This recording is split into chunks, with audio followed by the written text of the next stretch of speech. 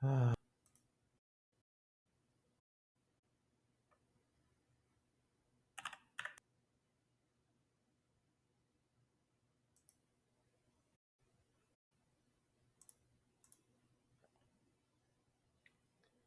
does it lag now, guys?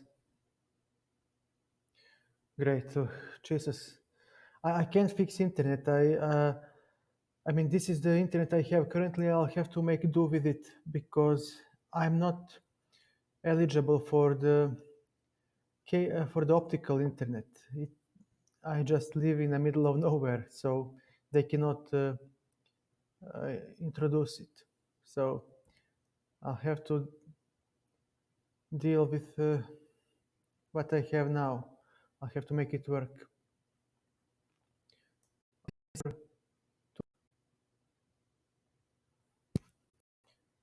I 6 more works. I mean, I cannot believe it. It cannot work. Come on, man. Uh, but okay, let's use the knowledge from our previous stream. 3 developed pieces versus 1.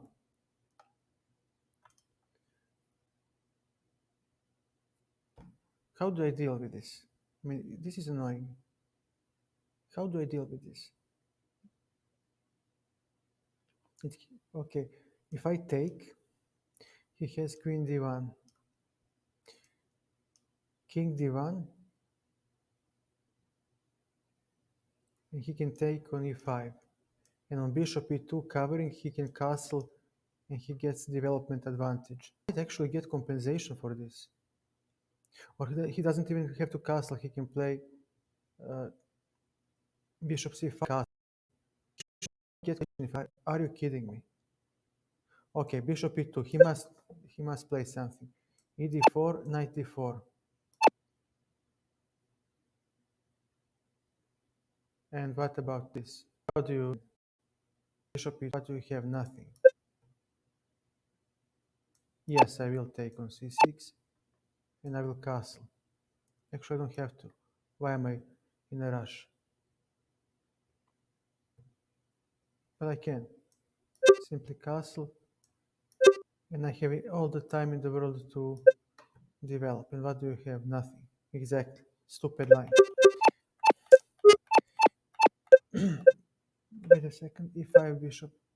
Pardon, bishop e2. But but there is nothing left for me to play. Bishop f3, bishop f3, e d4.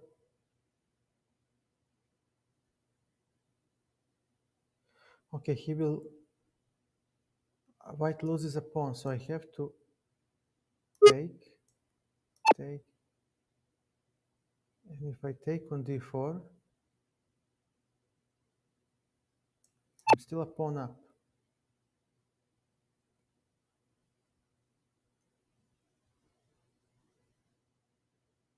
No, this is not good. No, it cannot work. I mean, come on. c6, no way. Queen d5 enters the old lines. That's not good. What happens if I take? c4. How was your day, Jonathan? Anything interesting? How did that project go? Did you finish it?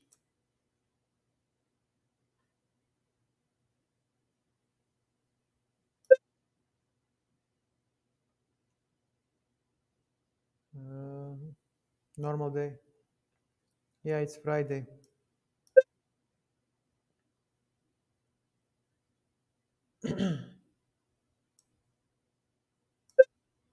c5.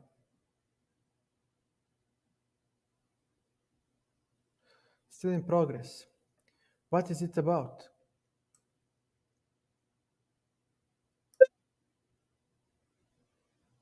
If it is not a secret.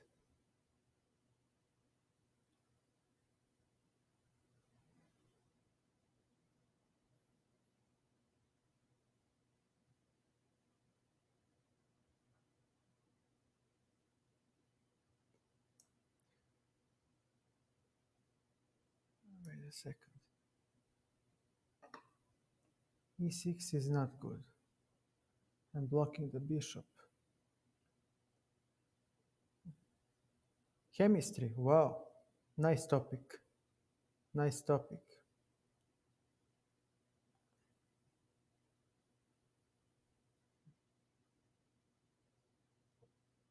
Sadly, I forgot everything I ever knew about chemistry. It's been a long time.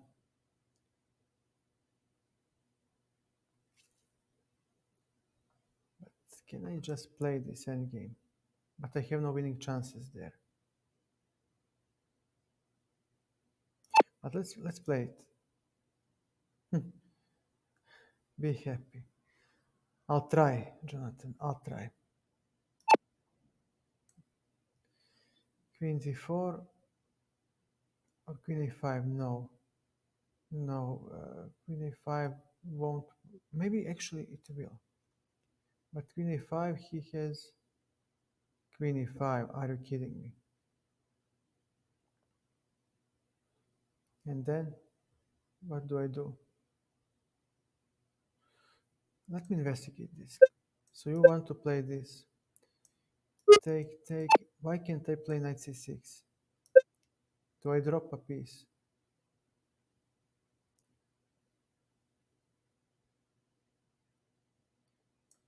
I'm not afraid of this. He has nothing, but he may play.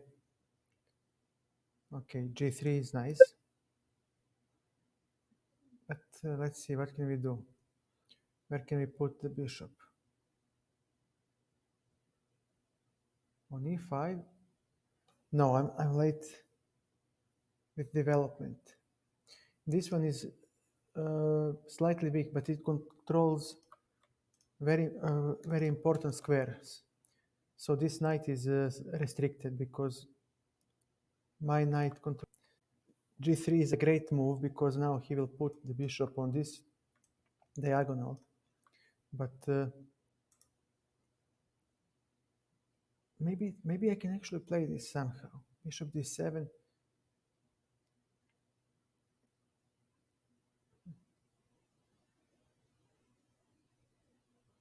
Final project. So you're a student at college, I assume.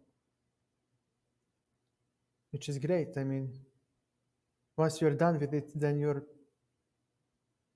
yeah, it's May. So you'll be, yeah, what a great news, man. What a great news. I'm rooting for you. Push through, finish that. It will be a great feeling, you'll see. Okay, so what if I put the bishop on a6? But then he has bishop f4. This is my problem. He has too many open diagonals, and I won't have b8 for my rook. I'm putting bishop on e6, but then I have nothing to fight.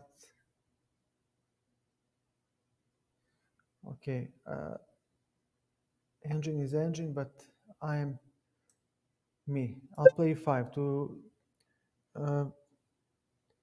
close this diagonal. So with e5, he won't have bishop f4. This is important. And I'll take a risk. Usually this is not a good move, but I have to make this risk. Bishop d7. Okay, castles. No, this is too passive. Castles, there is always time for castles. How does he make progress? c5 is very weak, but there is no time for that yet. Bishop e3.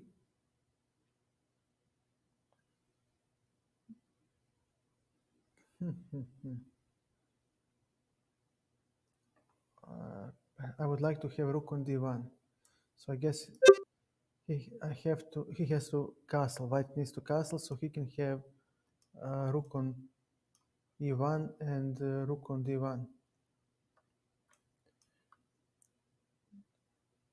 But now I need bishop I mean, how do I defend the e-pawn? Rook e1? Are you kidding me? You're giving him a full pawn, bro. A full... now. No, he doesn't. I have tactics, so bishop c5 does work. But knight a4 comes with it. No, it doesn't. Okay, I didn't see this. After rook e1, castles, if he takes on e5, black has bishop takes f2. And if king takes, there is knight g4, and it will hit both the king and the rook on e5. So I can put bishop on c5, and my e5 pawn is actually indirectly defended. And this is already something I didn't take into an account. Because if I can maintain the pawn on e5, I'm not worse. Regardless of the engine evaluation, this might actually work. But what will he do now? Knight to a4, bishop to d4 gives too much. Bishop e3.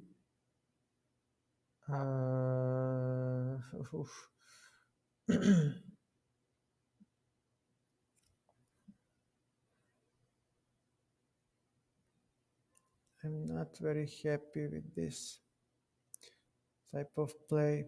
I can't play c5. Rook b8, take, or castling. Actually, this is nice, because now the e-file is closed. This pawn blocks it, so my pawn is safe, and I can play. Now this is the question: how do you play? What do you do? And maybe he has knight c5. Jesus Christ, this will hurt so much. Okay, king, rook d8, king c8. This will be tough, let me tell you. But I like king to e7. Knight c5.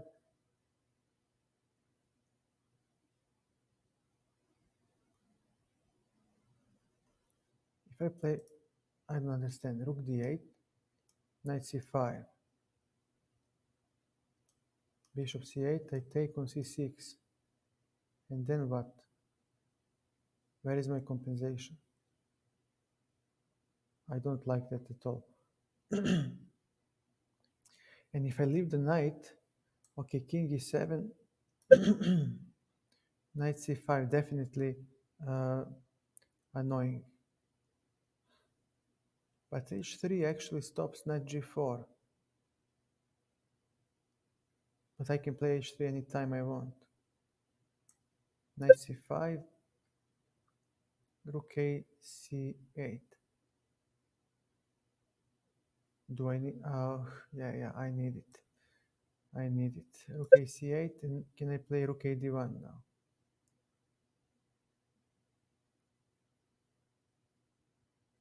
b4. This is too much. He has advantage. Okay, here is not bad, but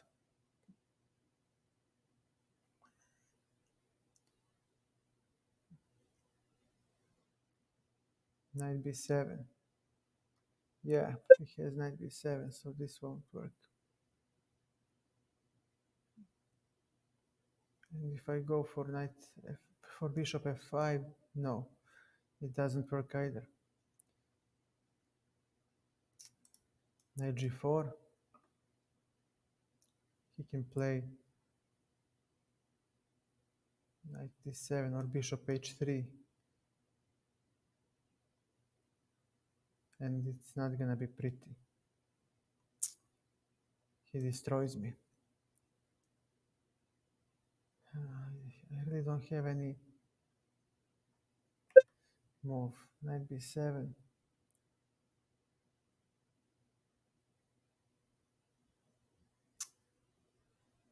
This is not good.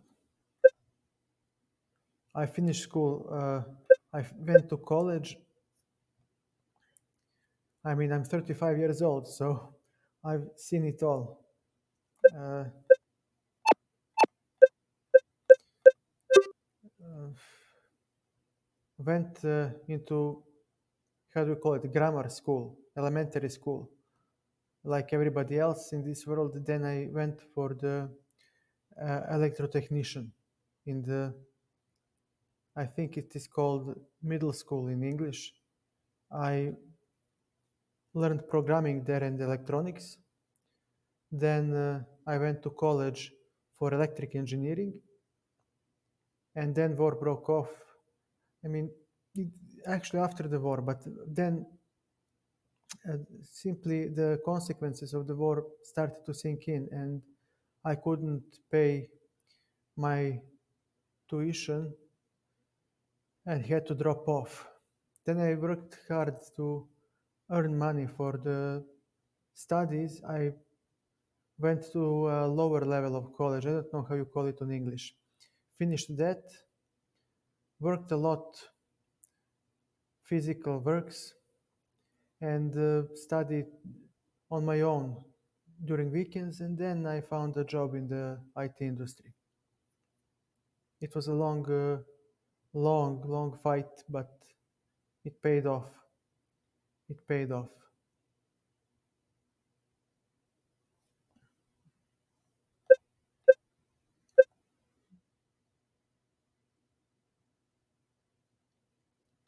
This is not gonna be easy. Okay, but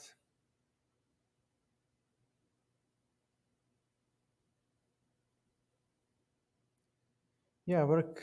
I mean, you have to work unless you're born rich, and few of us are. But look, well,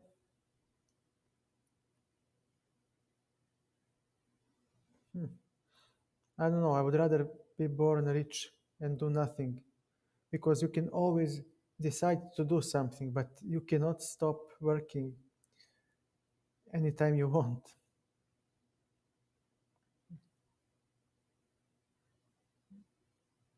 Yeah, so this weakening cannot work. So I need to play a6, but that's such a tempo loss. Is there anything else I can do? No. If I defend the queen, he'll take and dislodge my knight. And after knight b5, there is nothing I can do to protect c7. I mean, I can play king d8, but he'll have bishop f4 and castles. And that's just such a huge initiative that I lost there. So no, I have to play the endgame. There is no way out. Let me promote this line, and this c6 we can delete. It's a stupid move.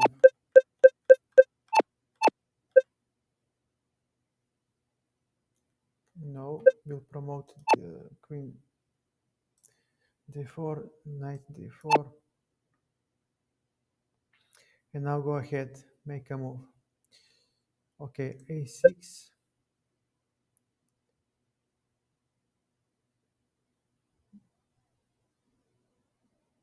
Give me a second, please. Where is it? Okay, a6.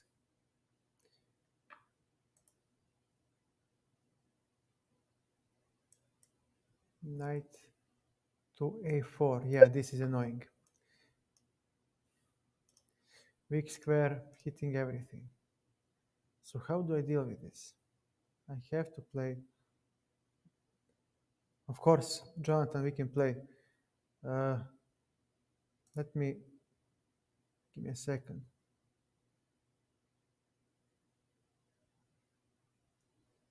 Friends, this is you. I remember. So I can challenge like this. Ah, give me a second. I need to just change the setting. We can play 10-minute game, unrated, random. What do you want to play? Bullet, 10-minute game, blitz 5. What was your idea? Rapid, 10-minute game, standard. Okay, this is it.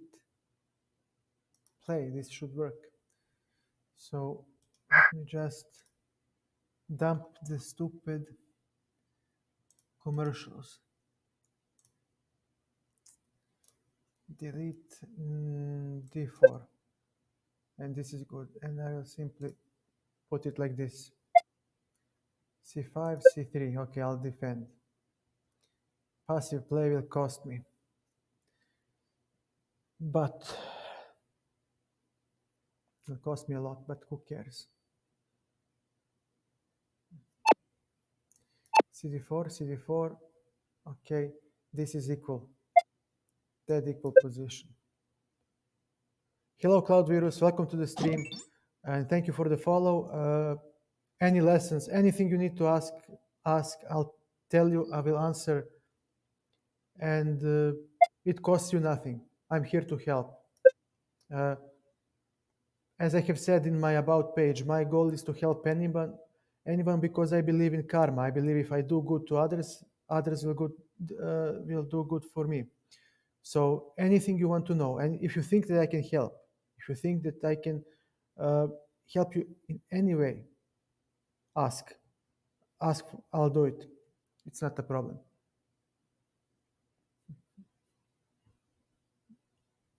One more thing, Cloud Virus. On my About page, you will see a panel. I have started to give free lessons to anyone who wants to reach 2000 feed ELO, because that's my current ELO. So I'm making a video series that will help people to reach that 2000 ELO, hopefully. So you can go through those lessons. Currently, I have started yesterday working on it. There is a tip on the openings, how to play the opening. So it can help you with basic opening play. There are basic principles and guidelines listed there and some illustrative games. So hopefully that will help you.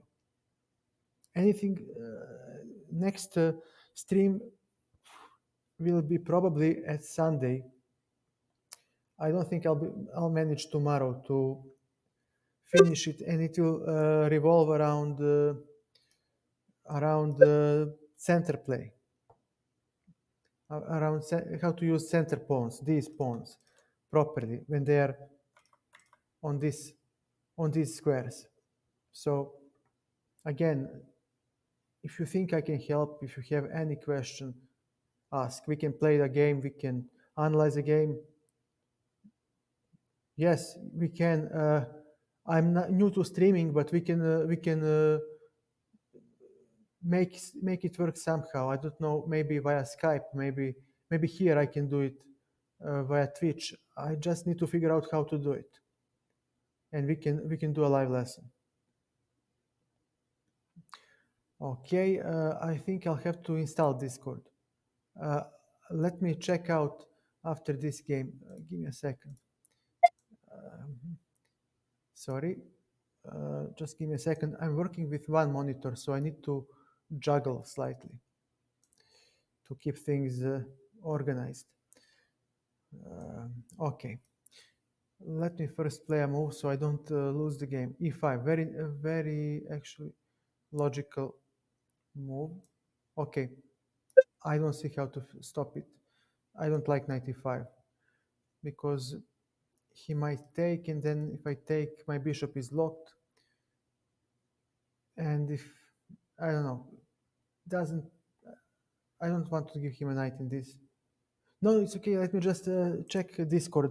I had a Discord account. I just need to see how to use it properly. Give me a second. Log in. Okay, take this. Take and simply castle. He does have a lot of things going on for him. on the king side. And I think this is the password. Never I'm human. Check your email. Okay, it seems that it worked.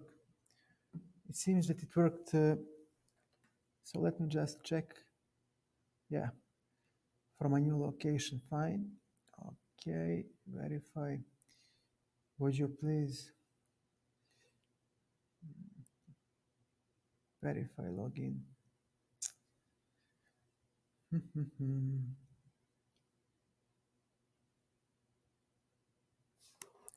So if I do it now again,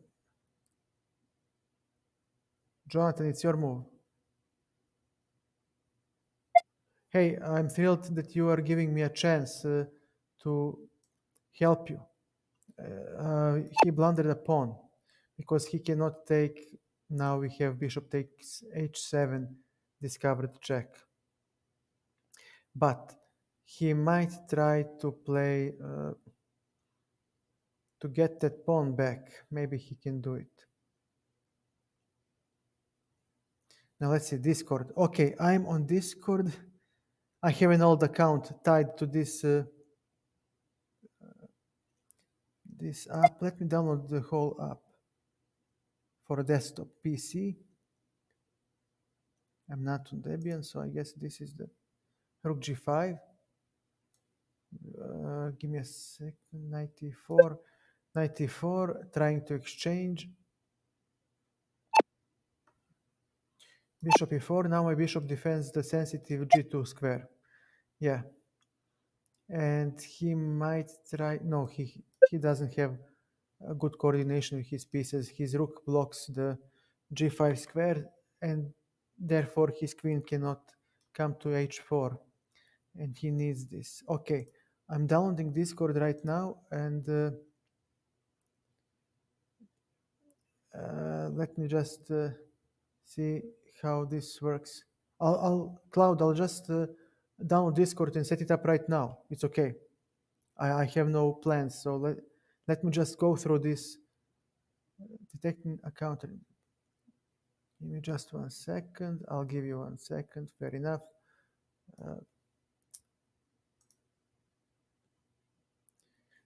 Okay, it seems that it works. Give me a second. So if I'm here, like this, and what is this? Why are you not allowing me?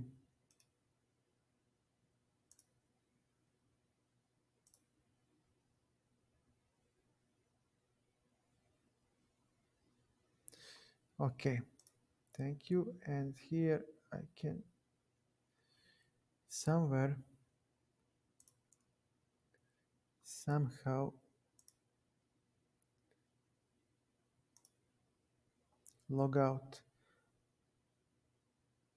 I need to be able to, here it is. So now I can log out from the web app, and now I can close this and put my Discord here.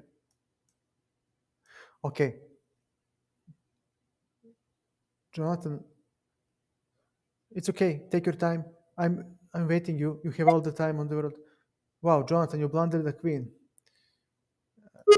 Are you okay, Jonathan? Are you sleepy? Did you sleep?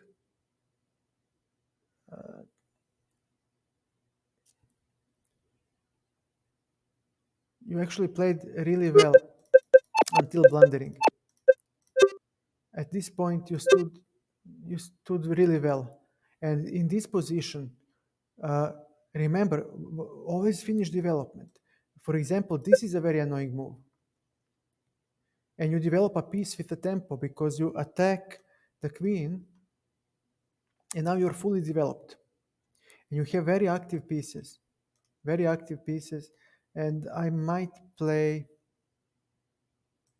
maybe queen 4 because I cannot play f3. My e3 pawn will drop. Actually, it won't drop yet, but you don't care. You can just drop back to f5 and exchange bishops. You are standing well, and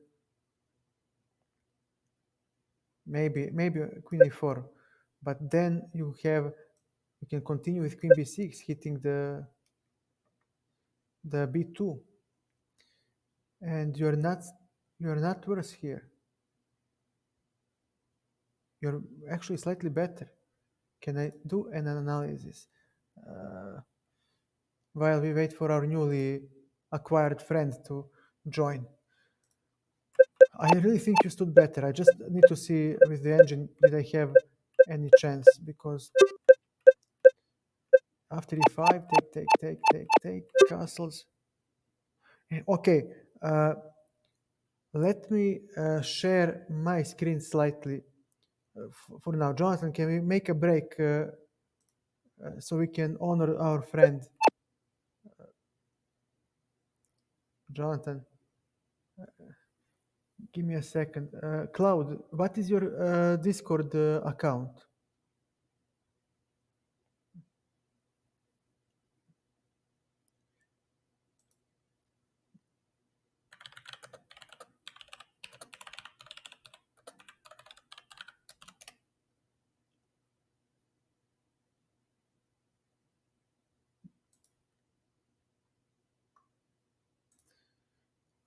Okay, let me try this.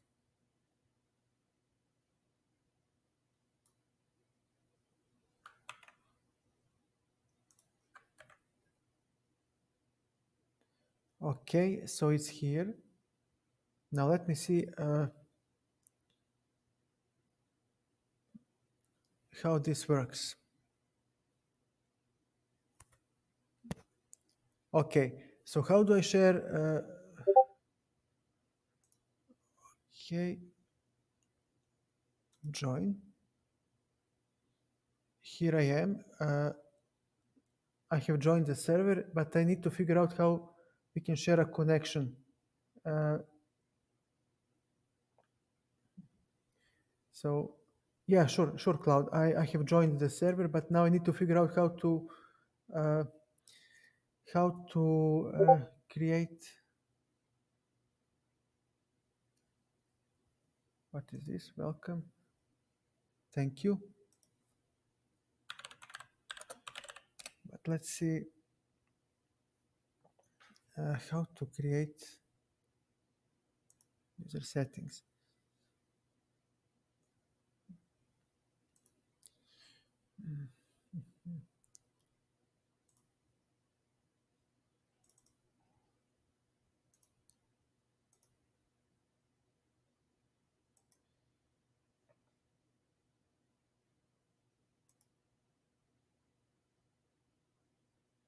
Let's see. Sorry. How do we make a call, Cloud? Okay, I'm trying to see it, and let me edit this this screen. Give me a second, please. Just a second. This change, and there should be. Why isn't it catching the? It should be something like this. Okay, now you should be able to see my screen. So let's see. Where is the? Haha, here is this chess. So we can communicate, but I need to make. I need to be able to hear you, so we can speak. There is no need to type in 21st century.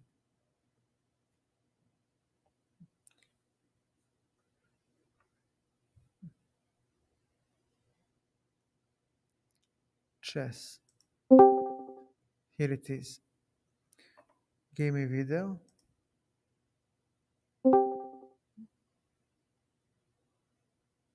I think we are. Yeah. Mute. No. Share your screen. We can share my screen. And we'll share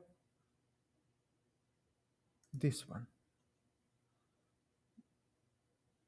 and smoother video resolution. Okay,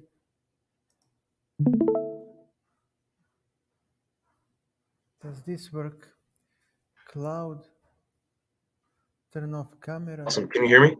I can hear you. Pardon. It's great. Awesome. So just give me one quick second Don't. while I There is no open. need to hurry. Let me see what else we can do. Chess analysis. Your your stream is still okay.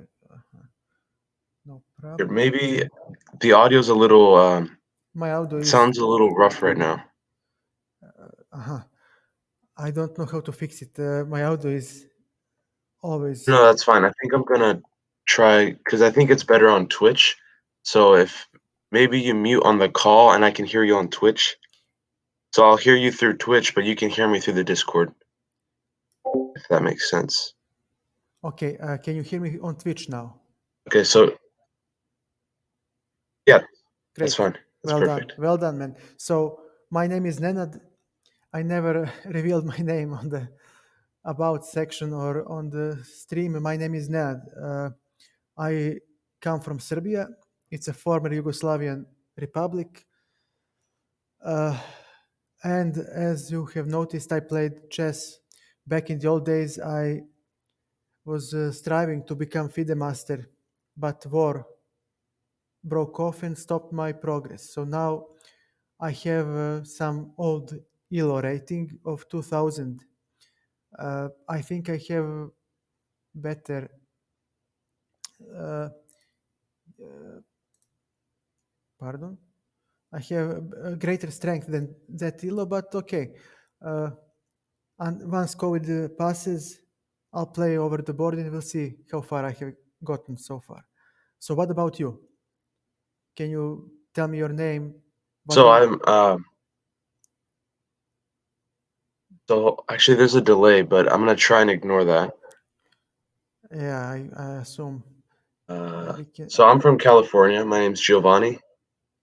Giovanni, nice. Italian. And okay, yes, sorry, there's like I keep hearing an echo, so it's very confusing for me.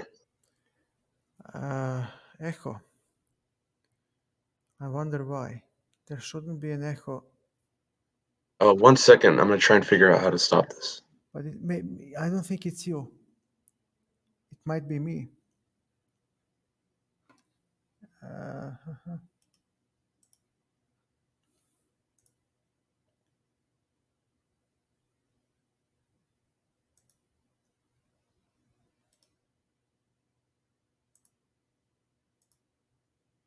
what about now?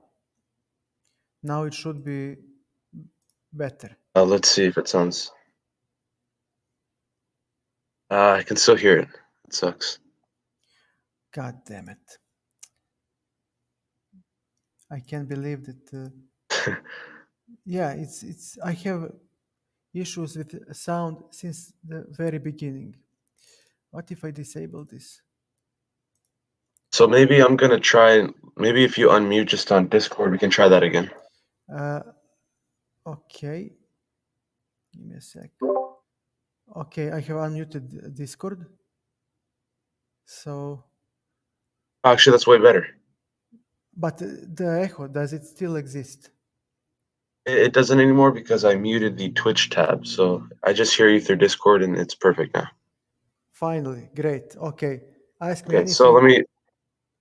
let me Yeah. restart. So I'm Giovanni Gomez. I'm from Mhm. California and I'm a high school student. I'm a freshman.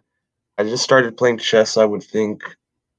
Mhm. Well, I've been kind of touching it for a few years now, but I never really got into it. I just knew how the pieces moved. I never looked into the theory or anything like that. Mhm. Just until this year, and I went from probably 500 to I think 1,200 ELO rating. That's Bravo. according to chess, and it's not really correct. But No, wait. so I've just Chess.com, pardon. Chess.com, Ilo. right, yeah, but it's not really accurate. I'm probably somewhere around 1,000 flat. So Yes, slightly minus 2,200 elo points is usually accurate, but it's yeah, okay. It's still a big leap, double the the elo from the starting one. It's a feat. Don't put it down. Don't. It's a good result. It's a good result. I'm happy for you. Thank you. Yeah, thank you. But yeah, I'm very thrilled to have this opportunity once again. I've been looking for some kind of a coaching. I actually had an old chess account a long time ago, and I had a premium membership, but I'm not sure what happened. I think some password issues happened, and then I lost it. So I've been looking for someone or just some videos that I can check out. Yeah, I I understand. usually watch. Go ahead. No, I understand. You need some resource to move you further, so you can. Exactly. I think I'm at because I hear that everyone has a little kind of where they stop learning curve. It kind of stops a little bit, and Yes. then they continue. So I need to get out of that kind of Yeah. the pause. Yeah. I understand. I had that same problem too. I still do. I still do. So I understand and I can relate. Okay, I'll try to help as much as I can. So uh, Thank you. That's great. give me a second. I'll go. Okay, I'm a software engineer by profession. So I use GitHub. Cool. And on GitHub, if you put something, it will stay there. So I don't have to worry with files being deleted and stuff.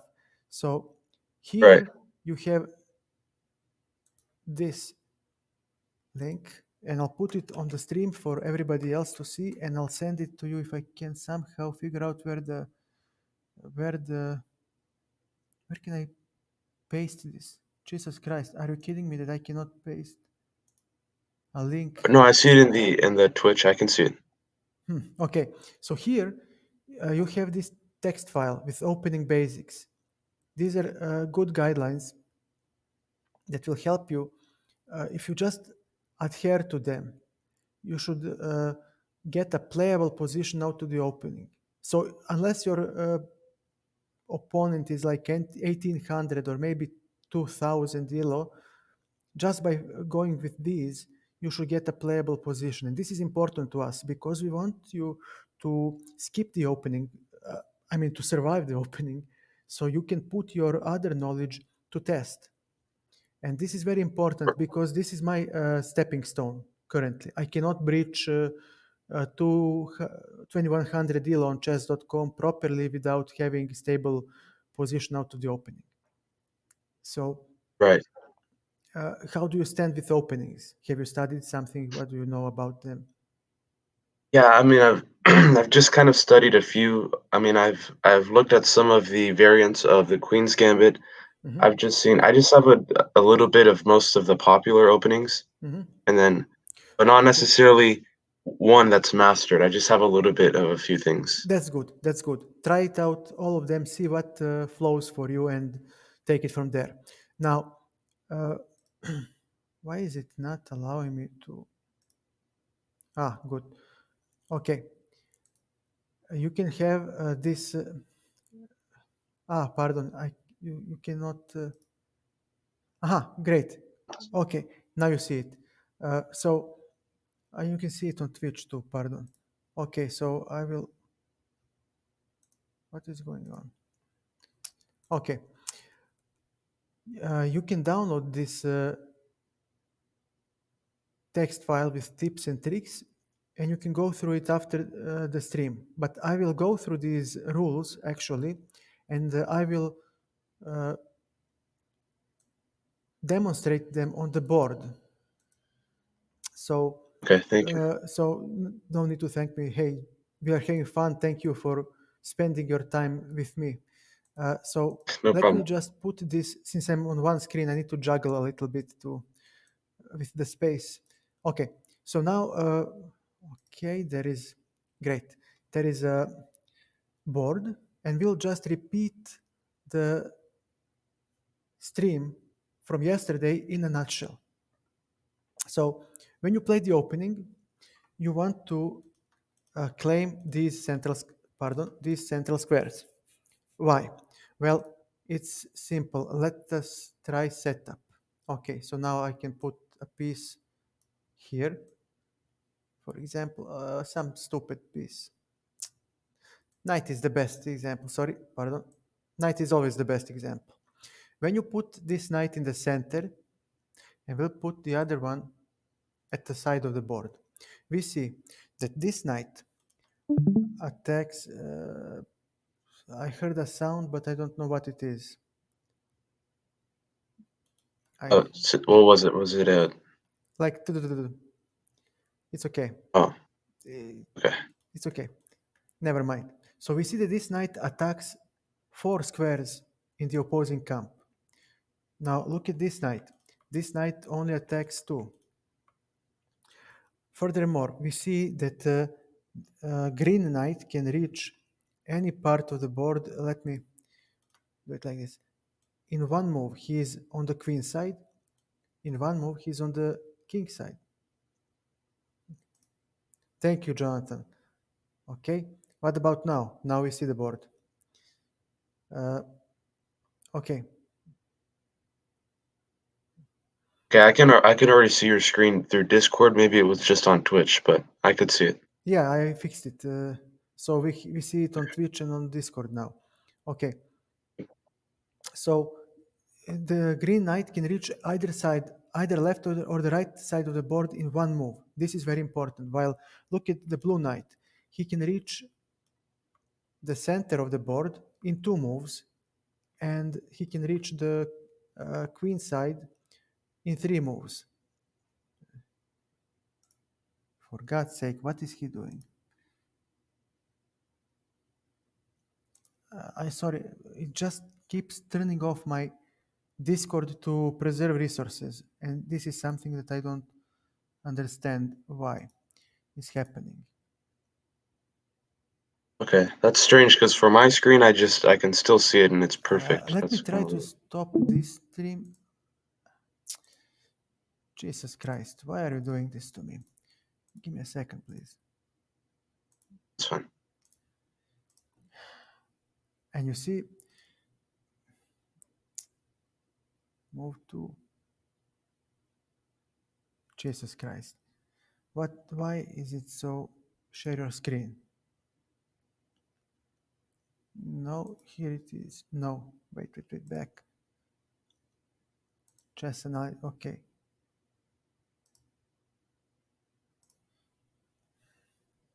Now it should be seen. No, it isn't. Okay. Okay, I can see it full Now, screen on mine. yeah, okay. I just very small. Okay, let's see. Oh, you see the arrow? So just you see the arrow to the right of that? I don't know, just Yeah. It's hide the members. arrow point. Yeah, hide Exactly, yeah. members, and let's see what else we can do. Maybe if I pop it out. No, where is it now? Oh my God, where did it go? Here it Maybe is. Here it is. I just need to figure out where is this window. It's at the top. Nice. Is it larger now? It should be. for Twitch it's not sharing that section. It's not sharing that section. Okay, give me a second. I have a plan. I will edit the screen and we'll take this, and now we'll change to the, where is the Discord? Are you kidding me? Okay, there you go. That's perfect. Or no, this will be good. Okay, so this will work on Twitch, and Discord. I need to juggle it down so we can see it. This is Twitch Studio.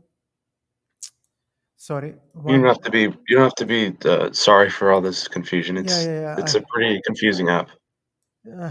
My first time using it, but it's the one monitor that is the bigger issue, because I need to juggle and I don't want to waste time on that, but I have to. What's this? I can close this. I can close this. Okay. So this is the first guideline that is very important. We want to keep our pieces in the center of the board because they can reach either side of the board in one move. This is good because it keeps you flexible. It helps you defend much easier. Second, we attack much more squares with our pieces when centralized rather than when we put them on the wing. So this is also something that you need to keep in mind. General guideline, no theory, no lines, no anything, just sheer Okay. knowledge. Okay, one more thing. Okay, we can delete this. Can we? No, he doesn't allow me to. I mean, really, really, chess.com, really. Okay, now Yeah. you want to control your center with the pawns. Why? Well, pawns are the least valuable pieces on the board, so if something starts to, for example, yeah, right. Mm, Let me just play a couple of moves. So if a piece tries to control the square, the center of the board, pawn can chase it away because with this move, I'm threatening to capture the bishop, and if I do that, black will lose the game because he will be a piece down, and having that much advantage as white is enough for me to win.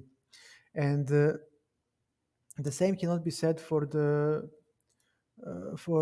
pieces. For example, if I played something like this, I'm missing a knight. Okay,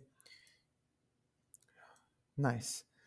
Okay, I cannot threaten the pawn because pawn is not afraid of the bishop. So uh, bishop is doing nothing here. It doesn't scare the pawn. Pawn will simply take it.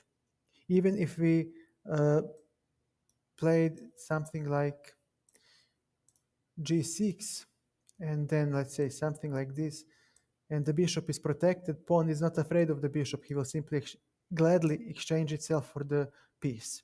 That is why we want Right. to control the center of the board with the pawns. Pardon, I need to set. It's easier to simply reset. So we want to control the center of the board with what is this? With the pawns because they can chase away pieces. So, in general, this pawn formation will not be allowed to you. You won't be able to set it up. Black will do something to prevent you. So usually, depending on the opening you choose, you will have something like this or something like this, depending if you open with the queen pawn or the e pawn. This is something mostly typical. There are Indian games that allow you to occupy the center only to attack it from afar. We'll deal with this slightly later. Let's first go through this.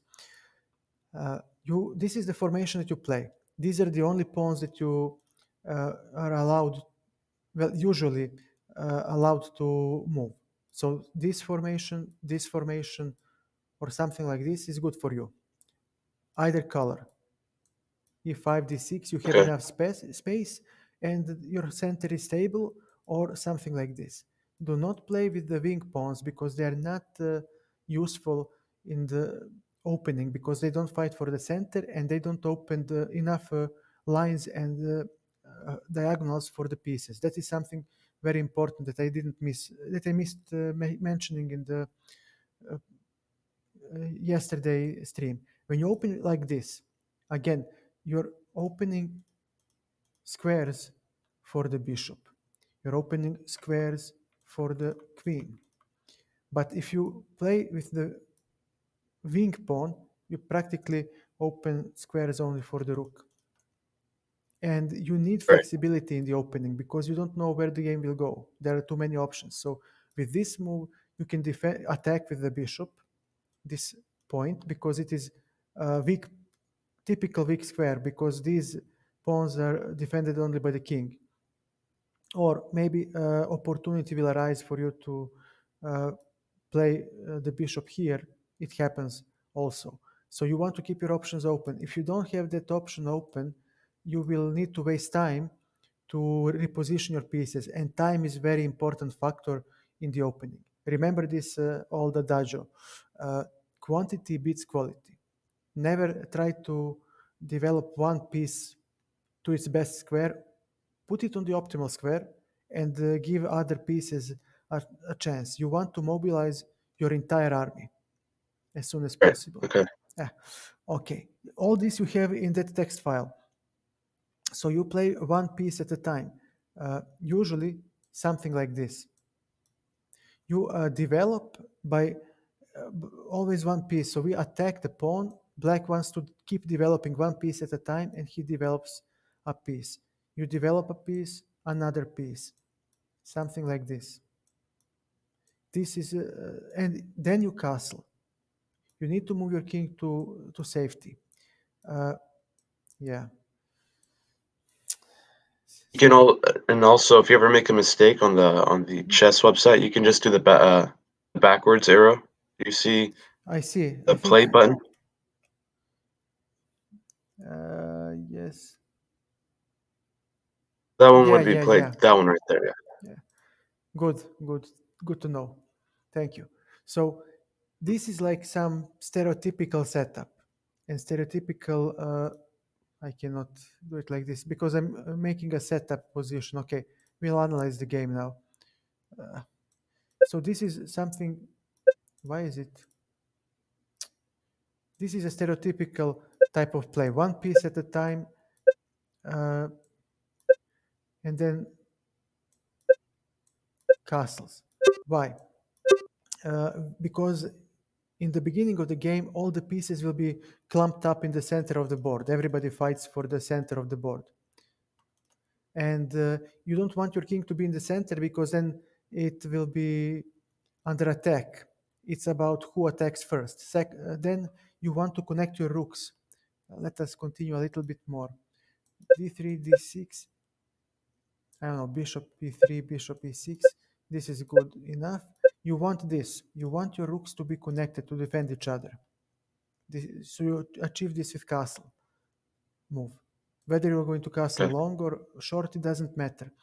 Uh, Short castle is faster to play. That's why it is usually seen in the master games, because for long castle we need to move the queen and you don't have much time in the opening, because nowadays it's all about timing.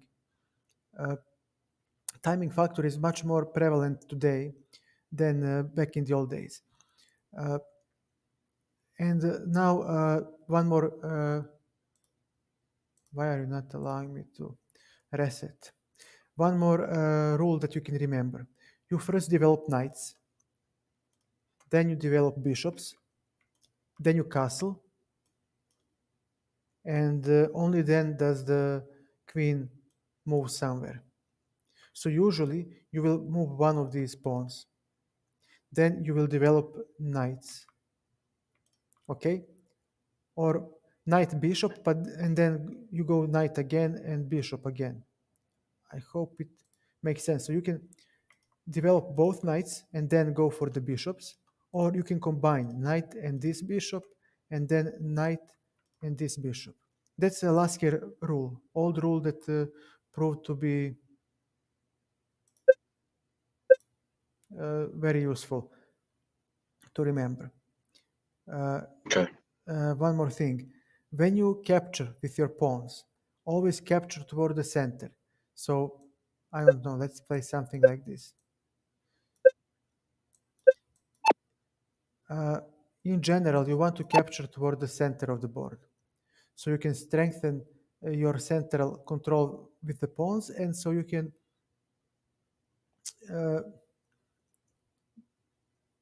well strengthen. Yeah, what was the other? I'm sorry, my mind got stuck. No, that's fine. I see what you're Concretely, trying to say, though. yeah, concretely in this position, you actually take this way because White found a way to make this capture not work. But this is tied to a concrete ordering of the pieces in this line. But usually you capture toward the center of the board. Okay. Also, if your pieces need to capture, always aim towards the center of the board. Okay, and regarding your king, never move king pawns in front of your king. That's very dangerous. It creates weak squares, that opponent can attack, and you cannot chase away the opposing pieces from that square, because if your opponent doesn't control it, then you need to use pieces to exchange, and sometimes you will not be able to do that. So, for Okay. example, Yeah. this f5 square is slightly weak in this camp, but you have a pawn on g7 that can control it by moving it to g6. Had you played g5, for example, then this square is permanently weak, because if I put a piece, let's just put some stupid move, uh, then you cannot dislodge this knight. This knight is very strong, and you will It's have called to. an outpost, correct? Yes, it's Or called an outpost. Bravo, bravo. So you did learn something before this stream. That's great. Yeah. So you have an outpost, and that's why the outposts are so annoying for the opponent, because this knight uh, is attacking, is taking away while good squares for my pieces, and I can do nothing about it because I have no pawn to chase it away. Every piece that I put is of equal value. If I play something like this, well, I'm offering exchange, and the white might say, "Look, I'm fine with it. Maybe." Uh, hey, Balto, thank you for the raid so much. Thank you, thank you, Devzer. Welcome to the stream. Uh, so uh, maybe White will welcome the exchange. It might be beneficial to him. So just because you can challenge a knight doesn't mean that you have solved your problems. So be careful when you use pawns. This is my weakness as well. So if you fail in the future games, don't sweat. It happens to everybody. It's very hard topic. It's a very hard area of chess to master. Uh, so uh, especially when you castle. Thank you, Kevin, for the follow. Especially when you castle, these pawns may not move. They are your front cover of the king, and you can maybe make a luft like this, slightly for the king, but you be very careful if you want to move these pawns 2 squares forward. That is not advisable, because you will create weaknesses, as we've shown a couple of seconds ago, around your king, and once the pieces lodge themselves to those outposts, you are in dire trouble. You better be able to fend them off, because if you don't, they will checkmate your king, and usually you are not able to fend them off. So right. these are yeah, one more thing, timing. When you have an advantage in the opening, usually if you have two extra pieces developed, let's say our opponent played h6 and you have I don't know, g6 +2. So right now these are both developed, but you have +2. Usually you start seeking tactics. You have uh, enough resources to seek initiative. A small empirical tip, uh, something from my experience, and from and I derived that from the old games of the masters as well. So when you have +2, you have chance to get initiative, and you need to use it immediately, because this is only temporary advantage, because your opponent will eventually develop his pieces if you give him enough time. Uh, and I think this is the only. Yeah, don't play with your queen early in the opening. So this opening is the opening that I like, because it is simple, but it's actually not good, and I lose all the time against strong players. Uh, because how do you deal with the queen move that is too early? Well, queen You should attack go. it Yes, early. you attack it with the minor pieces and with your pawns, and you overwhelm the opponent, because while you introduce new pieces into the game, he plays with the same one in the opening, and he falls back in development. And then you remember what I said: if you have +2, you already seek initiative, because uh, this line was actually playable by grandmasters in the old days, but once they found out this setup, lining up against the queen, uh, it refuted this opening. You will never see it played on the top level, maybe as a surprise weapon, but never regularly. Because now, after this move, bishop c4, we threaten knight d5, and we physically block the retreat of the queen. And she needs to drop back to d8 when we double the pawns. This is how it is played. Knight d5. Now the queen cannot go anywhere on the 5th rank, and we really would like to keep her there because she is too active.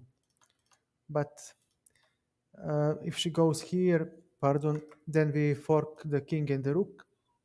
And if she goes back, you take, and this line didn't work with queen f6. And if queen f6 doesn't work, and grandmaster's shown that it doesn't, and if you have to take back like this, then you're only playing for a draw here. White has stable advantage. So the method is to, as you have said, you attack her, but why you are doing this? Because you want to overwhelm the opponent by uh, forcing him to move the queen too many times, because it is bad to play with the one piece all the time in the opening. Quantity beats quality. And here is even better example. Bishop e2, we develop one piece at a time. d4, and now the queen may not move, because if she moves off of the e file, the bishop falls. Because another tip, number of attackers that attack the bishop is 2, and you don't defend it at one. You don't defend it. You rely on the pin with the queen on the e file. So if he exchanges again, you develop another piece, and now we have two extra pieces, right? Developed. And again, this line was tested by Grandmaster. They wanted to make this line work, but we have two extra pieces developed, and this move killed the line. White immediately takes initiative. If you take, again, he attacks the queen. Again, the same principle as you have said. We attack the queen and we introduce new pieces. And once the queen moves, I take the on b7, and I have overwhelming attack. Right. Is this what you're saying now? Is this the same concept as, so if you just restart the board Of course, and then you were to play, what was it, e4, e5, and then queen h5? the same concept. Because I'm lining up the bishop for the discovered attack, and black queen cannot stay here, not forever. She will have to waste a move. And frankly, I don't care when you play twice with her. As long as you play twice with her, I'll have enough time to generate initiative. It's Right, okay. different implementation of the same concept, but never play too early with the queen in the opening. You need to develop other pieces, and when they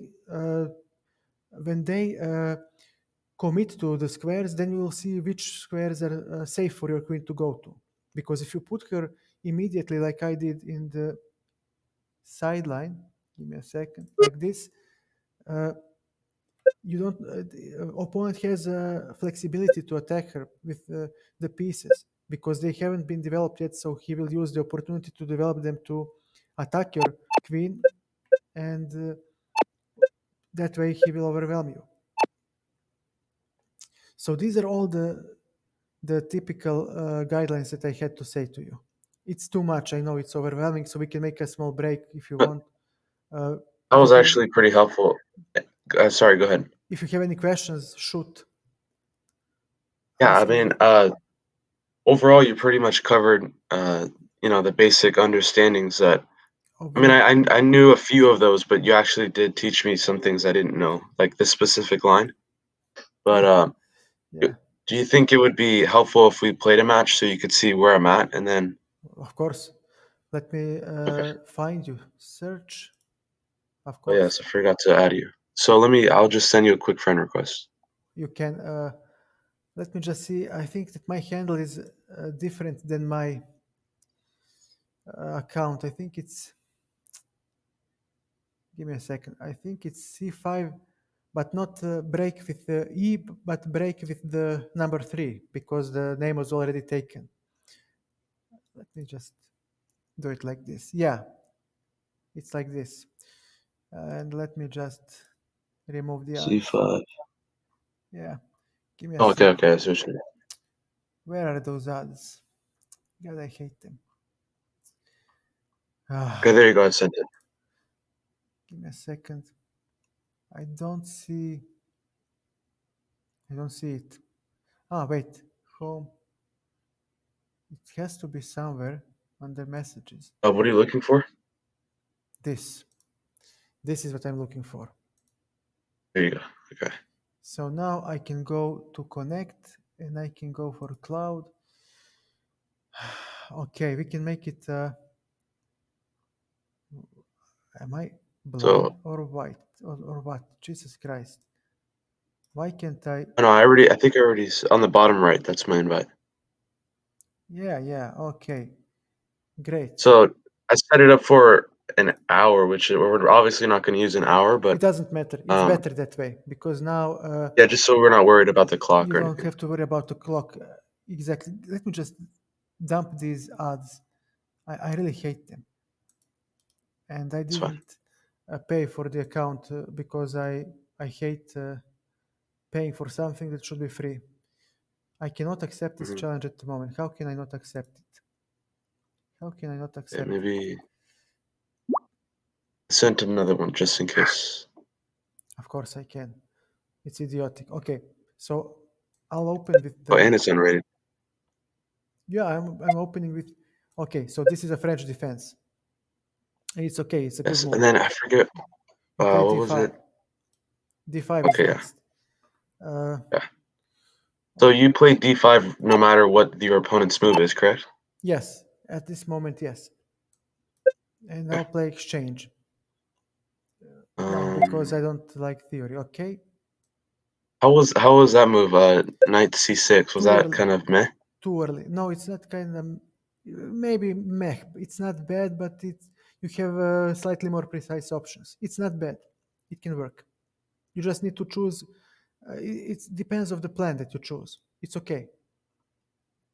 You Okay, commit and then so you commit your knight too early to c6. It's not bad, but you need to know what you're doing now because the c5 option is out of question now. So you need to generate play with your pieces. You're okay, fine. so Knights first, bishops second, or you play and remember the rule. So you can. Uh, let's see. How about um? what do you think? What goes through your mind?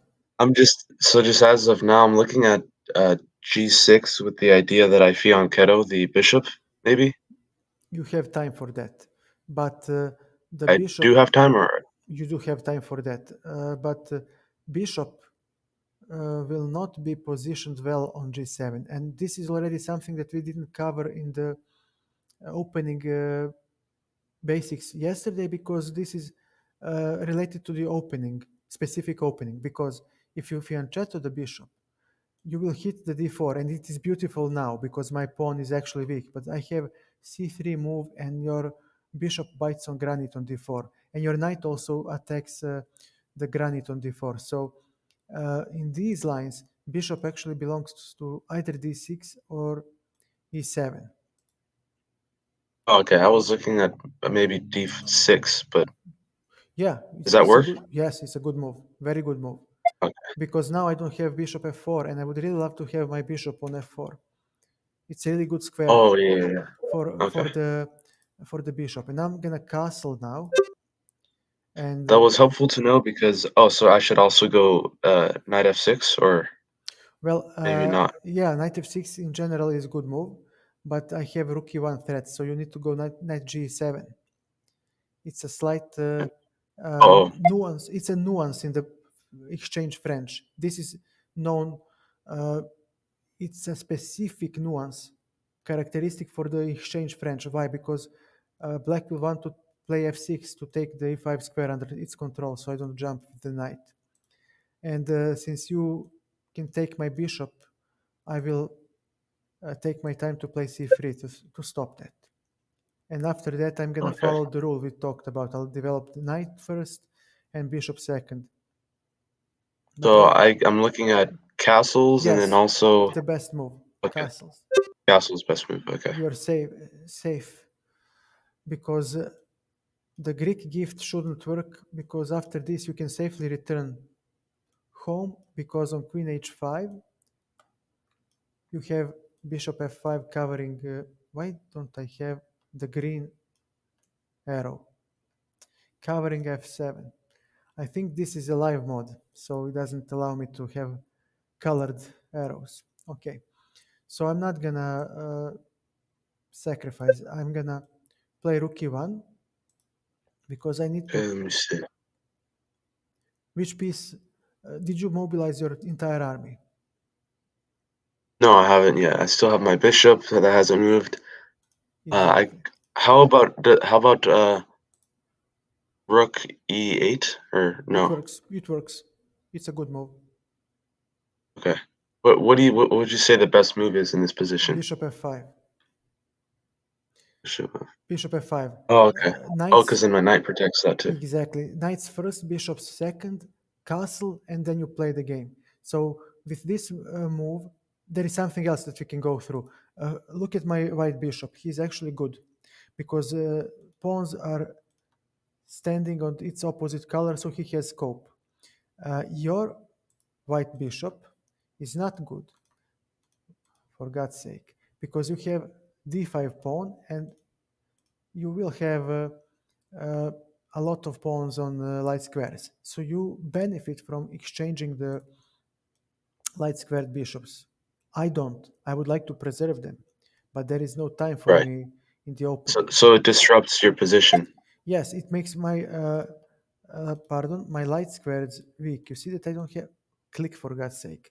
You see that I don't have any pawns controlling these squares that I have highlighted, which means that any piece can stand on them and I cannot chase it away. And these are squares deep in my territory. So if something stands there, it's going to make an impact. So here I will play queen c2 because I attack twice your bishop. Why doesn't it allow me to? Yeah, and you defend it only once. So your bishop is under attack. You will Right. hang a bishop, but you can allow to exchange it. Or you can develop a piece with queen c7, for example. Very nice move. So what if I were to trade the bishops and then No, you would take it's back not. with Yeah, with a queen, and it's not an error. You still have good position. and then I would oh, I see what you mean. Okay. Okay. Yeah. So what if I also saw some people when they're being taught that if they need a hint, they just say or the teacher just says the move or the piece Hand and they should brain. move. Hand and brain. I know. They call it hand and brain. I say bishop, and you play the move that you think. What I think is the best move. Yeah, Yeah. but I think it's idiotic because But I'll tell you why. I learn a lot in my life because as a software engineer, I need to learn new languages on a daily basis, and it's stressful because I do this for the money, and if I want to learn something, I want somebody to teach me. If I pay you to teach me, teach me. Don't let me play guessing game and stuff. Transfer your knowledge to me. So it's much better for us to go through this line and get a middle game, and then I tell you, look, this is the position. You're fine, but you will lose because I am better tactically equipped. I know more about endgames, blah blah blah. So you lose, you learn something. I explain why I won, but I tell you how to play the opening instead of telling you, hey, what would you, play the move. No, it's much more sincere for me to ask you, what do you think, like I do now, and you say, look, I mm, think this is a good move because of that, and then I tell you, no, this is the correct move because of this and that, instead of letting you guess, and then oh, after, I see what you're saying. yeah, and after I get bored of you guessing, I tell you, actually this was the best move. No, tell me what you think. Don't be afraid. There are no stupid moves. Chess has millions of Okay. combinations. I just need to see how you think. What are your reasonings so I can I can correct it if you're wrong. So here you're fine. You can continue with I the was rule. Yeah, go. the rook move. Okay. Well, I was also looking at queen to d7, but the best move, dude, the best move in the that position. is the best move. Okay. Because you develop another piece, your rooks are connected, and you protect the bishop. Remember, you defend it once, and I take it twice. You will drop a piece. Yeah, Remember this. I knew that was going to be a good move because, like you said, the rooks are connected, and I'm also defending Bishop, and the bishop. and notice one thing: your entire army is mobilized. Right. Yeah. And one more thing: your entire army is centralized. Everything is in Right. the I see center of what the you mean. board. So, should you require to play on the queen side, on this part of the board, well, you do have these pieces. Pardon, my click doesn't work. You have these pieces to help you. This knight, I would like to. Okay, finally. This knight can jump here, so he is reasonably fast to reach the queen side. Should you play on the king side, look how many pieces there are that. Would you please click to defend? And this queen can jump quickly uh, to defend. Again, this knight is slightly out of the picture, but with this move, he can also come to defend. So with Right. the centralized position, you're fine. You're rock solid. So now I need to play something, Um, and I okay. will simply Oh yeah, I already exchange. moved. Yeah, I'll exchange. I exchange, Okay. So and then, so before that, if I just go back to just one, actually no, because this is a current move. Never mind. Uh, so I would probably want to take with the knight, right? Not the queen. you can take with either. It's about style now. The opening is finished. You are at least equal. So Okay. So the question is, what do you want to play now? It's about middle game. It's about the style of the player. If you take with the queen, you are going to play the end game, and you will have slightly better pieces because my bishop is worse than your bishop, because I have a lot of pawns on the black squares and they hinder its mobility. Uh, so you have some small stable advantage in the end game. If you decide to take with the knight, you play the middle game. It's much more complex, but you're better developed here. So you should still have I will take with the knight just so we can have more of the game. chances Of to. course, I Right. understand. And I'm also looking at well, I would probably move at some time to rook. I should have done it earlier, but rook e8 is then because I do want to trade the rook since your other rook is kind of not attached and it's kind of Great reasoning. And so you I will want to control fight. that file, right? Exactly, you want to fight for the open file because you are better developed. You need to strike first. Remember what we talked about. You need to make some action to exploit this advantage. We'll go with the engine. I think I have misplayed the opening, so you do have some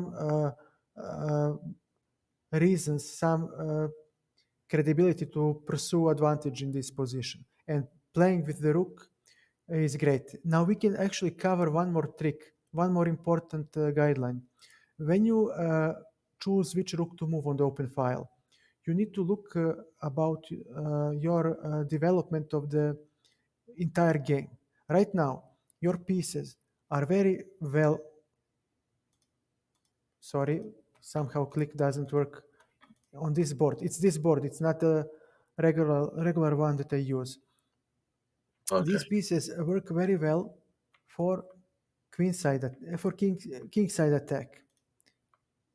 Are you kidding me? Jesus Christ! Uh, because they at- attack these squares. Your queen, I'll use the red color, can Okay. reposition anywhere you want. She can go here. If you move the knight, she can go here. So she is good for the attack on the king side too. This rook is also good for the king side attack because you might push f5, f4 somehow. So this rook stands on the queen side, and there is nothing for you to attack there. There is no play on the queen side. So if you are going to exchange this rook that is active, and that is a good choice, you should develop your last undeveloped piece, this rook, and the least active piece, and introduce it into the game. Always, when you don't know what to do, always improve your least active piece. One advice, one guideline. Second, That's very helpful. I've never heard that. neither have I, but uh, I mean, when I was starting out, but this is very helpful, especially when you play blitz, and in over the board games where you have stable advantage, small pressure on the opponent. Trust me, this comes like a gold. I mean, you just play the move that improves your worst piece and maintain pressure, and they crack. It's a very good advice.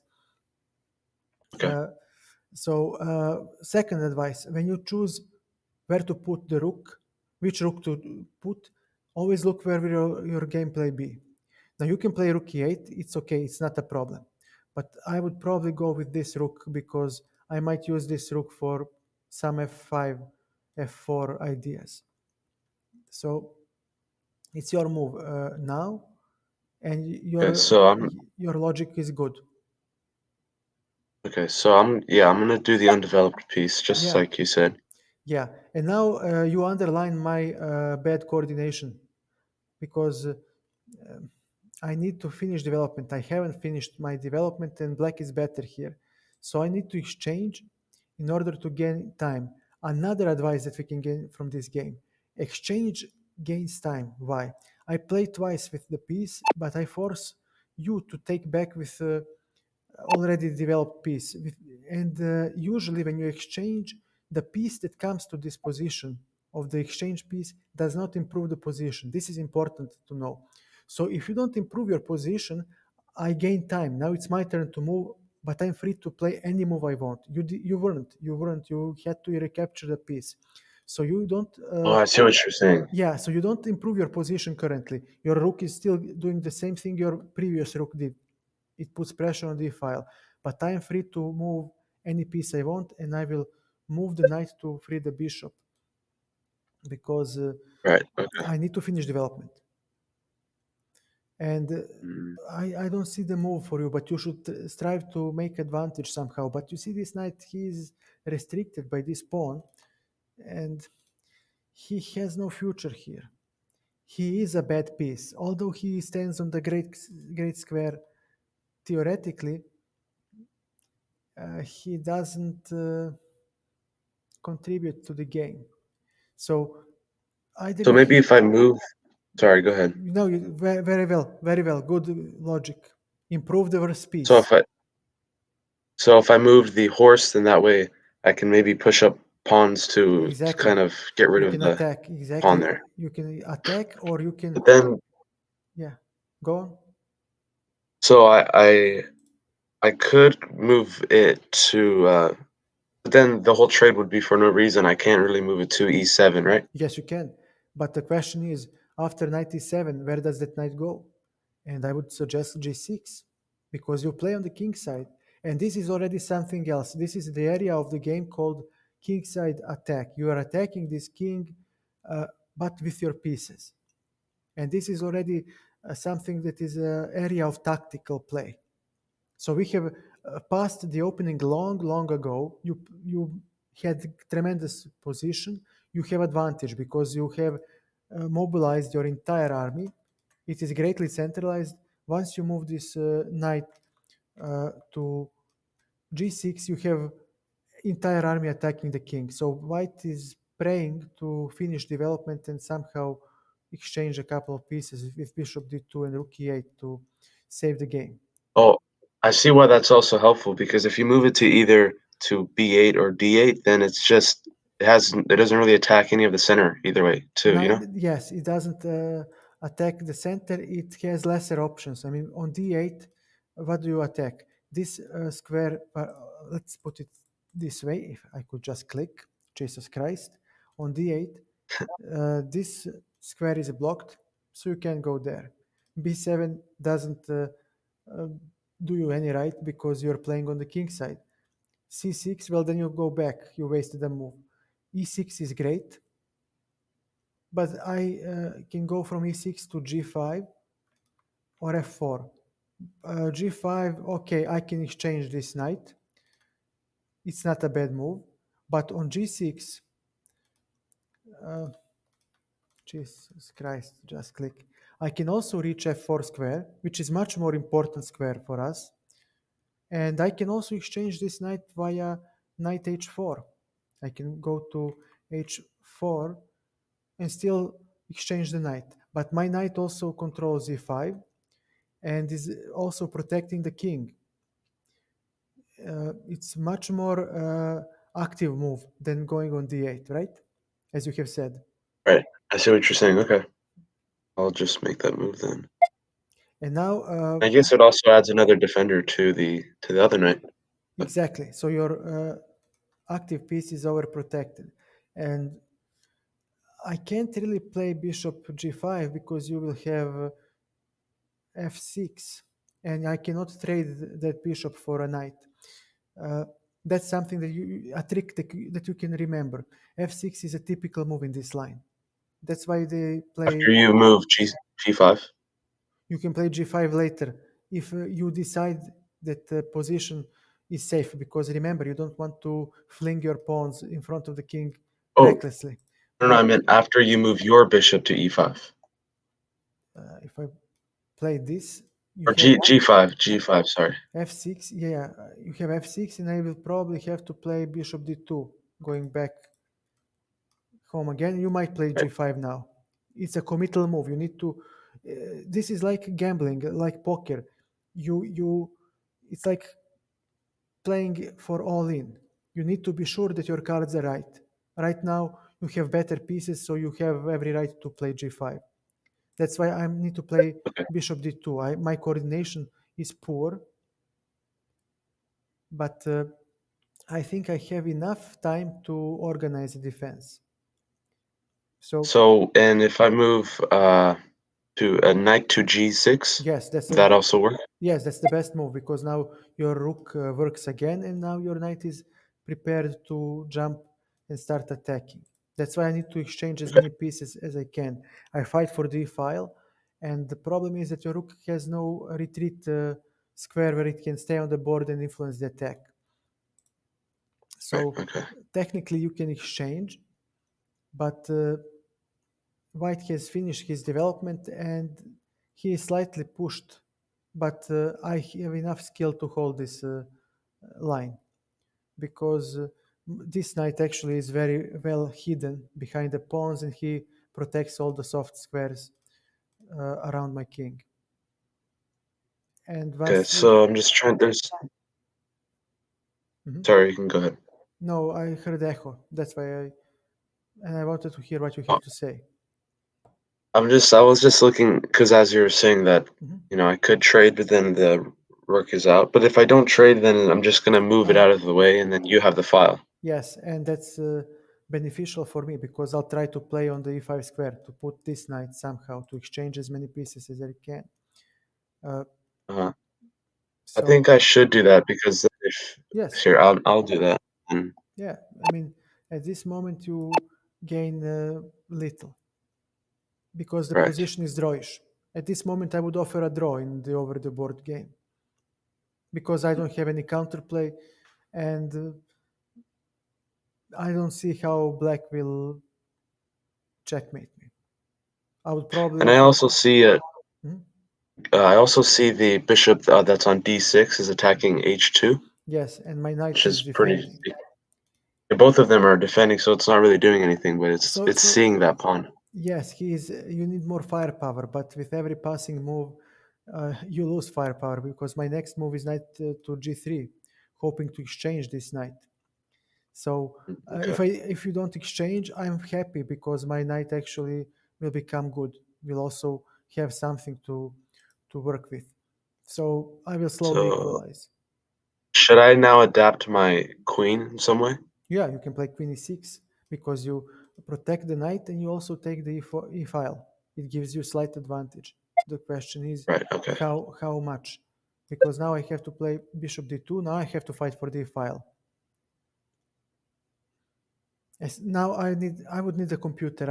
I cannot evaluate this position. Queen e4 might give you an initiative. I don't know how And good this. queen e2, is that like an idea? Yeah, it's also a good move. Yeah, actually, it's not a bad move either. Queen e2 actually also makes gives you initiative. Yeah, good It move. pins the bishop, I guess. Exactly, and puts pressure on black. So let me see. Do I? I'm not getting checkmated, so now I have to hit the queen and the knight in order to bolster my dark squares, especially the f4 square. But even so, after you, oh, I think pardon. here I'm happy to trade, right? No, yeah, you must trade. I misadvised you. Oh, On on queen e2, I could have taken the knight for free. I missed wait, that where move. was that? You see, when you play queen e2, you drop the knight because I can take it with the queen. My bishop is protected. Oh, that's why. Okay, that was a blunder then. Okay, That was yeah, a bad blunder. I blundered too. Uh, That's why I suggested queen e4. We'll go through the game with the computer. It was a long day, so yeah. I'm slightly tired and my performance suffers a little. Okay, So I do have to. I just might as well use the knight, right? yeah, you just exchange. And now I'm happy because f4 is blocked, so this knight has no squares to attack. But it is a good knight because it controls e5, and my knight also cannot cannot jump anywhere useful. So Sort of like c5 too, because yeah, that. c5 is slightly committal. It's not a bad move because your bishop is actually better than my bishop. My bishop is horrible. So, but with c5 you create isolated pawn. And this is a topic that is too vast for this stream. I'll make a separate stream because I need to learn about that topic myself. I need to revise the knowledge because there were some advances in theory from the time when I was playing up to now. So suffice to say that your pawn will be isolated after c5 because I will have to take, and those lonely pawns that cannot be protected by the pawn are committal because they require pieces to defend them. And you can become passive very soon, and when you're passive, you usually lose because you defend forever, but you won't defend forever because you'll crack under pressure at some moment. So I wouldn't go Hmm. for c5. Maybe now is the time to reroute the knight, for example. We are playing a middle game position now. So your knowledge, your chess knowledge is now placed under test. So maybe I would play, I would start finding ways how to bring knight to e4. To bring knight to e4. Okay. Okay, this is So my idea. I don't know if I'll manage to do this, but I would start going in that direction. For example, something like this, and then I yeah, can go okay, to g. that's a tough route. But Yeah, but I guess I'll, you have all the time in the world. I mean, I'm right. not threatening. Hmm. That's why White needs to fight for the e file. But you achieved everything you can at this moment. There are not many pieces left for you to improve the position. But in this position, that's all the only thing I can do because I'm offering you a trade and now you must accept, but the position is still slightly better for you. Slightly better, but not Okay. enough for you to win.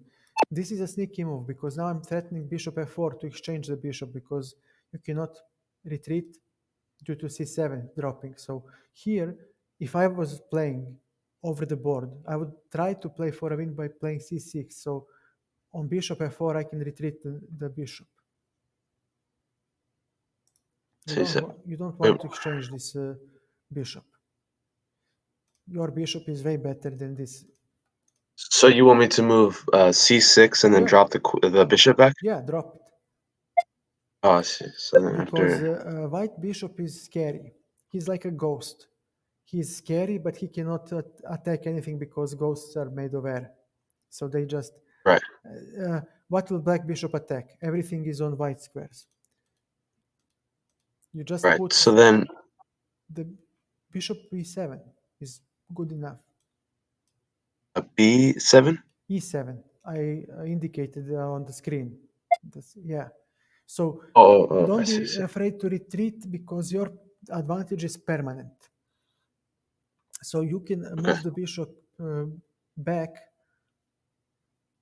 elsewhere at some other moment in time. The point is that this bishop is forever bad because I cannot change this pawn structure so easily.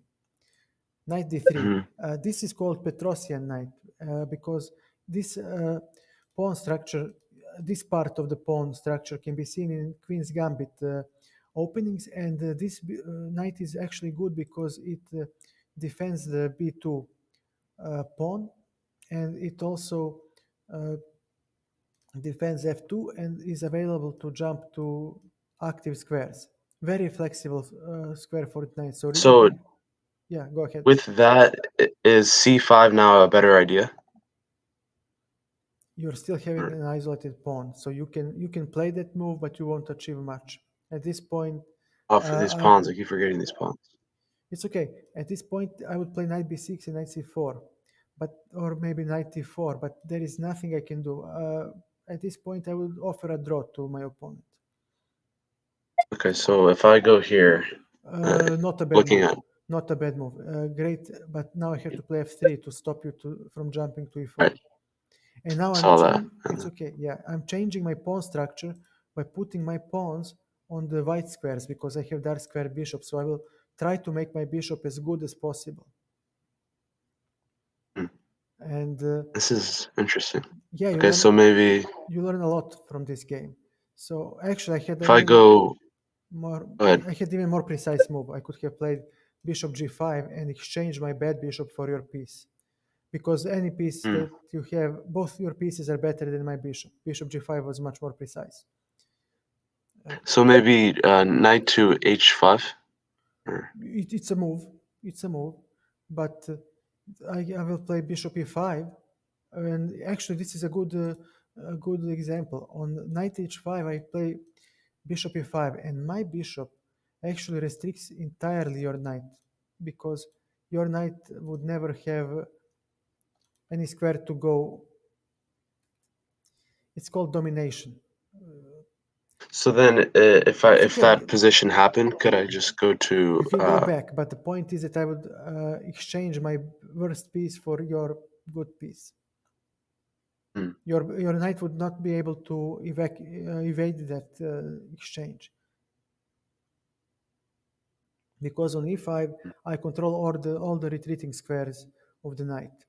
So I succeed in my goal of drawing the game because once the black bishop disappears for any of your pieces, I have a simple draw. so can I just go b6, so that way I can make a pawn chain? On b6, you can do this, but what is the plan? How do you generate? What is the plan? Where will you weaken my position? I mean, And after b6, then I would go I will play c5. bishop g5, and on Oh, you will c5, still play g5, yeah, yeah. and on c5, let's say you had this, and on c5 I take on f6, and if you take with the bishop, take, and I take with the knight, I have extra pawn. Now I play for the win. And if you take with the pawn, then your pawn structure is damaged, and I have some chances to claim advantage. It's still a draw, but I have something. All right. I saw this move. I don't know because it prevents that, but Yeah, it's okay. But instead of putting your pawns on the dark squares, because we both have dark squares bishop, you can simply put the knight back to d7, for example. Because there is nothing you can do. Bishop cuts too many squares for your knight. Your knight cannot go to d6, cannot go to c7. oh, Yeah, and now you have a weakness on h6. Now you need to keep this pawn on g7 because if you move it, you drop the pawn, but you're still fine. You're still fine. You don't lose. And I'm gonna hop in with the knight, hoping to exchange the knights. Mhm. I don't know what you can do. Maybe knight b6 to keep the game going, but it is very drawish. It is very hard, Yeah, I'm just gonna take because and I'm a happy camper now because yeah. I'll try to. Yes, your bishop is better than mine, but you won't have much of an advantage, especially after this weakness. So you need to play. You do have double pawns, that could be some advantage, but They are actually weak. You want to avoid double pawns, but in this for me they're an position, advantage. But well, they do grab this pawn on g4 does grab a lot of space, but you can play g6 and h5 and go with the king here, and you will get rid of the h6 weakness. And your position oh, is I see, I healthy. see. So uh, I need to develop my king, for example, but you play h5, and after h5, I mean, takes, you take back. There is no way for me to come to approach because your pawns control white squares and your bishop will control dark squares. So by with simple bishop g5, you will control entire. Look at this, entire entering So you line. can no longer enter. I see what Yeah, yeah, you're blocked. yeah, and this block, and this is the technique that you can get from this game, from this end game in the bishop end games. That's why you put the pawns on the opposite color of the bishop, because bishop controls only one color. That's half of the board at his disposal. The other half needs to be controlled by uh, by the pawns, and I cannot enter. And actually, now you threaten bishop c1. Now I need to play bishop f4, and you just retreat the bishop. Oh, okay. You can So play then bishop e7 again. As long as here. my king cannot enter, you're safe. And now you activate the king in the endgame. You can play So good. push. It's a viable move as well. And here you can simply take. What if can I push to g6, king g6 or no? You can. It's a good move as well. Actually, better move than take. It's a better move because and now you're. I really have nothing to play, and I'll keep the tension with. I actually have to change the pawn structure because I need to put as many pawns on white squares as I can. So you can play b5 here. Oh, To oh you, wait, what if I take? it's okay. It's okay. Oh, it was an accident. No, it's okay. It's okay. It's a good move. You will have to do Because it then at some our point. this is like no way to not draw this. There is no way not to draw this. But It's a dead draw. It's a dead yeah, that draw. was an accident. It's no. It's okay because there is so little for you to do. You don't have enough Yeah, let me see it. weaknesses. And you can stay on the white squares the entire time, and you're kind of good. Exactly, and I'll be good. And you can do the same, and I can't touch you. I can just do that. And yeah, and just say I don't care. I'm not afraid. This will be a draw, actually. Actually, yes, this is a draw. And either you push or I push exactly. And as long as you don't have any entry squares, I couldn't care less because you'll play king Uh, h5 and neither of us can penetrate. then I have to start pushing stuff. It's okay.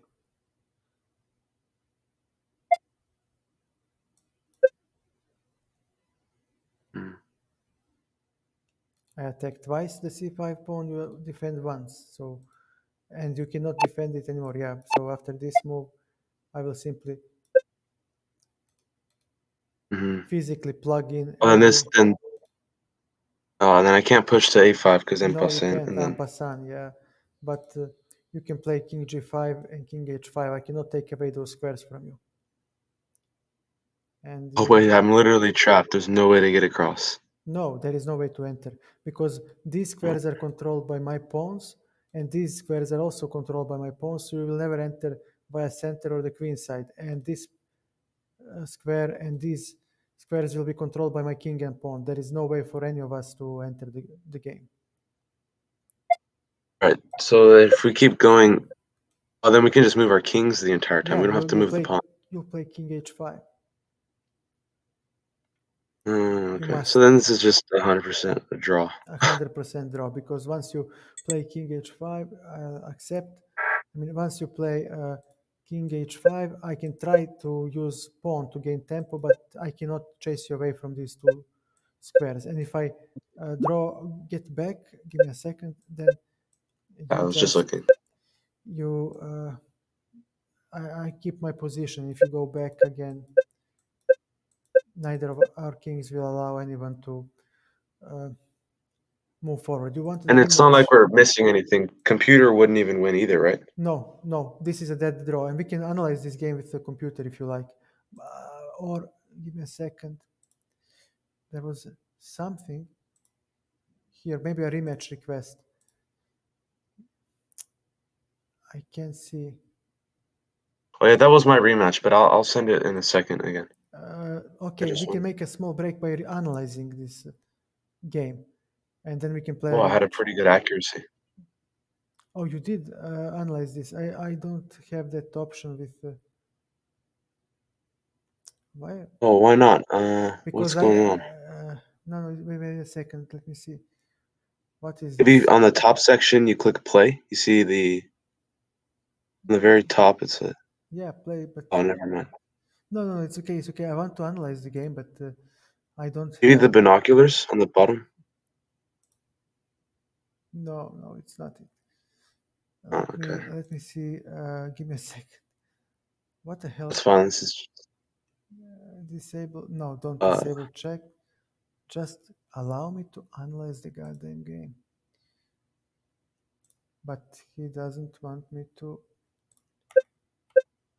that was great. Your accuracy was 96.8. Mine was 94.2. Uh, yeah, the position we played is not so Difficult. difficult to play because it's symmetrical.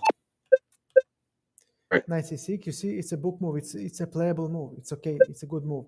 Knights first, then bishop second, then castles.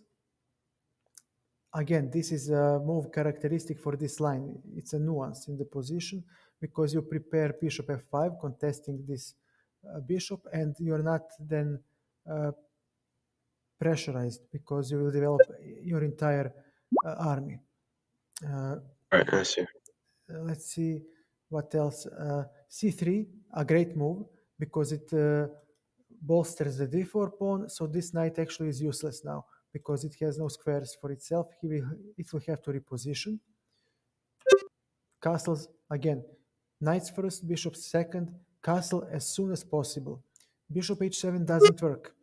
People will say, "Oh my God, you're gonna get checkmated." No, you don't, because on this move I can go back on g8 and no, there is no checkmate because this is the move that Right. defends Hmm. everything. And so many times I lost like this in the beginning uh, period of my play because you don't pay attention to this bishop and he just pops out on f5 and it's a cold shower, just game over.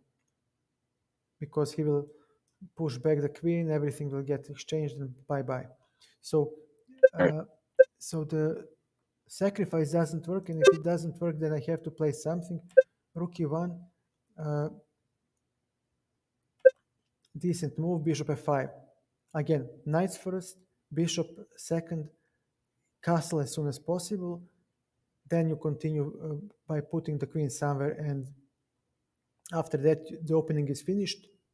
You play the game, and that requires middle game knowledge, which will be a topic of some other streams. Queen c2. Okay, he wanted me to preserve the bishop. It's okay, but oh, okay. I don't think I get enough. Yeah, 0.05 or 0.15. It's still equal. Queen d7 should be the best move. But okay,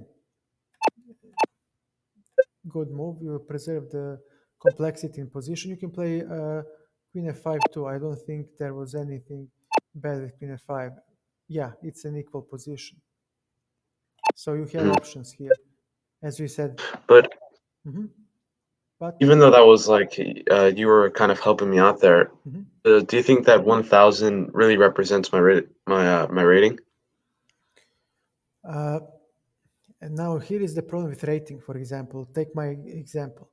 And people who follow this stream, they know what I'm talking about. I played a game against a player who is very suspicious. Maybe he might be a grandmaster, or maybe he cheated. We played Mm, really crazy games, and we both had like 96 accuracy, 96 plus. And then I played a game 22 accuracy like a patzer. The problem with ELO, why it is misleading, is because it doesn't evaluate every aspect of the game. As one Soviet trainer said once, you can play opening like Kasparov, but then you can also play middle game like a child, and you can play end game like a patzer. And if yeah, you get a good game out of the opening and you win, let's say you prepare the line and your opponent doesn't know, and it's a theoretical sharp line, computer line, you win all the time, you'll have 2500 elo, you're a grandmaster. But if you play an endgame, such player will lose any endgame, like any decently complex endgame. And his elo would be like 900. And I know a player, actually, it's a player from the image on my about page, but I will not reveal which one, who actually streams to this day. He actually streams, but on my native language, and you can see him literally tear grandmasters apart.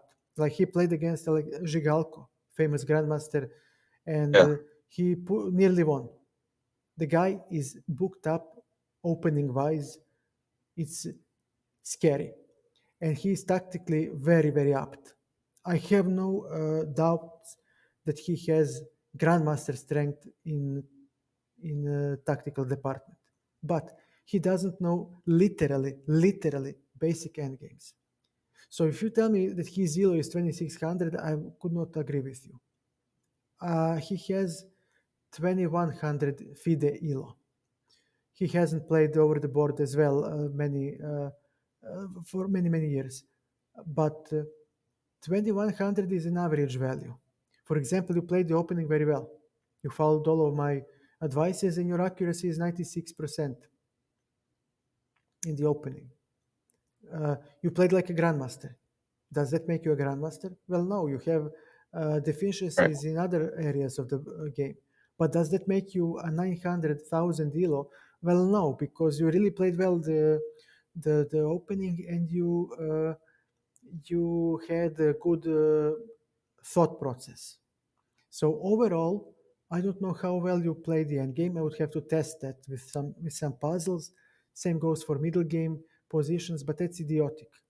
Let's just say that your performance on chess.com currently is 1000, and that's fine.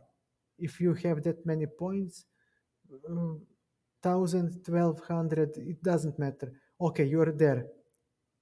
When you're in good form, you'll be 1200. When you're not, you're 1000, and you're around there. And it's okay. Even if you say Mm, that you're 1400, it's okay. It doesn't matter. You're in the 12 to 1400 range, and that's fine for me. That's something that I would say at the moment. And it doesn't okay. matter. We need to iron out every aspect of the game, and that's gonna be tough because uh, Mhm. I have to work on my game too, and I'll just give you easier tasks in the beginning. But as you progress, we'll solve the same problems, and we'll use the same knowledge, and you will improve like you have now. Do you have any Yeah. games of yours that we can watch? Games. I was thinking maybe we could also do a survival chess thing. Uh, Yeah, what is that called? yeah, Puzzle Rush or something like that, where you solve so many puzzles that.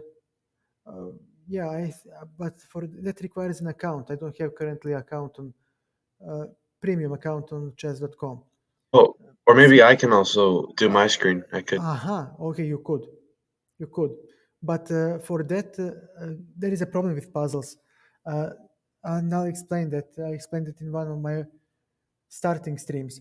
Why is this bad for you actually? You want to learn tactics. You don't want to be tested all the time. There is no point testing someone who doesn't know the topic that he is tested on. So there is something that is called the Woodpecker Method. There is a book from a grandmaster, Swedish, who became a grandmaster in a record time. And he started just like you and me in his 20s, 30s, something like that. And when they asked him, well, how the hell did you breach that barrier so fast? He said something that came to my mind recently without knowing about the existence of that book. He took a fixed amount of puzzles and he solved them every day until he was able to solve them on its own. If he had a puzzle that he couldn't solve, he would see the solution and move forward. He goes to the next one, and he finishes the puzzles. He goes back again, the whole set, solves them. Okay, I can't solve this one. Let me see the solution. Move forward. At some point, he was able to solve all of them on his own, and that's my advice to you. The problem with chess.com Puzzle Rush or Lead Chess or whatever is that you always get a different puzzle and you cannot remember that motive. Have you ever wondered how can a top-notch grandmaster, those top grandmasters, miss a mate in two, blunder a piece? I mean, they solve puzzles that are 15 ply long, like they solve it blindfolded. How can he blunder a piece? How can he blunder a checkmate in two? Well, simple. He doesn't know the pattern. He's not as smart as uh, marketing wants you to believe. That thing, like, hey, they are godlike, Magnus Carlsen is a genius and stuff, that's just a marketing bullcrap. Magnus Carlsen, he has 25 years of experience.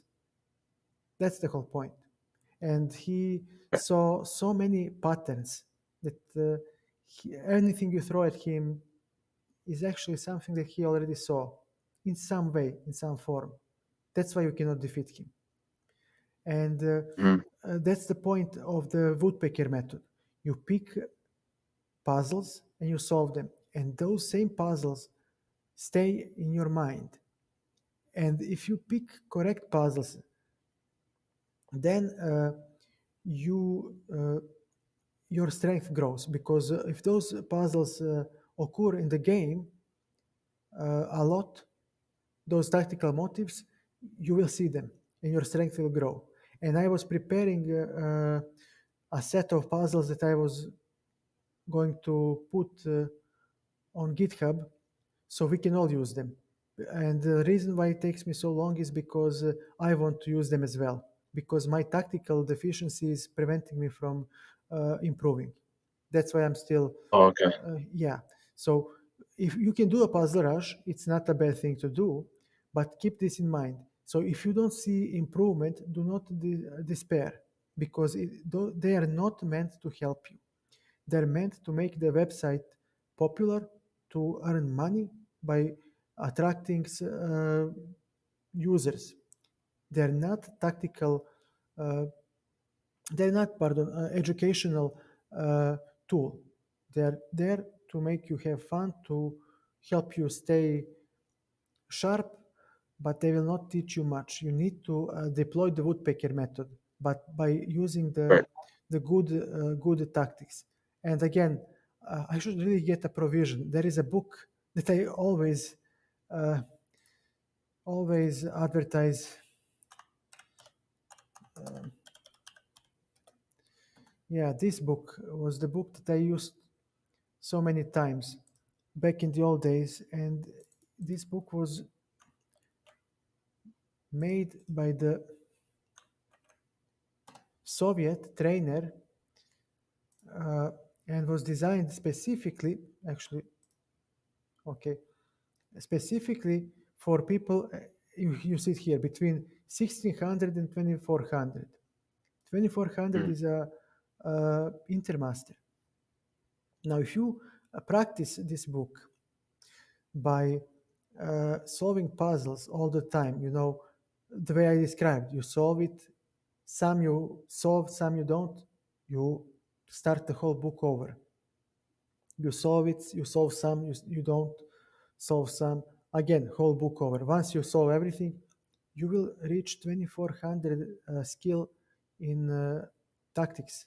That will translate into at least 25, maybe even 2600 elo in overall strength, because it will Hmm. boost your end game strategy, end game sharpness, middle game sharpness so hard. At least 2500 is easy for you to reach. And Oh, okay. yeah, so this book I would recommend you to. You can find this book online. Let's just say, let's just put it that way, that you can find it online. But Okay. there are many other tactics that I know that I would like to put in a collection in some simple text file that can be used. So that is why I'm stagnating with that stream, because that is really, really the most important part of the chess skill, tactical aptness, and I would really like to do it well. It's the easiest thing to boost, but you need a good puzzles that are taken from real games that occur very often, not some chess study, because those are useless. I mean, if you Right. have 50 pieces on the board for white and black has one king, what is the point of solving that puzzle? Jesus Christ, I have a million pieces on the board, I'll checkmate. Do I Yeah. care? Do I care in a practical over the board game if I checkmate in 2 moves or in 52 moves? I don't care. I Hmm. win. Especially when the clock is ticking and you play blitz, you don't care. You just move whatever. I win. I will checkmate. I know how to checkmate with million extra pieces. So chess studies are stupid. They don't help you. But if you Right. have the tactics taken from the real games, they do help you, because that's a real game. That's something that was played in the opening. You might play, and if the tactics is short and direct, you don't have sidelines to calculate. Even better, because that's a pattern that you can adopt. And those are the puzzles that I need to find, and it's a hard work, but it pays off. It pays off because you calculate less, you have two ply, three ply combinations, and that's enough for you. That's enough, Hmm. because everything else is complex. And when they tell you, like, I watched even that on stream, or famous grandmasters talking about their games in analysis, like, well, his knight was poorly placed and this square was weak, and I found it, and then it dawned to me that I can sacrifice a piece. He's just full of shit. He just Hmm. he just remembered a pattern that he saw once in a chess puzzle. And that's all there is. And that's why they miss a mate in two, they blunder a piece, and so on and so on. They're put under pressure and they cannot remember the pattern. His mind, their mind cannot remember any tactical puzzle that can be used in that situation. And as you play Right. the game, Okay. you will see that you suffer from the same problem. Suffer, we all suffer too, because tactical chess is not solved. You don't have uh, a way to explain tactics to a human being. You cannot. If you could program computer to do it. You wouldn't have all those variation trees and binary trees and so on to calculate. You would Hmm. simply have a pattern, like. But Mhm. computers specifically don't necessarily look at tactics. They just look at the numbers, right? How they get Yeah, points. they use evaluation function Hmm. to uh, evaluate the position. That's the biggest problem. That's the main reason why Stockfish 13 is the best. He uses neural networks where he stores the evaluations from thousands of games. The more you fine tune the evaluation, the better the engine is, because you cannot use Monte Carlo method to uh, calculate the outcome of the position till the end. We don't have enough hardware for that. So he has to Hmm. stop at some point, calculating and evaluate the position. But they use variation trees and binary trees for search and for calculation to some point, to some extent. And that's the problem. Even computers cannot calculate everything till the end or analyze position till the end. They just have to evaluate somehow. Their experience is their neural network. Our experience is the number of puzzles that we remembered. That's why Hmm. hitting yourself with every different puzzle at every time when you do a puzzle rush won't do. You completely rely on yourself on your specific brain construct that to remember something. Some people remember things well, some people don't. Some people see something today and they remember it after 5 minutes. Some people see something today and remember it for their entire life. But if you do this method, after solving one puzzle for 50 times, it has to stay in your brain. And if you pick a useful puzzle, something that pops out more often, then you are very, very well equipped for the game. I hope that makes sense. It does, yeah. I see what you're saying. I was just, I mean, yeah, it's not something we have to do right now. No, we won't. Um, I'm preparing a stream. The next stream will be probably at Sunday, and it will involve the usage of center pawns, the pawns on these squares, how to use them properly. This is something that is good to know, and I will use a game that I played against a very good player that he lost on time, but he actually had winning advantage.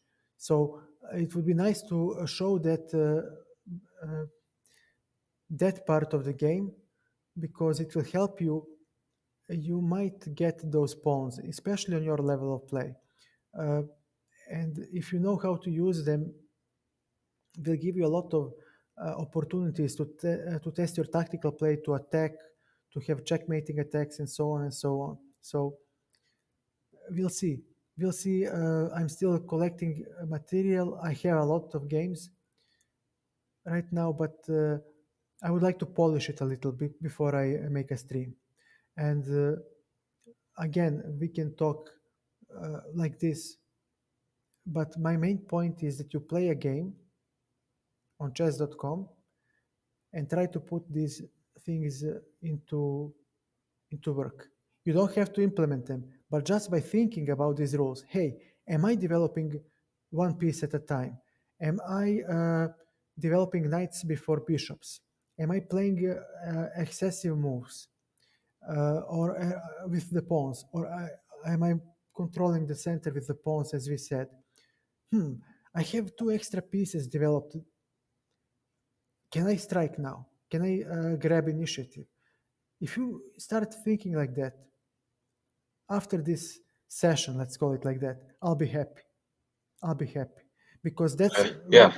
what made the change in my play when I was starting out. When I started out and when I uh, started thinking like this, I easily played against FIDE masters when I was young, when I was training.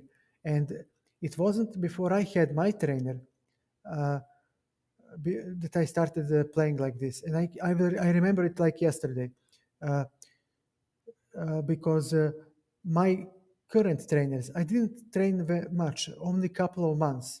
But my first month was in a chess school because I played for a club, and since I was a good player, I had wonderful performance on my board. I got a reward of one free month of chess school, and in that school they were like puzzle rush. That's what you have today. Puzzle rush. Back in those days, you had chess books with puzzles. Puzzle rush, just puzzles. Memorize openings, and that's it. You play. And this guy was Mhm. different. He gave me these pointers. He forced me to think. So he said, "Look, it doesn't matter if you do it right or wrong. Nobody cares. Neither should you. You just need to think. You just need to put these rules into work. You need to use them, and everything else will start falling into place." And it did. I will never forget the tournament I played. There were FIDE masters, intermasters, grandmasters. At the half of the tournament, I was leading. Can you believe it? I wasn't. Uh, I mean, below 2,000 rated guy leads because I had good openings, good opening preparation, and I used. I was thinking, and I was always underestimated by them. And when they saw that I actually learned that I know how to play, then they stepped up the game and they destroyed me. But I learned a lot from those games because after the game they would stay and discuss like we do now, and that's how you grow mhm. as a player. And you don't have this in online chess. The guy crushes you and then just leaves. Yeah. And you get nothing. You're stuck with the engine. The engine tells you, well, you should have played this move. It's +5. Great, but why this move? I don't understand why. And you can't improve without somebody telling you, hey, this is why the engine gives you +5.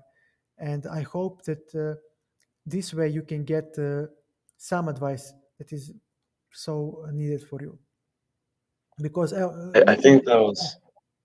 go ahead. I was just gonna say I've never had something like this. I've seen videos, but there were Yeah. I don't know what it is, but I think it was a different experience rather than just because I'm sure you know of Hukaro who Yeah, streams, yeah, but it's not the and same. he kind of it's not the same. He just briefly says why he's making the move, and it's very brief. It's just I'm gonna Uh, make this yeah, tactic that's gonna take the. yeah, and you catch the dots. This was just very in depth and very helpful. So Yes, I'm very thankful to have this opportunity. Hikaru's streams is useful for 2600s plus.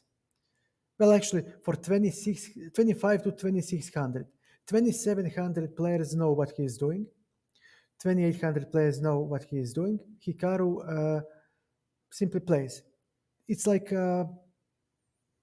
weightlifter going to the gym. He's just doing his time, his routine. The problem with Hikaru is that if you're not 2500, like well, and I mean 2500 well polished in every aspect of the game, you cannot follow him. I tried, I can follow what he is saying, but if my skill level can follow through. But there are gaps in my game, and then he just says, I play 95, and he just crushes. Great, why? And I don't get it. It's up to you to figure out why. So you can use his Mhm. stream to say how his stream helped me slightly. And I improved actually for 200 elo points in chess.com after following his stream or chess 24 broadcast. They discuss uh, about the position of the pieces, what about plans, about they ask themselves human questions, something that I was not allowed to do in my early days. Like, for example, in this position of the board, what is my c1 bishop doing? How am I going to develop it? Where am I going to put it? What is the best square for it?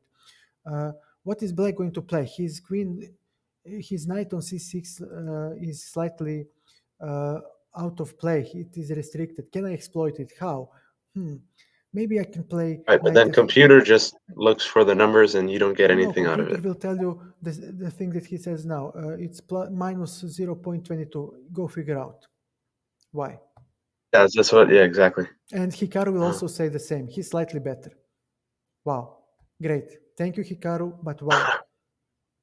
You yeah, won't get that answer.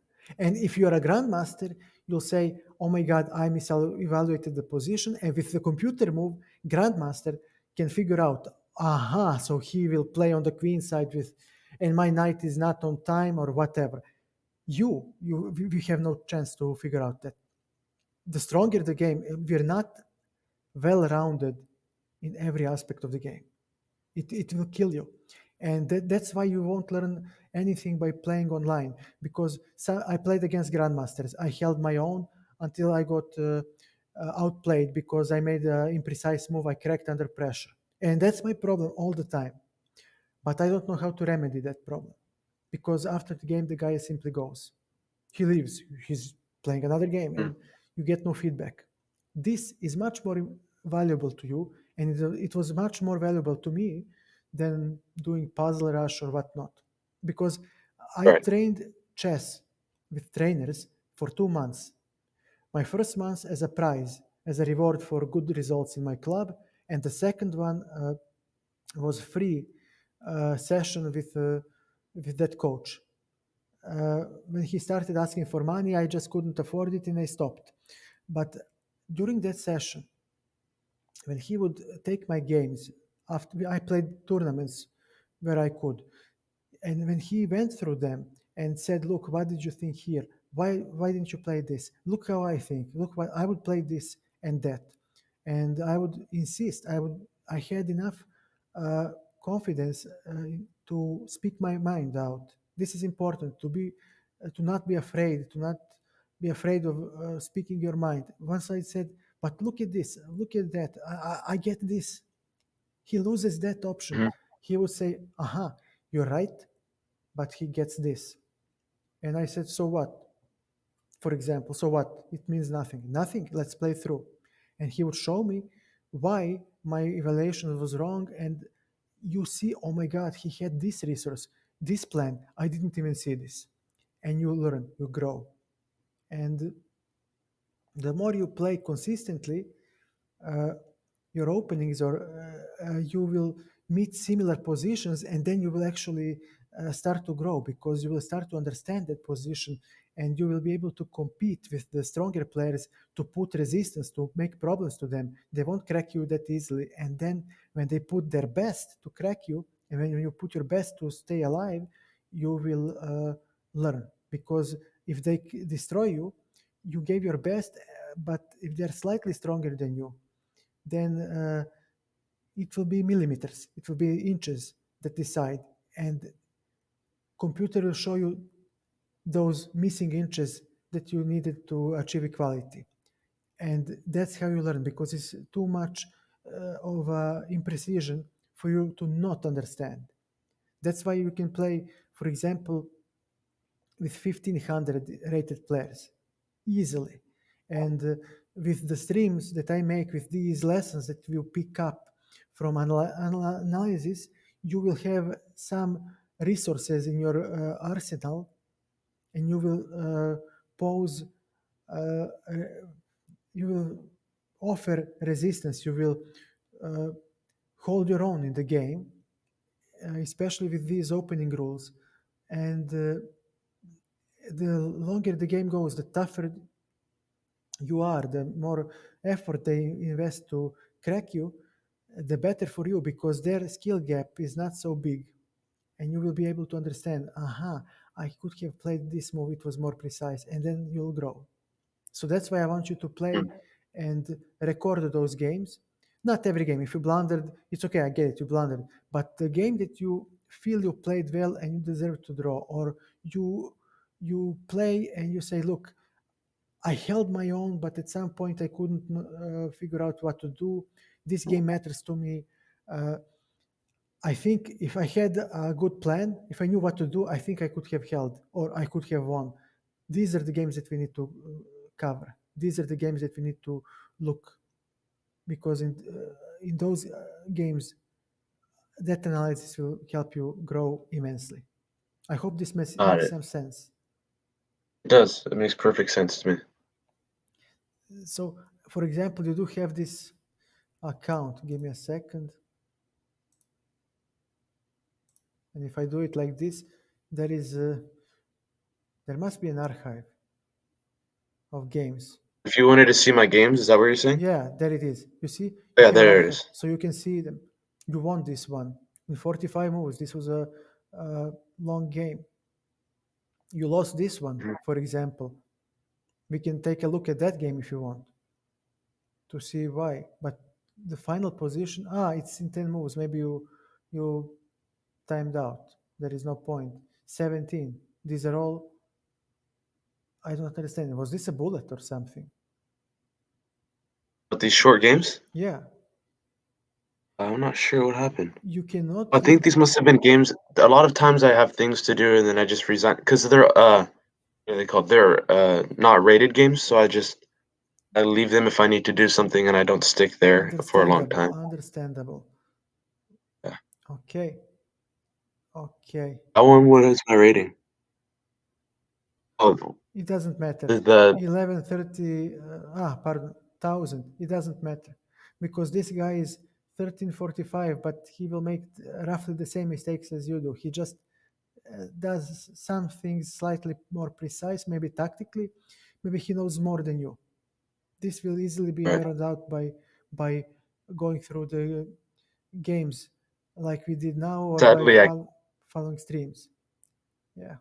sadly I can't say I own those games that were in the 90%. That was my cousin, and I was kind of watching him play, but I was still learning from that. Wait a second. 90%. Why Oh, I not? was at the very bottom. There's two games that are not. Yeah, That one's is I see it also here as well. Yeah, but 95, 37. Okay, let's look at your cousin. He's not here, so he yeah, can't complain. right. Okay, it seems that it analyzes whatever. It seems that analysis runs. Okay, let's I see. think my cousin is in the 2000 ratings. I'm not sure. Great, even better. Yeah. Knights first, bishop second. He controls the center of the board. Okay, not a bad move. Bishop g5. Okay, knight d5. He plays twice with the same piece. But I would castle, for example. Still, you Yeah, cannot. that looks like an obvious move to me. Yes, but he wants to contest the center. He wants to put some pressure, but okay, I cannot punish it as black. But what can I play? Maybe h6. No, it's too early for h6. Oh, sorry, 1 second. There's someone at my front door. Just really one quick No second. problem. Take your time. Take your time. We can interact with the chat. So uh,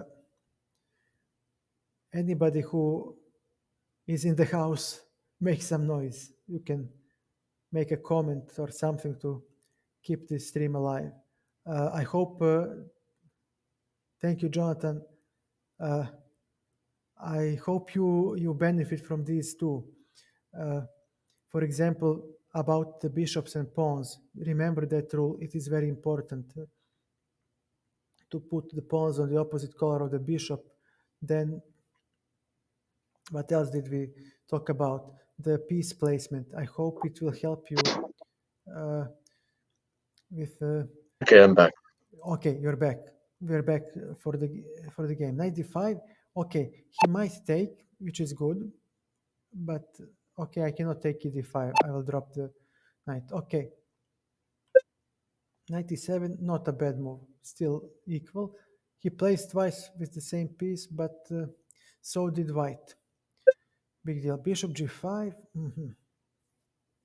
Okay. Bishop Why g5. is that one? Oh, because he can just push his pawn, huh? No, you can't because it is pinned Oh, yeah. by the bishop. But uh, okay, give me a second. Let me think. G6 won't work. But what do you have? After d6, okay, I would like to play d6, for example. Let's investigate that line. d6 is a good move. Why am I saying this? We want to develop one piece at a time. We have 1, 2, 3 developed pieces, 1, 2, 3 developed pieces. White needs to make a move somewhere, and my next move will be bishop e6. That is typical for these types of structures, because if he takes, I take back with a pawn, that pawn will control these squares, and I will get semi-open f file to attack on the king side. This is very typical type of play. So, for example, computer suggests h6. Pardon, apologies, but I don't like it because I weaken slightly the king, and he hasn't castled yet with white, so he might have some sort of pawn storm. I don't know. It's just why Hmm. should I move the pawns in front of And my king? Uh-huh. computer isn't always right either. That's Uh, something I also learned from Gotham Chess, if you know who that he is. he it is very rare for him to go wrong. But computer, the problem with computer is that he is well rounded in every part of the game. So when he tells you something, he knows how to. He used end game, middle game, tactics, everything to support that evaluation. The problem with us is that we are not well rounded in every aspect of the game. We are very weak in the end game. Humans are not very good end game players uh, compared to computers because computers have table bases nowadays and they can analyze and then you don't get end game very much in chess. Usually the game is ended in the middle game. So in that part of the game, you will be thin. You won't be that strong like you would be in the tactical play because you solve puzzles all the time and you use tactics all the time. Middle game as well. You know pawn structures. You know many things. You don't know very well end game because it's not that uh, often in your practice. So when computer gives you a line, it's very hard for me to rely on it if I don't understand it because he might rely on some part of the resources that I don't understand, that I'm not even aware of, especially as you go lower down the rating line.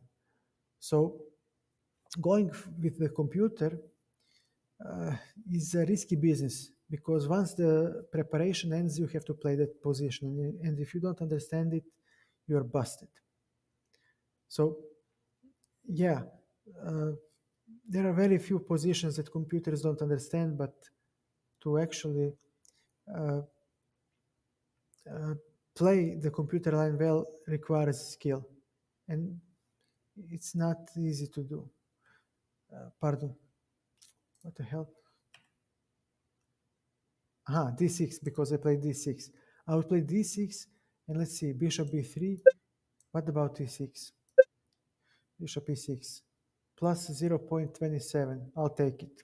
It's better than the other one, and it thinks that's best. Yes, H6, but only 0.05, 0.4. It's nothing. These are Yeah. inches. But why I'm saying this? My king is safe. I don't weaken the the Kingside castle with H6. I develop a piece. I have actually finished my development. My army is fully developed, and now I start playing. And he plays twice with the same piece. So now we have 1 to 3 towards 2 ratio. My soft squares are protected. I'm controlling very well the center of the board. I have semi-open F file. So you see this pressure on F2 square. It is very strong. This knight is now pinned. It is under pressure. I can play Queen E8, Queen F7 to pressurize even more, or H6 to drive away the bishop, Knight G6, Knight F4. Now, there is a pressure for our friend. This is not so easy to play because I have some idea, some play on the king side. White has no play at all. And yes, computer will tell you, hey, it's 0.24 for white, and he might defend with precise moves. But for a great example, but I will ask you one question: what does white do? What does white play? Where is his plan? What is his course of action? And at the moment, I don't see any. Hmm. And if you ask black, what will he do? Well, he can double the rooks on this file.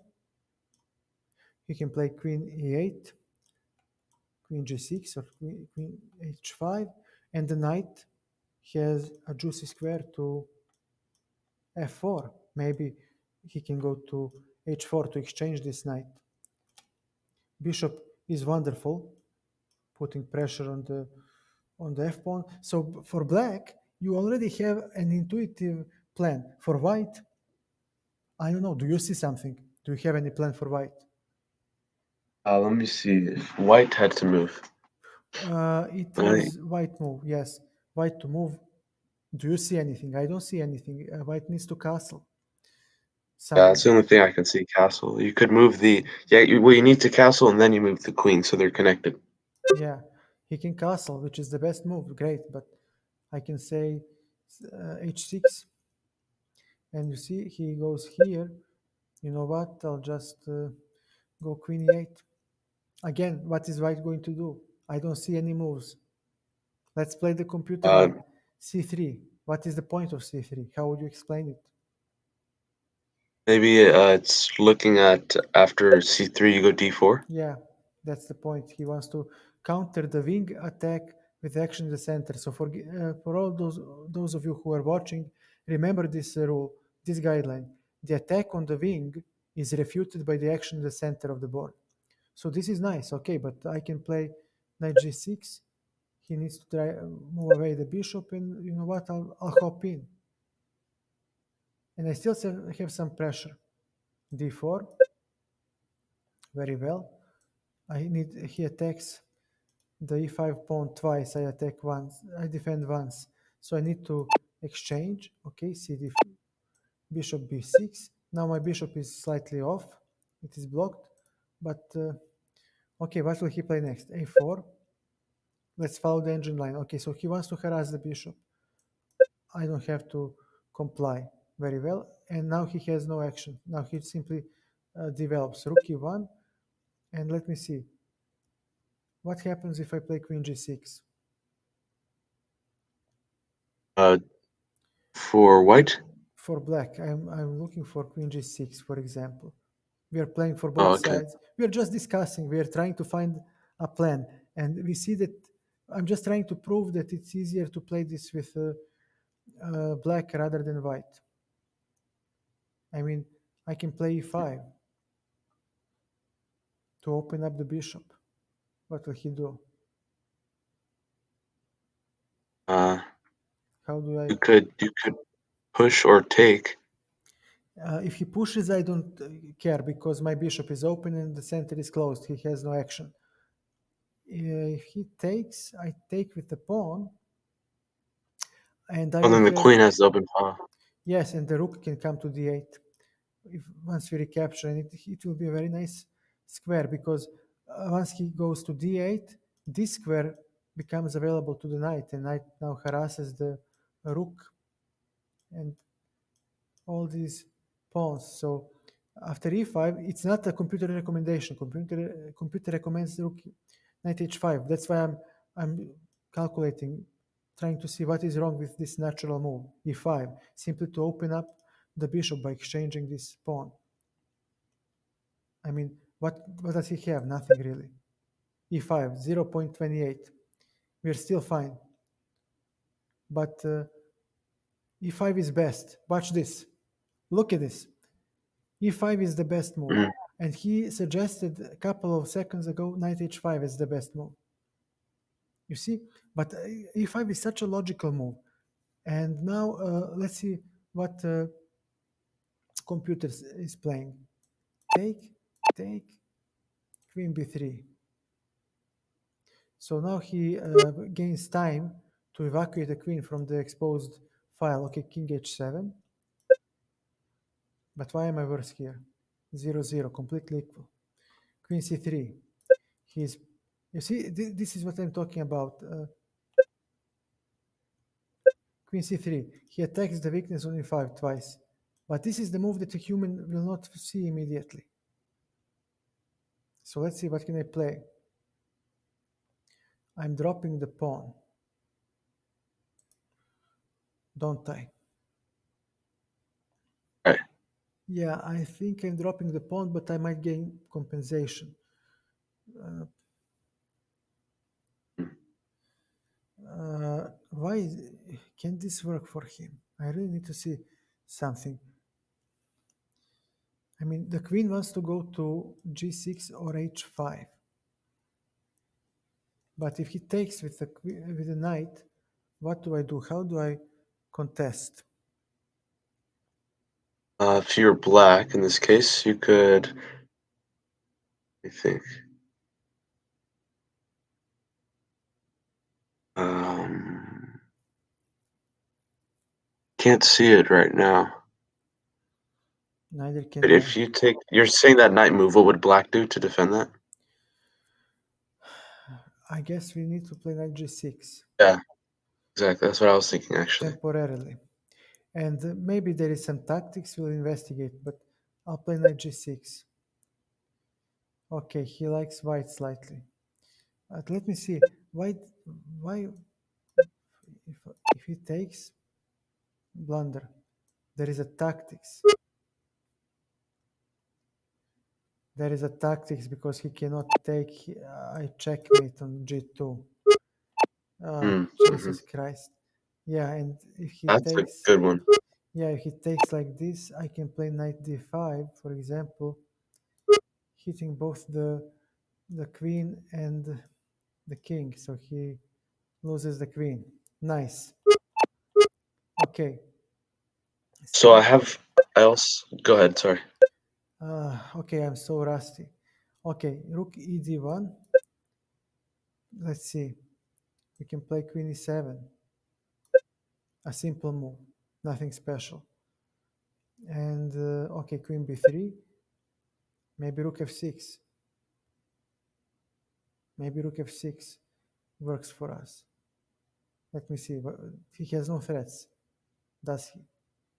But he does have doubling of the rook. So I would actually exchange. I would actually exchange. Not a bad move.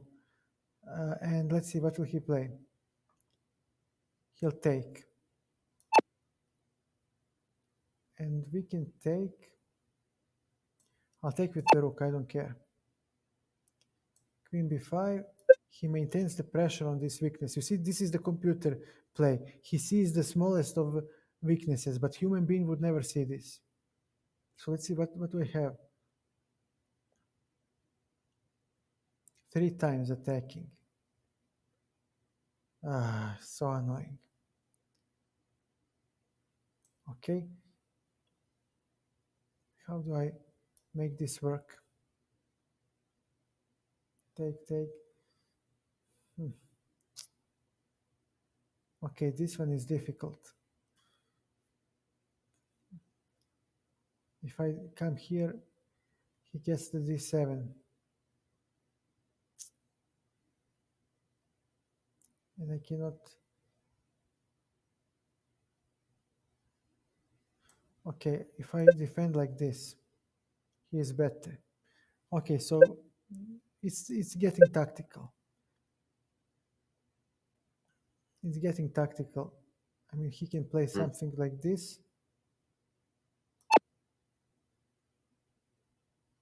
and he is better.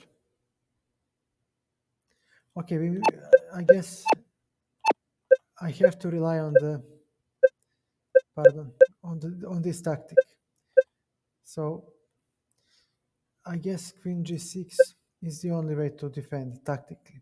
Okay, but this is what I'm talking about. Computer will find the smallest of weaknesses and exploit it. Human being will never see this maneuver with queen c3. With this, not on the lower levels.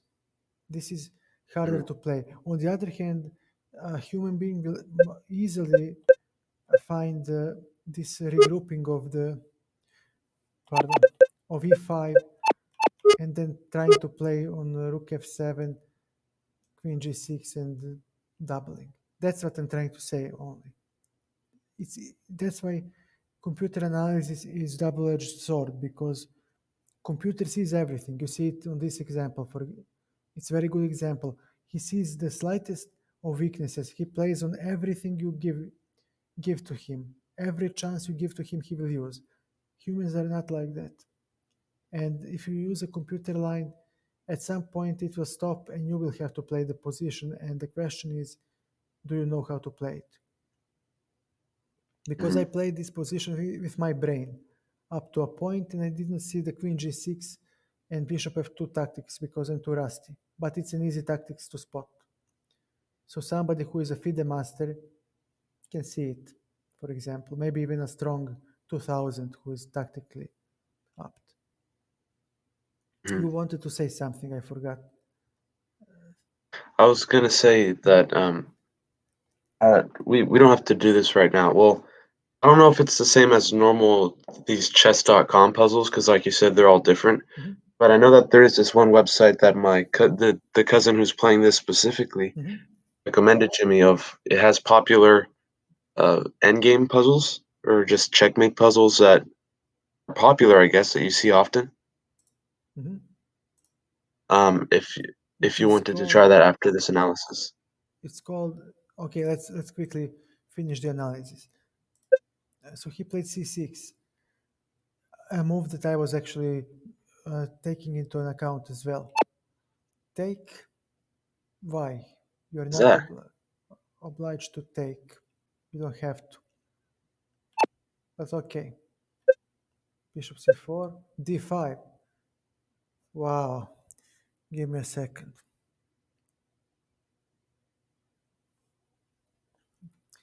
King is in the center of the board. Not a good.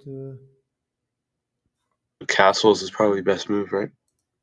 Not now because you dropped the bishop. Oh yeah, yeah. So he will sacrifice a pawn and play e4 most likely. No, e4 was the strongest. Yeah.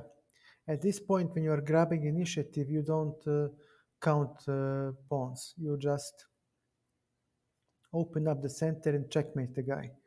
But does The e4? bishop should take that pawn, right? No, you play e4. And now the question is, what do you play?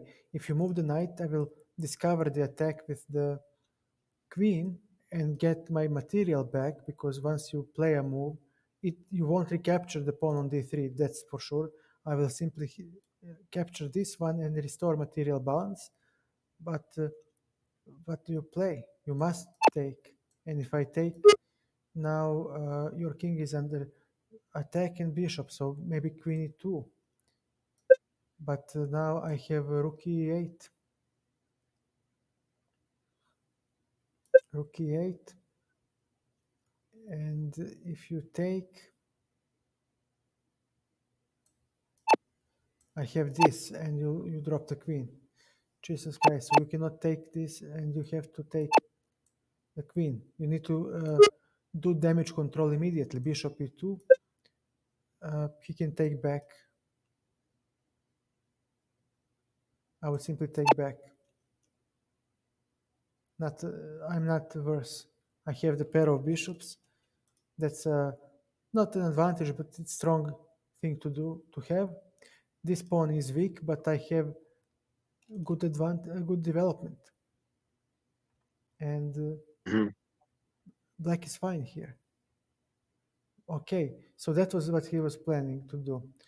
E d5, c d5, but now he can take on d5, and now you don't have e4. Queen d6, playing twice with the same piece.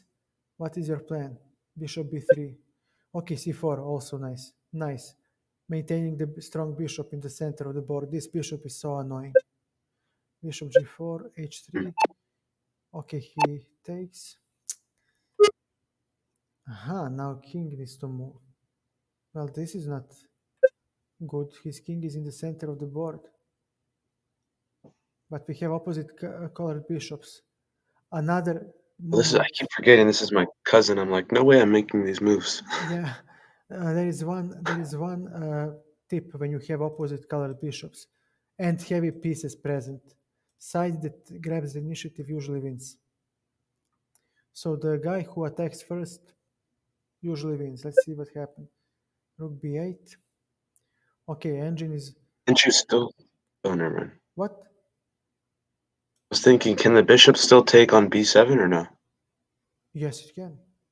Yes, it can. The point was to go here and play f5 and open up the center of the board. This king is very weak.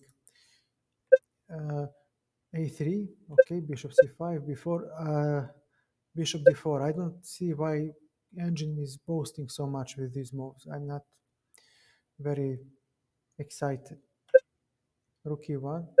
Well, what do you suggest? Rook a2. Yeah, the rook is hanging. Take. Wonder what was that rook move about to e1? Do you think you know what the reasoning was? Yes, to play king f1 and king g1 and make artificial castling.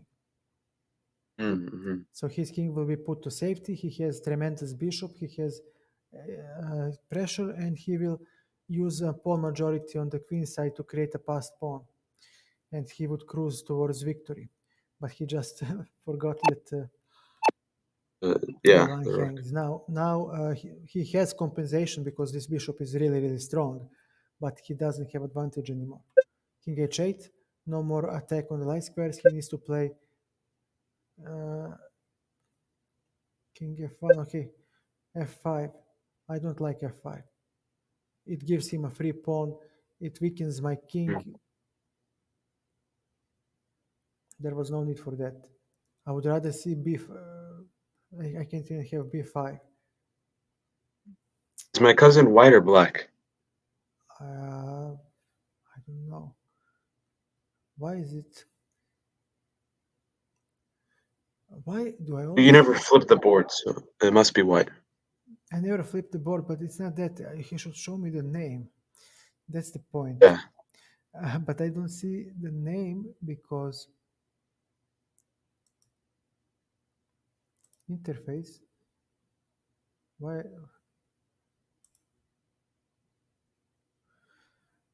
Jesus Christ. Give me a second. Score.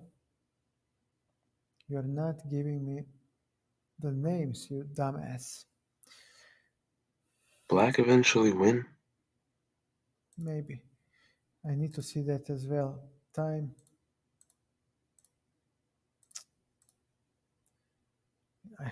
This user interface. This user interface is so horrible. I can't even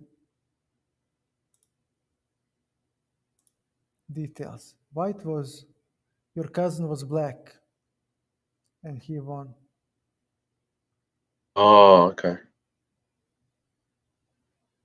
Jesus Christ.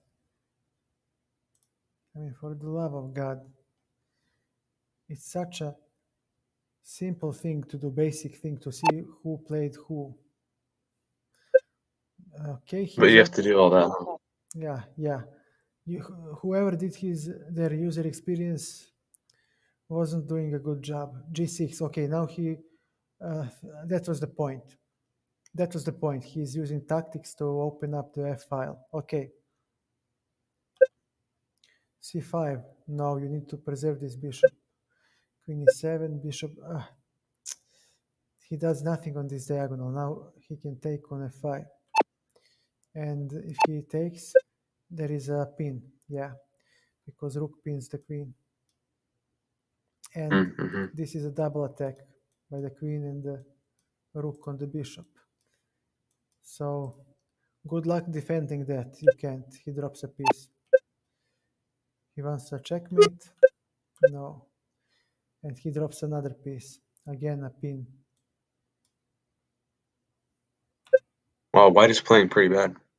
Yep, he cracked under pressure. That's what happens when you're under pressure. And black Mm-hmm. plays very precisely.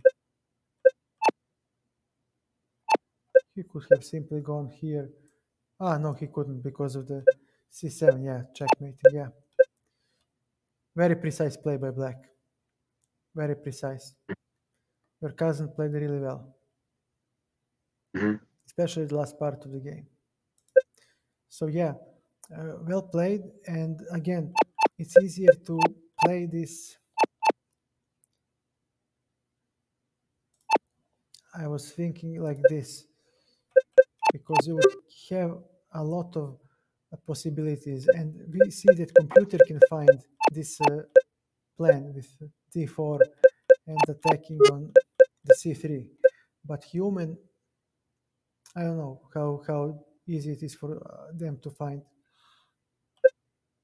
And again, with a little bit of preparation, queen g6 can be found by anybody who practiced puzzles, and then after this move you have a compact position and pressure on the king side.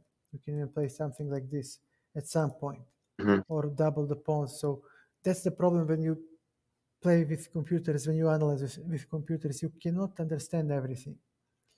And they use everything. You see, this e-pawn, I never thought it would become a weakness, but computer found a way to exploit it. I thought I actually have an easy play by doubling on the F file and attacking. You wanted to see the website after this game. Oh yeah, let me see. Oh yeah, he already sent it to me on the Discord. It is. Is it chess tempo? I don't think so. It's like it was a very simple. Oh, Chess Puzzle Net. What do you think? Have you heard of that website? No. Okay. Would you like me to share my screen? Yeah, actually, that's a better proposition. So I can stop sharing screen if I could just find it. Stop He sharing. sent me the direct link to some direct puzzles. So these are some that he thinks I should try. I don't know what that. And I can turn off my camera if that might improve performance. But I can watch Okay, so this. can you see this? I should be able to, yes, I can. I just want to change the screen to see Discord if I can. Yeah, this should. Yeah, now we all see it. Okay. Okay, so wait. So this is the puzzle. It says white to checkmate. You see here why this is bad. It already tells you a lot. White is winning and white checkmates. You get a lot of hint here, and you don't have this in the game. Ah, That's why, yeah. Give me a I second. guess all puzzles are kind of finicky then, huh? Well, that's the problem. I mean, that's why I wanted to prepare the puzzles properly. So you only get to know who moves first, and wait, don't. Okay, try again. Can we try again? Okay, I was just clicking saying. the I thought it. button. I didn't know. Okay, just easy. Take a second. Let's not hurry. First of all, we see that Black King is in dire straits at the moment. Hmm. So the question is, if I play f6 and he grabs the bishop, I can take the pawn on g7 with the f pawn. So yeah, that's the move I'm contemplating. So if he takes the bishop Ah, on d5 with his bishop, I will take on g7, but now he will have the d8 the g8 square available to him. yeah. So I think this is the right move though. Wait, wait. Yeah. Rook 2 8, and we have f7, and he's busted. No, you just push the pawn forward, and you take with the knight, and that's checkmate. Right. Okay. That's interesting. So next puzzle. Yeah, so all of them, I guess, say what you have to do. I didn't know that. Exactly, black to win. He's already helping you a lot. So black is to move, and he wins. And let's see. This rook is under attack, so is mine. Hmm. Give me a second. If I give the check with the queen on f2, I attack rook twice, right? So how does he defend it? Exactly. So how will he Hmm. defend it? He has no defense. If he takes, He has one defense, and then I guess he could move it too. no, he can't. He's under check. If I play queen f2, Oh, if you play here, he's checked, right? yeah. So this is the move that most likely wins. Yeah, queen f2. I double attack, and I take with the rook, and I take with the queen the bishop, and I have extra piece. Why not? I take with a check. civil. Oh, Yeah. okay. Okay, so this is. I mean, I've never really done puzzles, but I have the idea now. So. Yeah, the puzzles, you don't have explanation. It's just about experience, about seeing as many of them as you can, and memorizing the patterns. That's why it is idiotic to do them like this. And then the guy, next time you log in, you start the same, let's say, puzzle rush, whatever. You get 50 million other puzzles. Then there is no point in doing that, because I don't know how many of them will stay in my mind after that. And Mhm. websites don't care. They actually benefit from uh, the greater amount of your logins. The more you log in, the more you use their site. The more you use their site, Ah, yeah. the more money they earn from advertising. Uh, so they are not interested in you improving. They don't care. They are not chess trainers. They don't care. They just do what they think is best, and main priority is money. But I do what is best for me to improve, and it aligns with you, with your motives, because it is also the best for everyone else to do. So if I make those puzzles, I want those puzzles to be something that I can use in the game, and something that I can benefit from. So I Mhm. need puzzles that are of high quality, something that shows up a lot in the games. And one of those things, I'll show it on the stream. Let me just change the screen to this. This position, like, I see what you're saying because it looks like this is like only once it'll ever happen. No, this position is not a bad position, but this puzzle, you will see it now, and if you restart, you will not see it again. And now I ask you, how well do you memorize? Now it's up to the I think human I being. do an all right job, but Well, that's the are you point. asking directly or are you just saying? Directly, yes. I mean, how well do you memorize? Because now you see, it's about a human being and its mental strength, brain power of memorizing. You have some people I with, think I actually have a pretty good memory. I would say so. well, we'll see in time. So, Hmm. for example, here we see that black is moving and he is about to win. Okay. So, we see that the black attacks a3 pawn twice, and it is defended once by white rook. White has no apparent threats. The position is blocked, so my options are not very big. I taking the Do you pawn. think it'll be a sacrifice of some kind or no? I apologize for yawning. It's too late here where Oh, that's fine. I'm contemplating this now, but I don't see what will I do after the sacrifice, because I will lose the knight, and I have no pieces in the center of the board that can penetrate white position, so it cannot be a sacrifice. Right. Okay, Uh, so no sacrifice. no, because we don't see anything as a logical follow-up. I don't even see. I don't have what I can push the pawn on d3, It's but gonna have to do with these rooks. That's all I know. yes, it is logical to assume that we win by simply penetrating the white position. So I would let me just take a look. Knight c4 again brings me nothing. This would make no sense either, right? Actually, this makes most sense, because I don't care what computer says, what the puzzle says. I play chess, and my brain says that it sees nothing to improve the position. So I'll play simple chess and take on a3. I don't see anything else. So he'll I need was to, correct. So exactly. And now I can play take on d3 with the intermediate move. My rook will take, D3. yes, my rook will take the pawn, thus attacking the bishop. And I take the bishop with check, and I have a passed pawn. So I can play rook b2, for example, and collect the b pawn.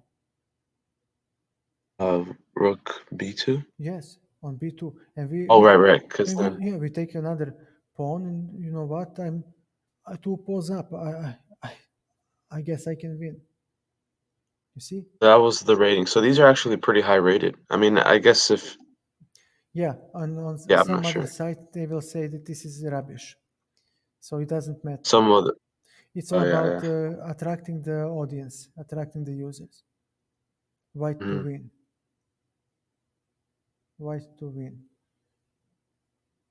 Uh, give me a second. Okay. If I pin the bishop, how does So he defend? So this is my first move that I'm contemplating. Rook d1. How do you defend the bishop? The e3 is unavailable because I have bishop on c5. The d2 is unavailable because rook will take the rook. So rook d1 must win. Yeah, just pin the bishop. And I take. wait, that was very simple. What? Yes, these are Wait, how simple. is this? This makes no sense. You see, it's 1600 supposedly. But I told you, they want to watch this. Give me a second. Become a chess puzzle patron to remove these ads. You see? Hey, you're doing well in chess. You're doing great. Hey, bravo, bravo. Join the website. Join. You see, you're good at chess. That's why the rating is so high. Oh, I see. Oh, so they're trying to make it seem difficult. That was probably a very easy one then, right? It's easy. It's not even a puzzle. It's a logical move. You will attack the bishop. There is no sacrifice, no nothing, no complexity, no nothing. You just Oh, that was wrong. Yeah. give me a second. Okay, so we see that who white to win. Okay, our pieces are under attack, so we need to do something quick. Otherwise, we lose a piece. So let's see. Uh, I have no tricks here. So if I take with the check the bishop, he will take with the rook, and I will take with the bishop. He needs to recapture to maintain balance. I have rook g4, rook h4, or you can play rook e7 with the check and gain the a7 pawn, but this will give him counterplay. Okay, I see nothing. These are just other side moves, but there's no way you can. I don't know. No, there is nothing magical in this position. So we need to exchange the pieces. So we need to take with the rook, with the check, and then with the bishop. And I will play this endgame with rook h4. Exactly. And I'll say, I have 2 extra pawns and I win. There's no. There is no magic here. There is no puzzle. These are just, Okay, you see, I'm actually thinking that these increase in difficulty, which is interesting. white to win. Well, we see that c7 is horribly weak.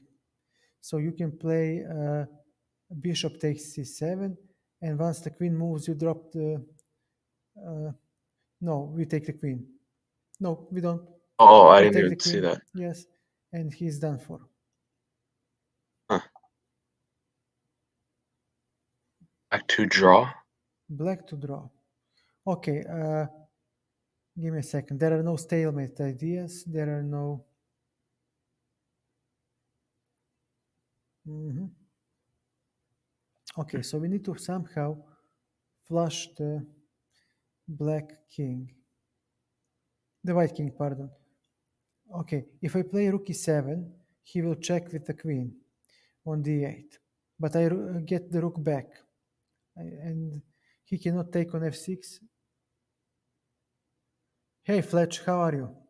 Welcome to the stream. I am. Give me a second. Uh, uh, oh my god.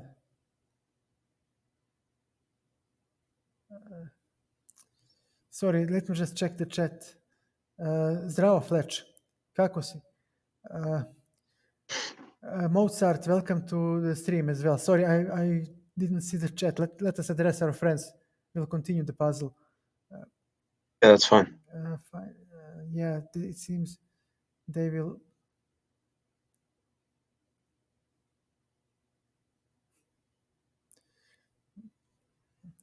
Fletch, how are you doing? Kako ti napreduje šah? Fletch speaks my native language, so I might drop a couple of comments on my native language. Ask if you need translation.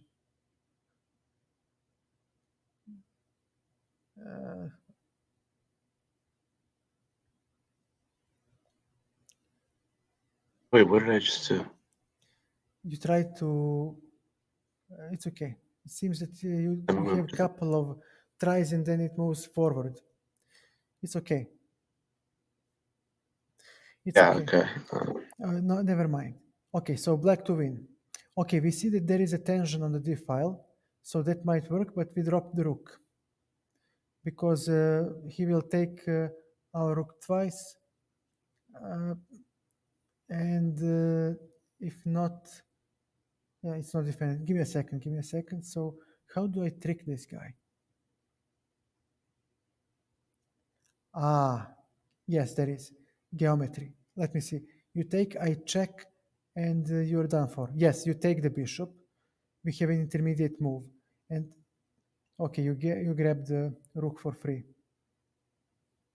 That's what my first Yeah, thought but there was. was an intermediate move. Try to move the. Okay, never mind.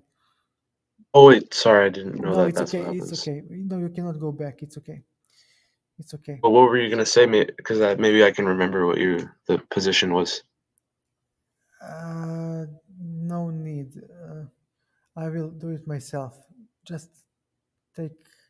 Give me a second. Change to this. Okay, I'll show you. And now we I can got it. That was a say good one. learn. You won't find the puzzle because it gives random puzzles all the time. So our position was something like this. Give me a second. Okay, so this was the position. You want me to stop sharing? No, no, no. You can see the stream, and our viewers can see the stream. So there is no need Oh, to change the stream. You'll just there is one thing that is important. Give me a second, and it was like this. Something like this was the position.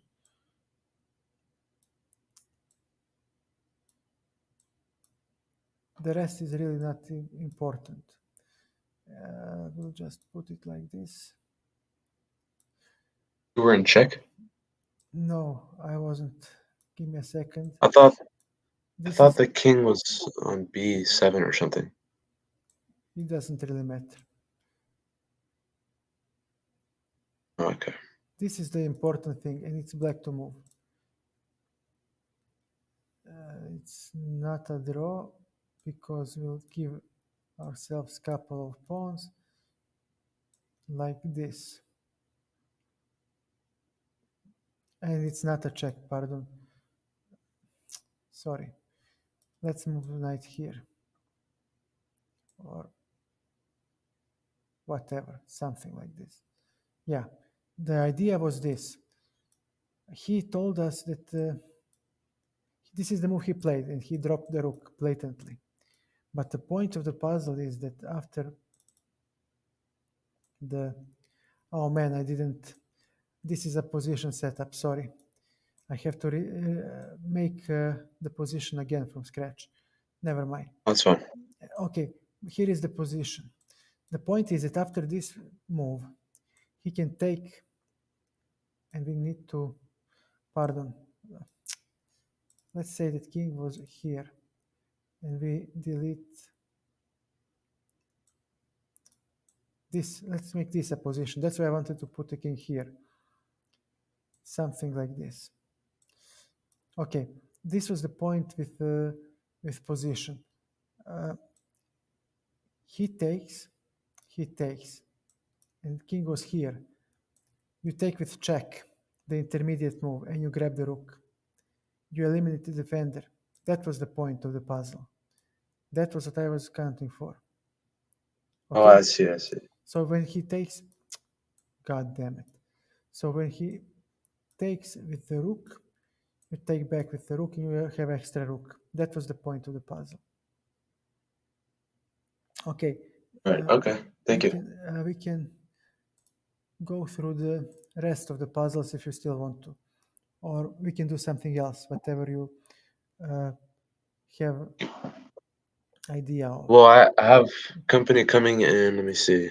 Yeah, Oh God, they're gonna be here supposedly in 2 minutes, but go. no one knows. Go. You can catch me But we anytime. Check my schedule on my main about page, and you'll be fine. Thank you for okay. your time. Well, Have a nice day. yeah. Thank you for the opportunity. I really appreciate it. Always here to help. Catch you later. Okay. I'll see you Thank you. soon. See ya. Bye.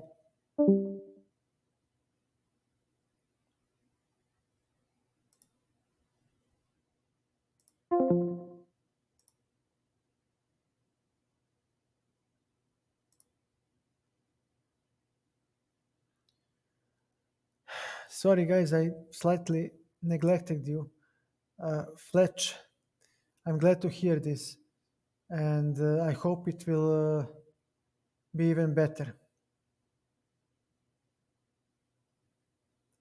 Znači, ako sam te dobro razumeo, nakon 3 minuta si imao 800 elo, sad imaš 1000. To je mnogo.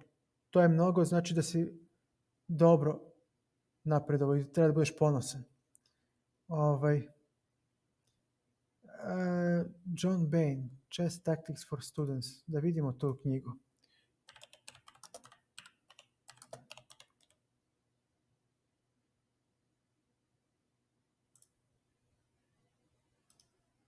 Ok. Oh, brate mili. And it won't give you the content.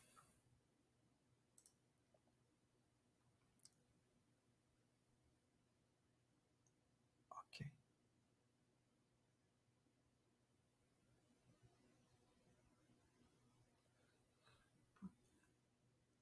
Okay. So I get nothing in return. Never mind.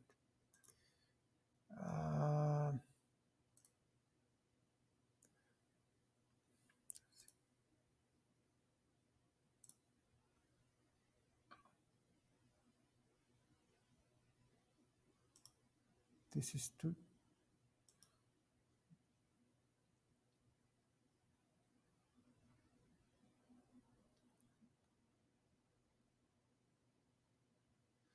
What am I missing here?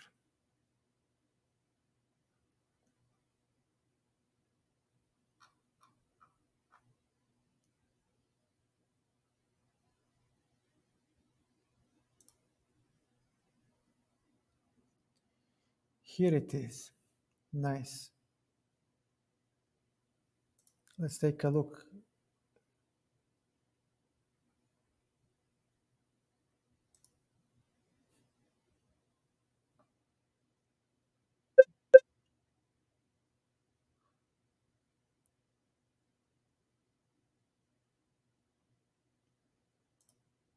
Okay. Let's take a look at the game if we can. C6, Caro-Can.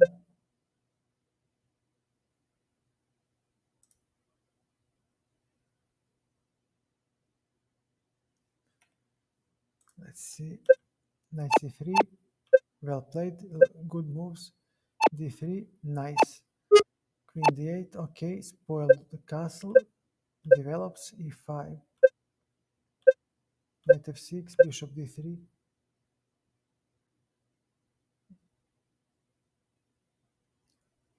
Should I stop analyzing? Okay. Okay. No problem. I'm not analyzing. We are not looking at the game.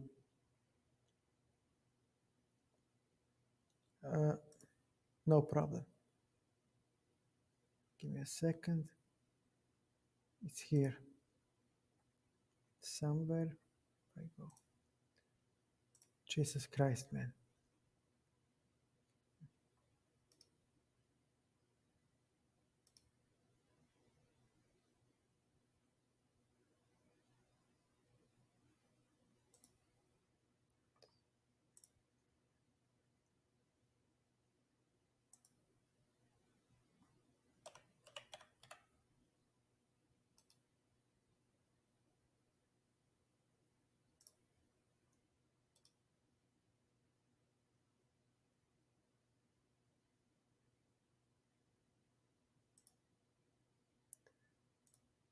see.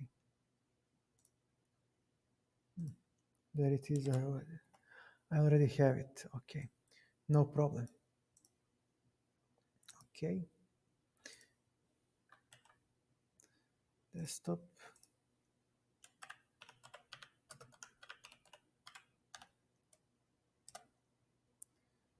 Oh, two. Okay. All right. Let's see. Fletch, keep improving. And I don't know, you joined lately. Well, since you speak my language, there is no point in talking in English. Vidi, imam jučerašnji stream za igru o otvaranju. U ovome chatu imaš na vrhu link ka GitHubu, tako da možeš da vidiš te materijale. A možeš i da pogledaš sve te streamove na onoj stranici About. Imaš panel gde ćeš vidjeti, zove se From Zero to 2000 ILO. Panel, imaš sve streamove koje ću da pravim tamo stavljene, tako da možeš da gledaš no, I speak in Serbian. For Fletchman, he speaks my language so he can understand. And I'll translate on English later. There is no need for him to listen on English when I can tell it in his native language. So I speak on my Serbian. Znači, možeš da pogledaš sve te streamove koji će ti koristiti. Znači, imaš na mom About page-u, na stranici, slobodno pogledaj From 0 to 2000 ELO se zove naslov. Naći ćeš, nema tu puno. Tako da, pogledaj, može ti još pomoći. Okay, let me translate this for the other viewers who are not speaking. Yes, I can, just give me a link. Daj link, gledam odmah. You can, yeah, okay. For the non-Serbian speaking viewers, you have on my About page tab called From 0 to 2000 ELO. There you have streams and materials that I give freely to anyone who wants to improve in chess. Since I'm 2000 ELO rated, I am competent to help you reach that ELO. That is why the stream and the series are named From 0 to 2000 ELO. So that's all that I'm saying. If you want to improve, you can check that out. Maybe it will help you. Okay, let's see the position. Okay, so who is to move? We have queen to move. Pardon, white to move. Okay, look at this lineup. Everything is hitting on g7. So I need to do something quick. Black played knight d4. Okay, so black threatens this and checkmate. So he means business. He also has some queen c1 shenanigans. And I cannot defend c2 actually as white. So I have to make a move. And the problem is that he will take with check. So I need to work with checks myself. Okay, let's see if there is any tactics. I have 1, 2, 3, 4 pieces at the king. This bishop, white bishop will not participate. This diagonal is blocked by the bishop, by the pawn. So, and here I got nothing to do. So let's see. This is the problem. I need to work with checks. So what happens if I take with the queen?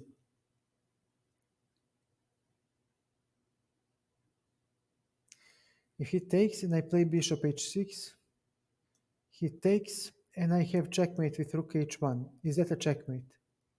It should be a checkmate. My biggest concern is if I take take and play this. No problem, Jonathan. Thank you for being here all the time. I appreciate it. God bless you. So if I play this move, he must go here or here. Yeah, the idea is, but how do I win after king f7 is the question. King f7. I have bishop h5 maybe to introduce another piece into attack. So he will go king e7. But then I have what?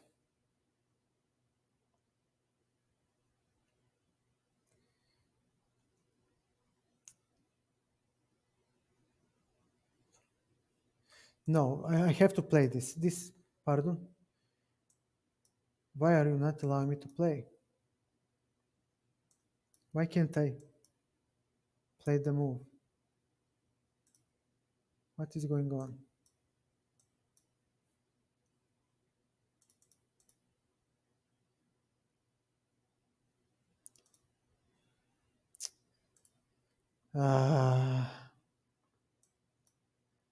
I cannot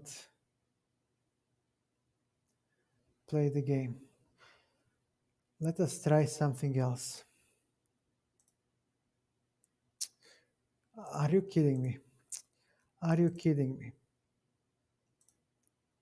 I said to open this in new window.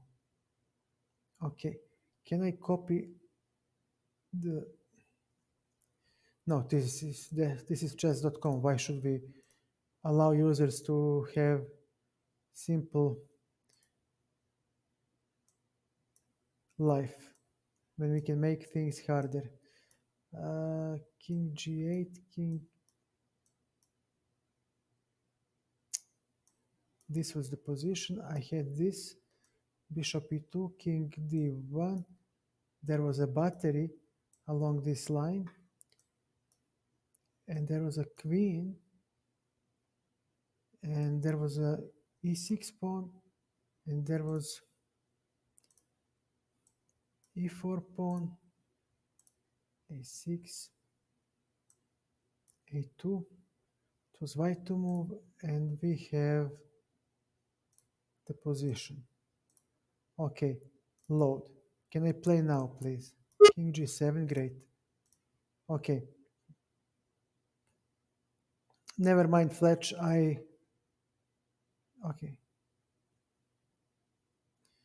So I have to play this. And I am looking at this move. So if he takes, I checkmate. But after this, he has this move. And I don't see the continuation. So I was wrong. So we have bishop to d8. On this move, I have rook g8 and this. And this. Okay, and I take with a check, and the queen drops. Okay, bishop d8. But, okay, let's see. On this move, we have checkmate, right? So the same idea. On this move, he cannot go there because of checkmate. And he has nowhere else to go. Well done, Fletch. Well done. So I misplayed with bishop h6. I couldn't see the idea. Cutting off the king. Nice.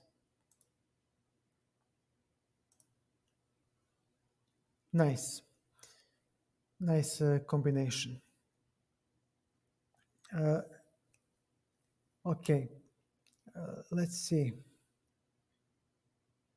Well, why not play a couple of games just for fun? If you... Yeah, I saw the whole line. I just didn't see bishop d8. Now, okay, well, let's play a couple of games against people, if you're up to it. Or if you have any other idea.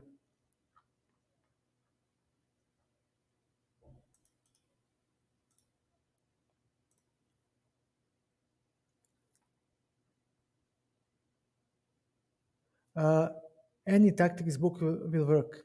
Just make sure to go through it again and again. And I'll explain this on our language because I have explained it to other viewers.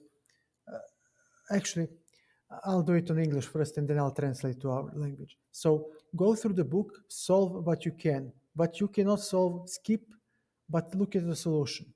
And then you go through the book again. And you do this until you solve everything on your own. So you solve what you can. If you can't solve a puzzle, look at the solution, move forward, go to the next one. Do what you can. Once you finish the book, start over until you finish all the puzzles on your own. Now let me translate this on Serbian. Znači, kreneš da rešavaš, kad negde zapneš, pogledaš rešenje, ideš na sledeću poziciju. Čim završiš knjigu, vratiš se nazad, rešavaš sve ponovo, u jednom trenutku ćeš uspjeti da rešiš te pozicije koje nisi mogao. I kad rešiš sve, celu knjigu, dobar si. Eto.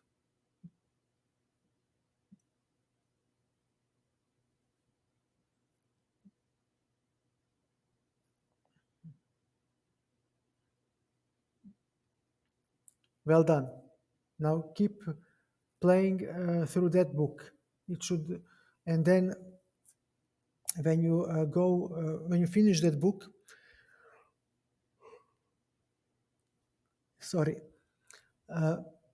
start working on other aspects of your game because chess is more than tactics. So start working on the opening. You have those opening. You have good tips on my previous stream. Give me a second. Attack. G5. Okay.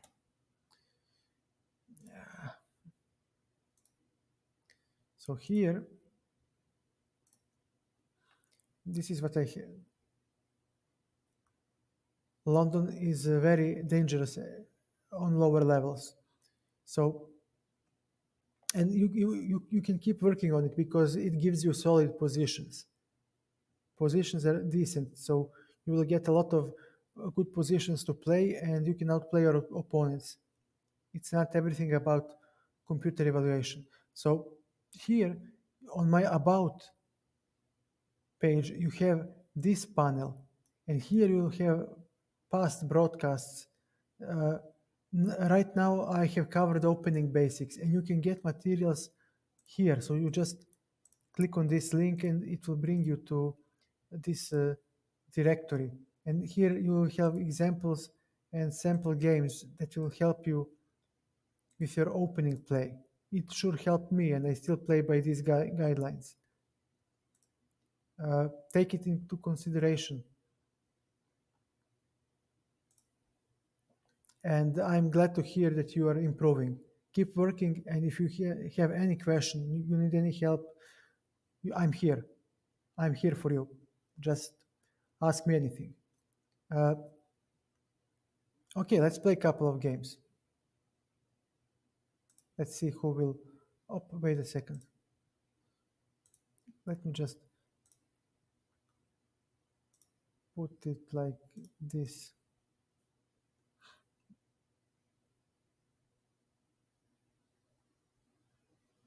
Yeah. London is very nasty, very tricky, easy to underestimate. Okay.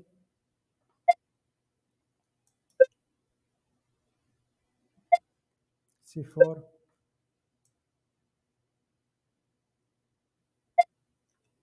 Okay. D5. He doesn't want to play the Nimzo. Indian defense, which is okay. I didn't want to play it either.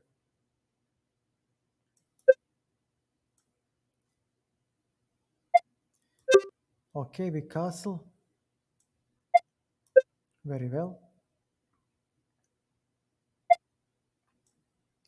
Two can play the game. A6. So he needs to make the move with the light squared bishop. He probably will play queen c2.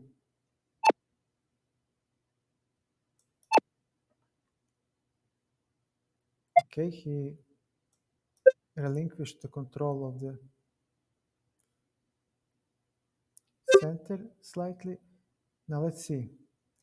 Is there anything I can do to... I think that knight e4 works here. I think that knight e4 should work for me. On bishop e4, we'll take on g5. Okay. Knight d f6. And now if we manage to play bishop g4, we'll have a great position. But I doubt that he will allow it. Knight e5, bishop to e6. Yes, we will play bishop to e6. We need to finish development. Remember, knight first, bishop second, and castle. So we finish the opening. Now we play the position.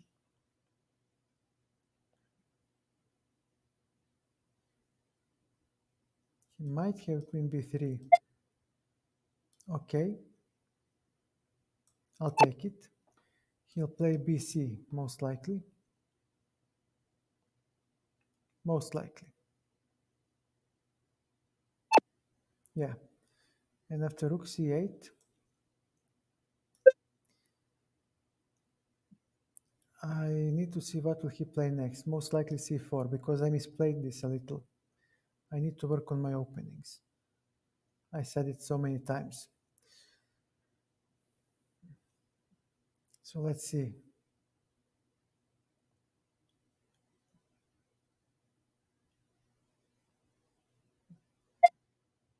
Rook b8, b5.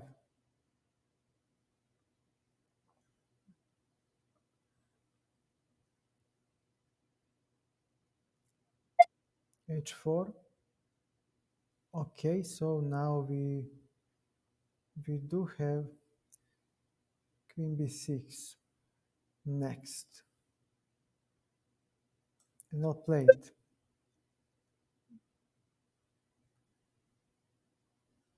Because the game slowly shifts to queenside.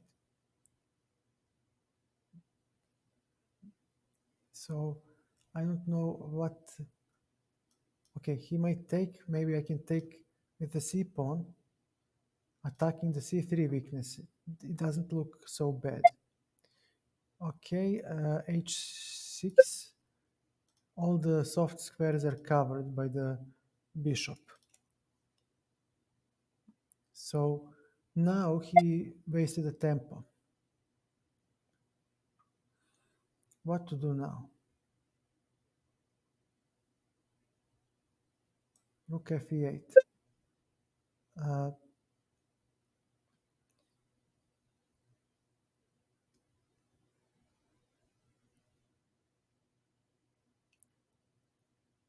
I guess he'll play f4. Yeah, trying to attack. And on this move, there is not much. We can do f5, g4, f5. Then my bishop is trapped. So let's see. Knight d7. He has bishop takes, rook takes, f5, trapping the bishop. But I take on e5, he takes on e6. And I take this. I think that I am able to bail out. I should be able to bail out after this move. I hope it will work. On this move, take.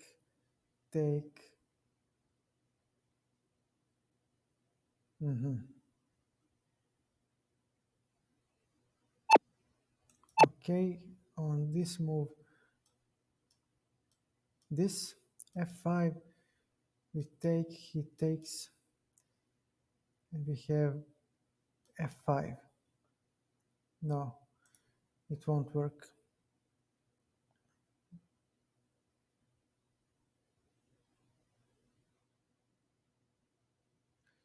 So this move, this f5, Knight e5, he takes. No, sir, I need to take on e5 first. I'm sorry to break your dreams, but this must be played first. And now, let us see, what can we do next?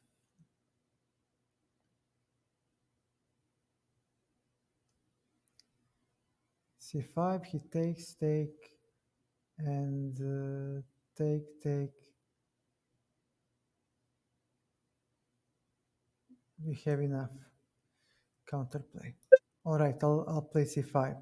So now I'm using this pin to dismantle his center of the board. But this pawn is weak. Take, take. But how will he attack it? With queen b3, I can simply take on d4. C takes on d4, and okay, I'll take with the rook. No, I'll take with the pawn. But then he has queen g6. I'll take with the rook. And on queen b3, I'll simply exchange and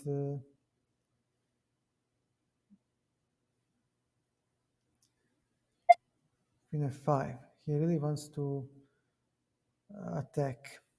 Okay. What is your next move?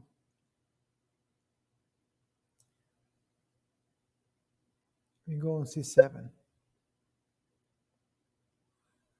He doesn't have enough to attack. But after this move, okay, we have this. And he will have a strong center, but I will have some counterplay. Checking me. But I will have rook a7. Oh, I made a blunder.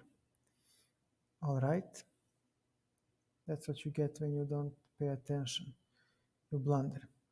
He can exchange, but he refused to. Okay, take, take, but then, okay.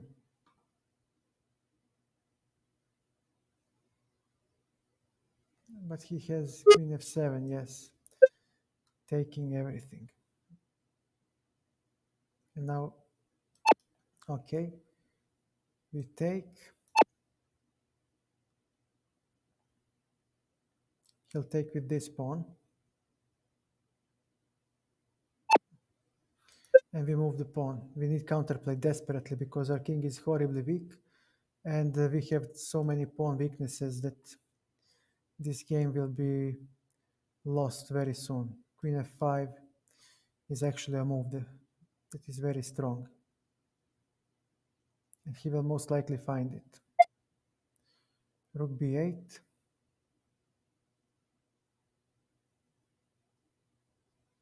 b3. I need some sort of counterplay. Okay, on the g6, what do we have? Okay, king g8. And he'll just go back, yeah. And on queen b3, he gets my pawn on queen b3.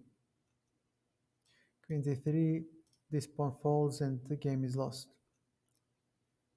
Maybe it isn't. Rook d3.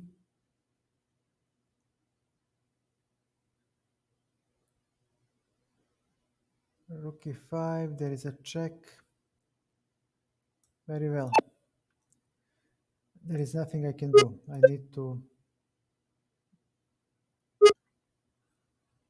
I should have played on h8. Very well. Very well, what can I do? I play as much as I can. What I can.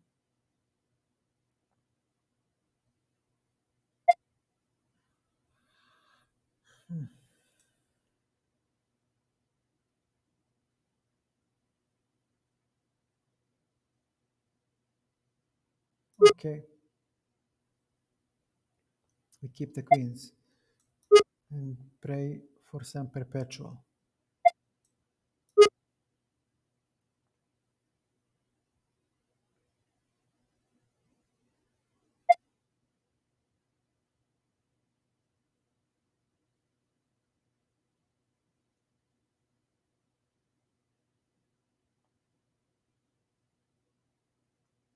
g5.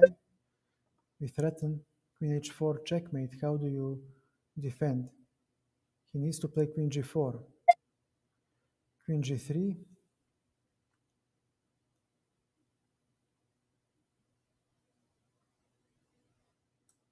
Queen e2. He does have queen f3, but I'll simply retreat.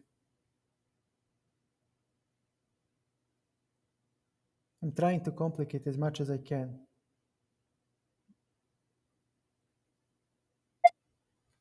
Okay, I'll simply retreat.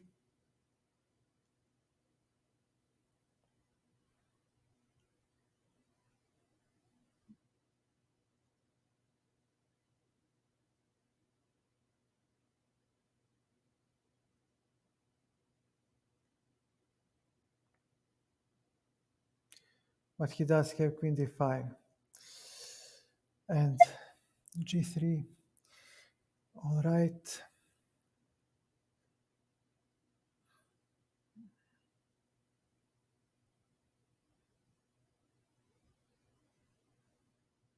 King g7.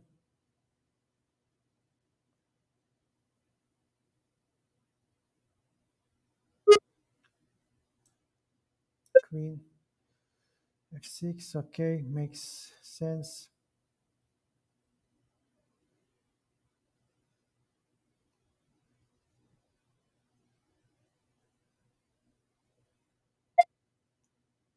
e6.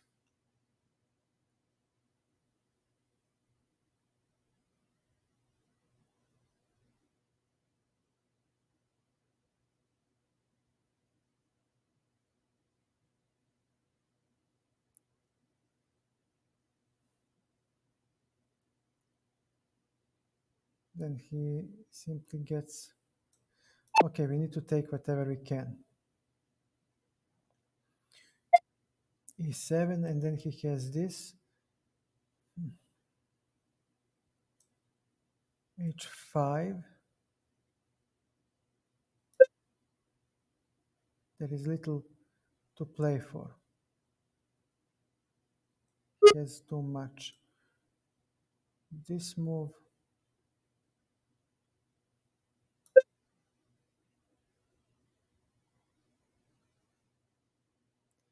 And he promotes and he defends everything. Just no chance at all. I understand, it's okay. Promote. And this move. He wants to complicate with 2 minutes on the clock. Don't see why. He has this check, okay, and let's see.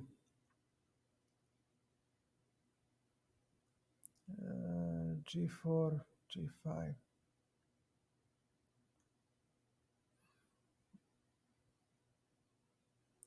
Queen F3, Queen D6. How do I checkmate this guy? He has this move with checkmate. So if we ever play something,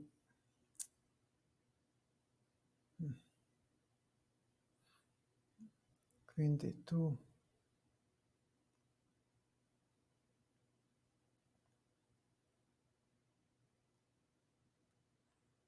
yeah, this will be a checkmate for me.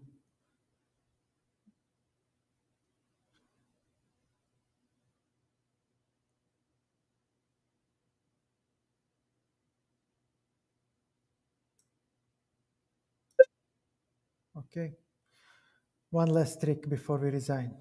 Queen H8, check, yeah, he saw it. Of course he did. This is a checkmate, isn't it?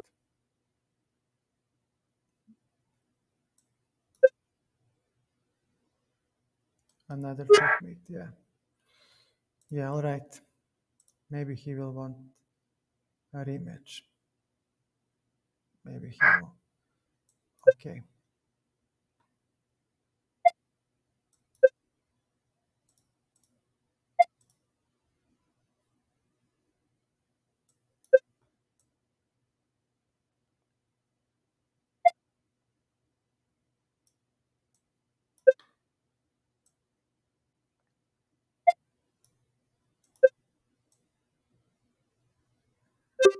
by all means.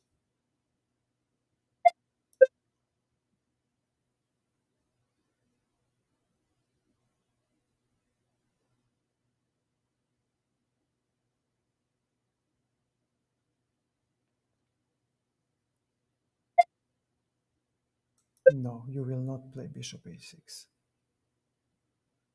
This is not the move that I am willing to allow you to play. Castles.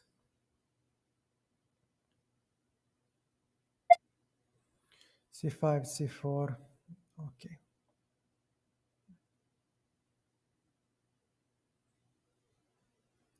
Let's see.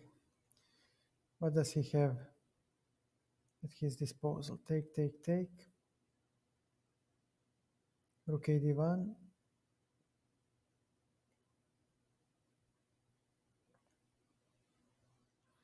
Does he have e5? No, he might. No, I'll take. And I will develop the last piece. So on c4, we have bishop takes and this pawn is pinned. This pawn is pinned. He'll lose the queen and he is not in shape to sacrifice yet. Knight c6. Let's see, after e4, what happens on d4? We have e5, knight h5, then I drop the piece, right? So after bishop c4, how does he defend? We attack 3 times. He defends twice, but he does have knight h5. Okay, no, we are going to exchange the pawn on a6, the bishop on a6, b7. So bishop a6, this queen side is slightly loose. So now we open the d file, we put pressure on the pawn, and if we exchange this bishop, our queen will come to a neat square to where it will pressurize his queen side. So, okay, take, and now he might play queen b6, queen b4, knight, okay, knight is there. Okay, what does he do? Not much. Okay, queen a4. Welcome back, Jonathan. Okay, so we might play e4, e6. What happens on e4? Take, take, he cannot take immediately. So on a3, where does his knight go? On a3, his knight has no squares. That's simple. a5, and I'll take the piece, and he'll take with the a pawn to have at least some sort of counterplay, and we have, he gets the piece back. Okay, queen b5, very well, b8 is covered, take,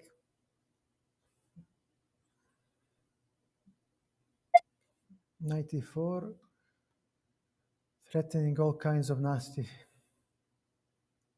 pins. Okay, this one falls. So we'll just see what else can I do. Rook to a8.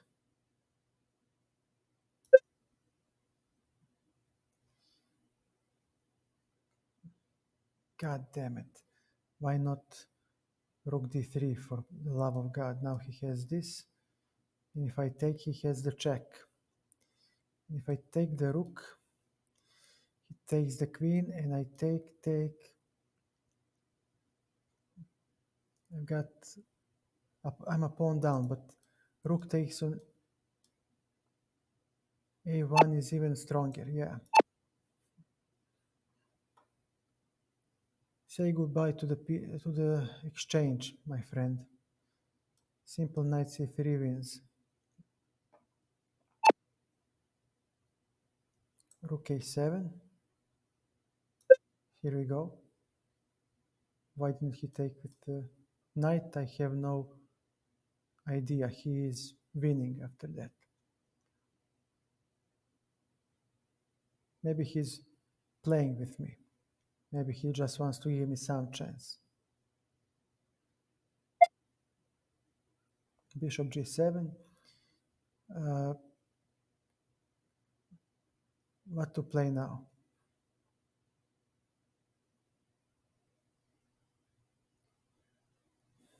Not much.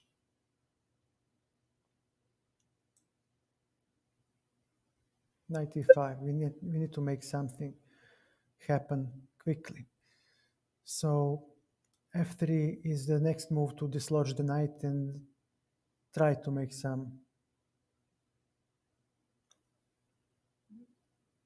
counterplay on this move. We might take here, check, king takes, and he has well, he has nothing yet. Wonder why did he dude, play something.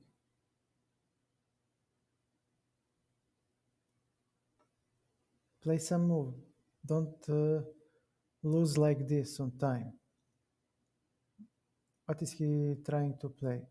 He has no penetration squares yet. Knight c3 is the strongest. This move doesn't work because on this move I have bishop g3. He abandoned the game. Wow.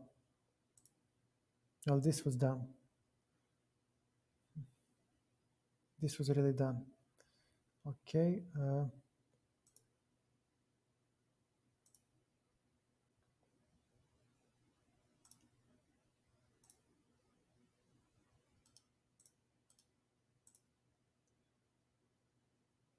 So he can read. Okay, let's see. Knight bd7 or h6. Okay. Knight bd7, rook c1.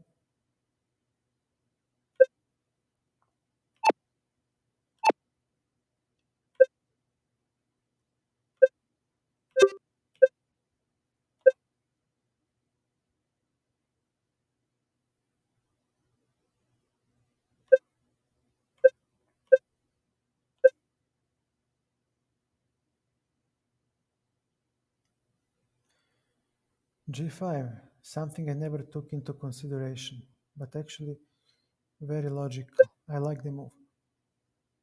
Knight df6, knight f5, bishop e6, queen c2. He had something more. Yeah, or even g5. Yeah, I completely missed the idea. Now he is better here.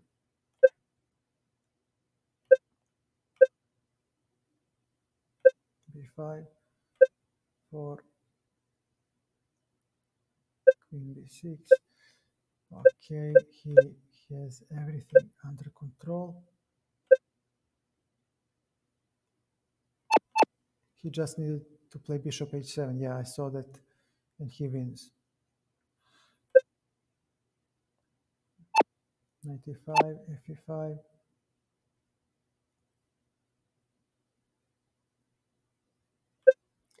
c5, not a good move.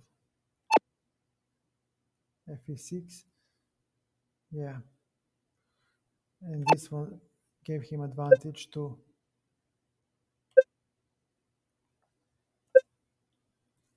Look at fate. Yeah.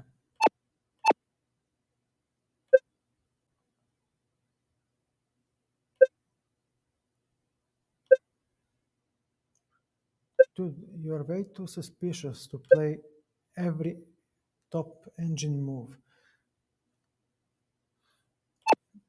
Rook a1, queen f7, okay. One, take.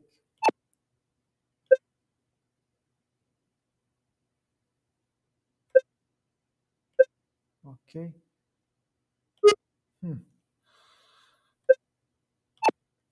Rook b3. Yeah, this is simply winning for him. I never stood a chance. Hit queen d5 at any moment.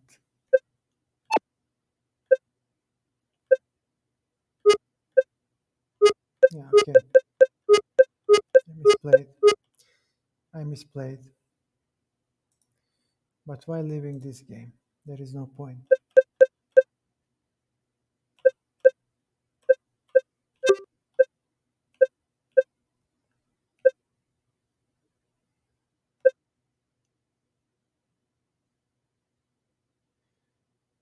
Dude, this is very suspicious. c5. Okay, bishop b7.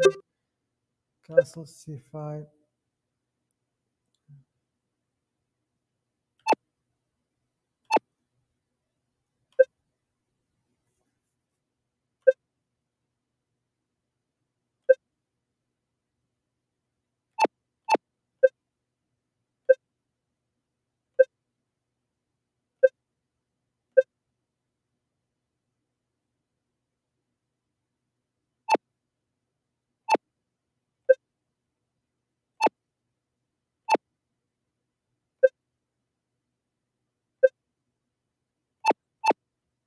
And you take on c3 and end the game. Okay.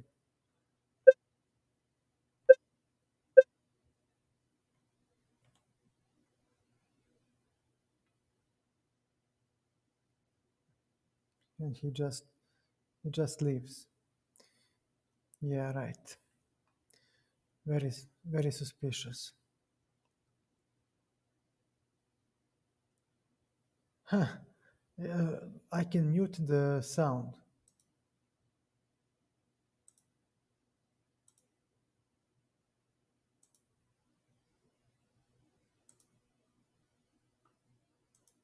Like this. So we don't play sounds. Okay, no more sounds, no more barking. So, problem solved. Now let's see. I would like to check something.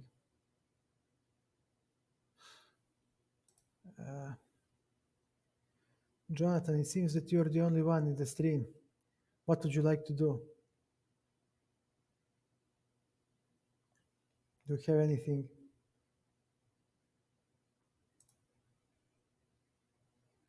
On your mind?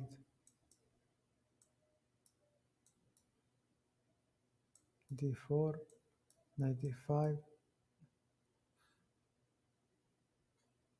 Ah, okay.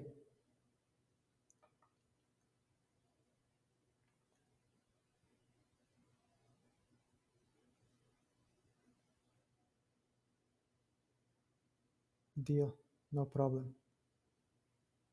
Knight f6.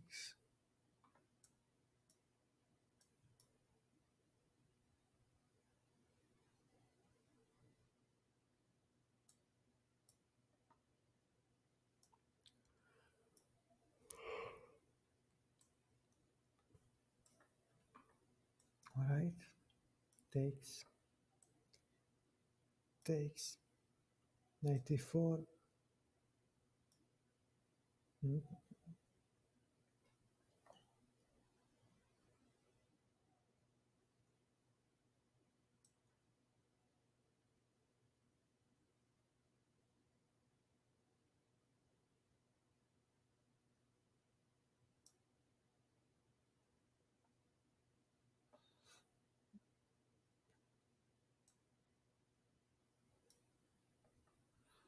Very annoying move.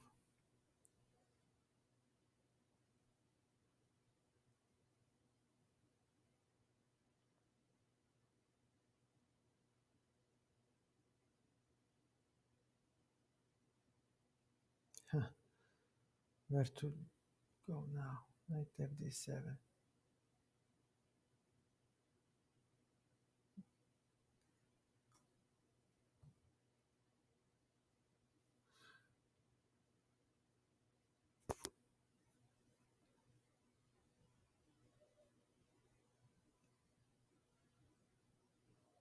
Maybe it won't work. Maybe it won't work. After all.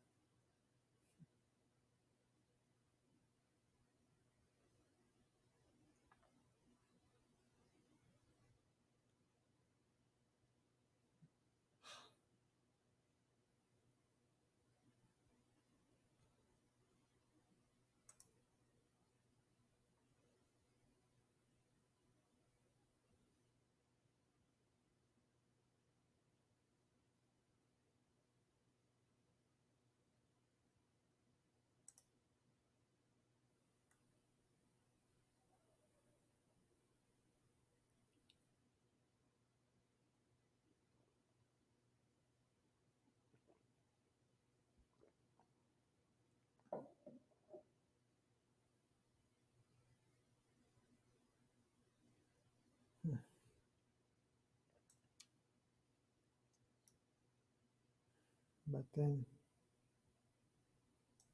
g3 is very annoying.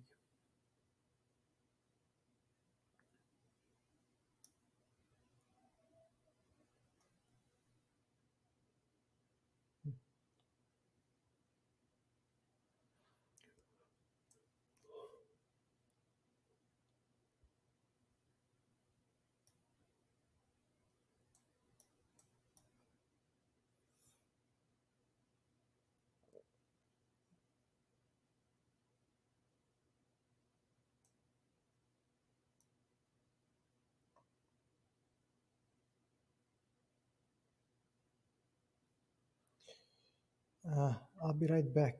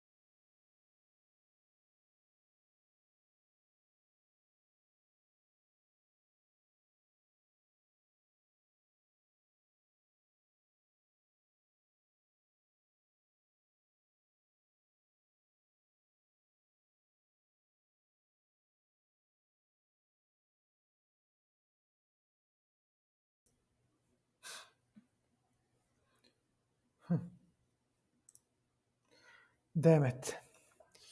Yeah, it's life isn't always pretty. I understand fully. What can I tell you? Take your time. Don't worry about me. I'm always there for you. I'm always there.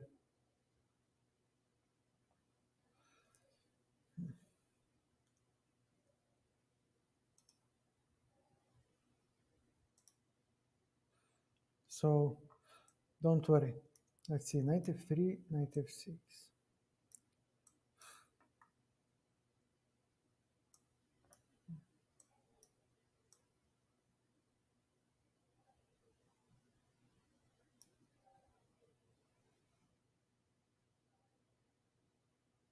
You can come back, you can go, it's okay, no problem. I'm here, I'll wait, and we can always continue tomorrow if we don't make it today, so don't worry.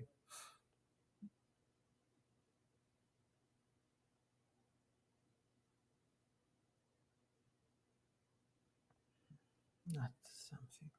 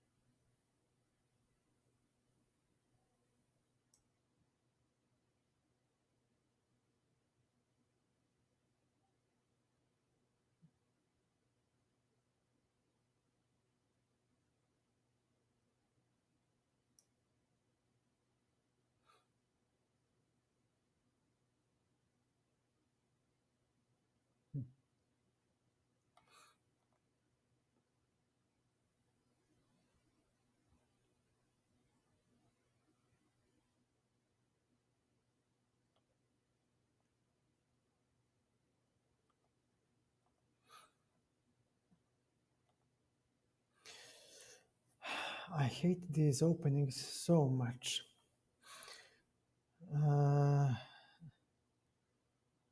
Well,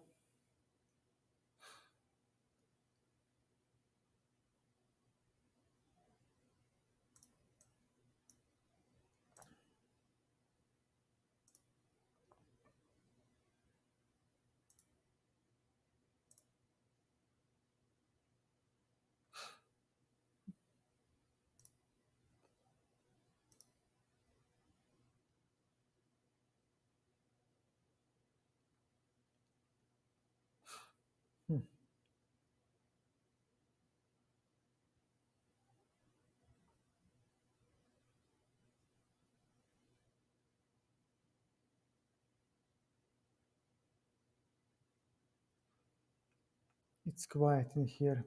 Let's see. I mean, what can we do to animate some people to throw them?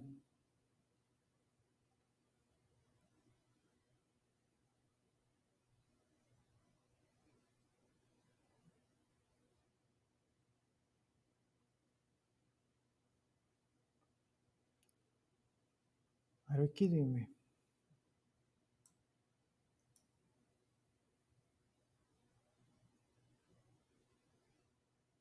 Jesus Christ. Hot boy takes bishops from the rear. Wow. Wow. Yeah. Jesus. All right. Lots of people, I guess, trying lots of different things.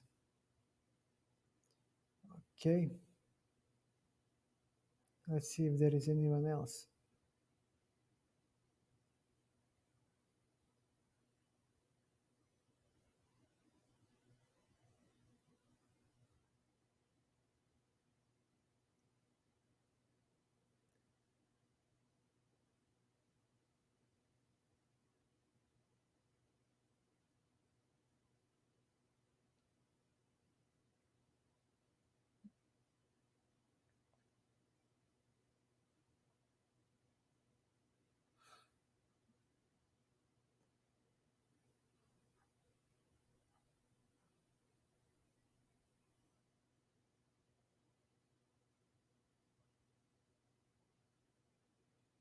using the Najdorf.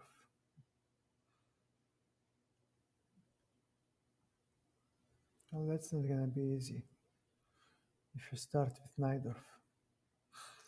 Najdorf is treacherous.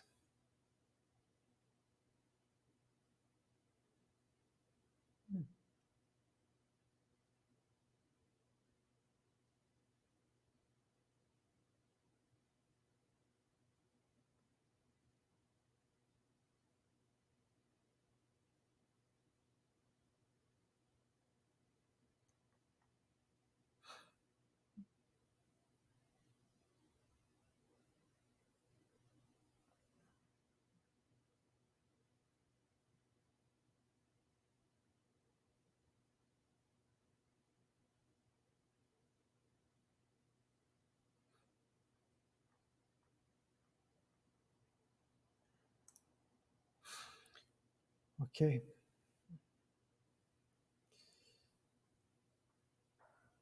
Well, let's. What can I do? Knight f3, d5. If I play this.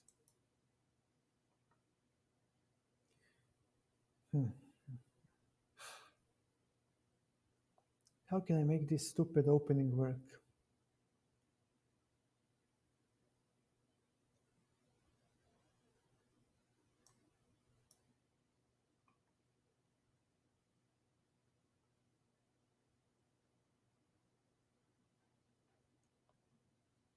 Does c4 work? Compy is not very happy with c4. c4, but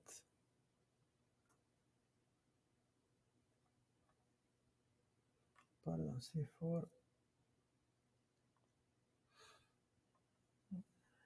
Okay, I guess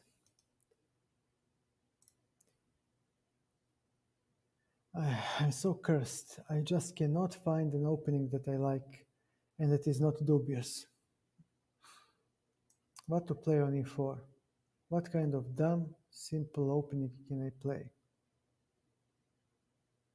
God, I just want some stupid, simple opening that doesn't require memorization. I'm sick and tired of people who memorize 50 moves of theory and then have zero brain to play. But hey, they win thanks to the variations.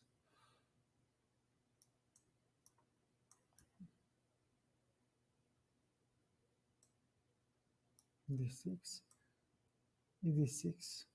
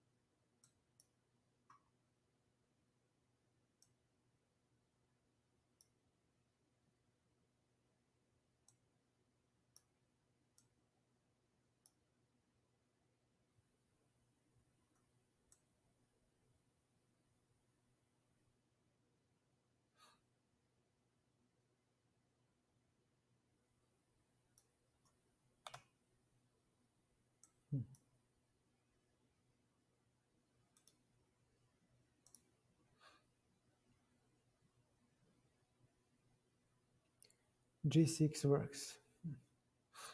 How? Why?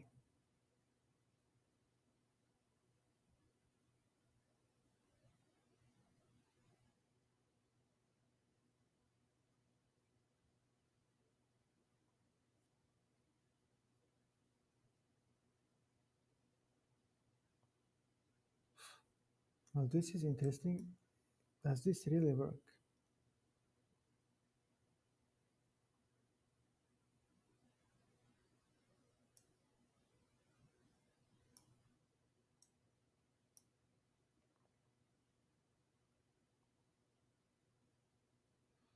And on this move,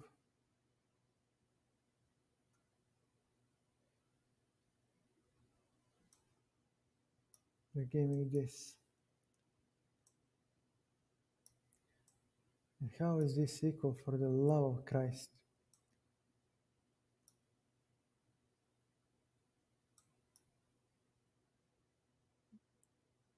For the love of Jesus Christ, how is this equal?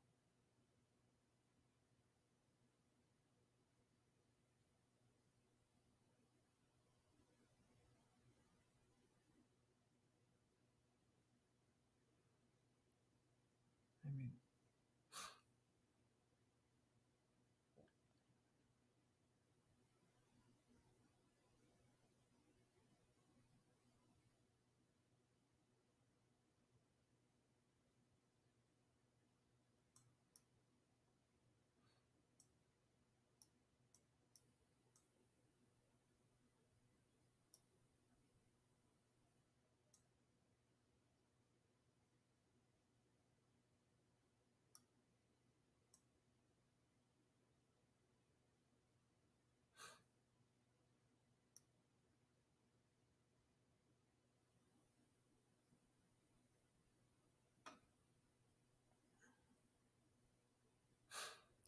hey, Major, how are you? Lonely. I'm lonely at the moment. Not many people on the stream. And it's cold here in Serbia. It's cold.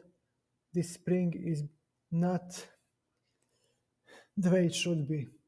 How are you? Did you stream? I think you streamed tonight. How did that go? Sorry, I couldn't be there. I had certain things that I had to finish. Sadly, I can't have business with same people every single time. Sometimes you get the crazy ones. How is life? How are you doing? Did you check out my stream from yesterday about the openings? If you did it help you a lot at any way? I'm looking for openings right now. That's what you see on the stream. I'm trying to make Alekhin's defense work because it's stupid and simple, but sadly dubious.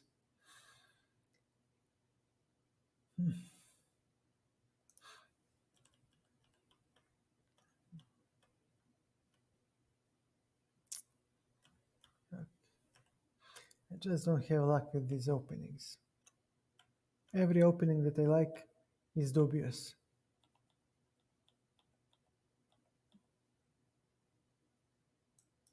What about this?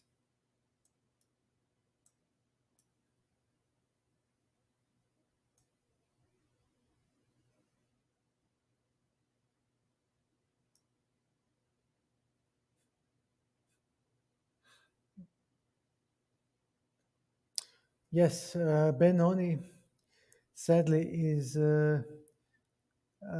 practically refuted on the top level.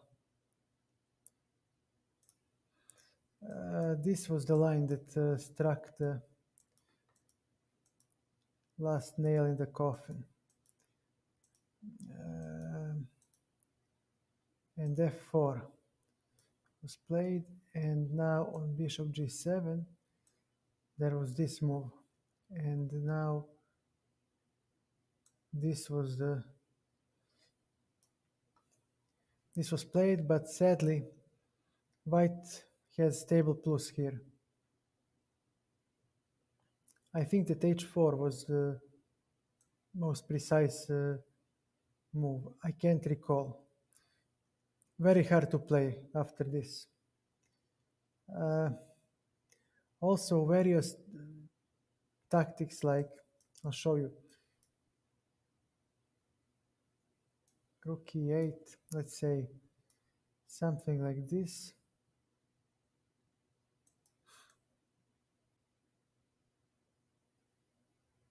Whatever. There is a tactics like this that usually works, you know, and no matter where you put the queen, for example, he recaptures and this pawn structure just blows you away. This was the idea. So he sacrifices, and sometimes even sacrifices a pawn, and he just blows me away. And Greenfield, yeah, the problem with Greenfield is that he can play, the problem with Greenfield is that he can play c4 first.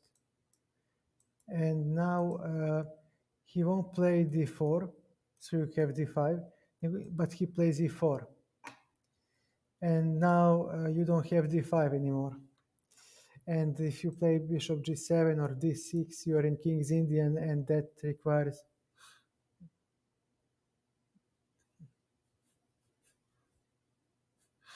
Yeah, but they all are actually very sharp. The problem is when you play against masters, because these guys prepare openings, especially, and you have, yeah, I mean,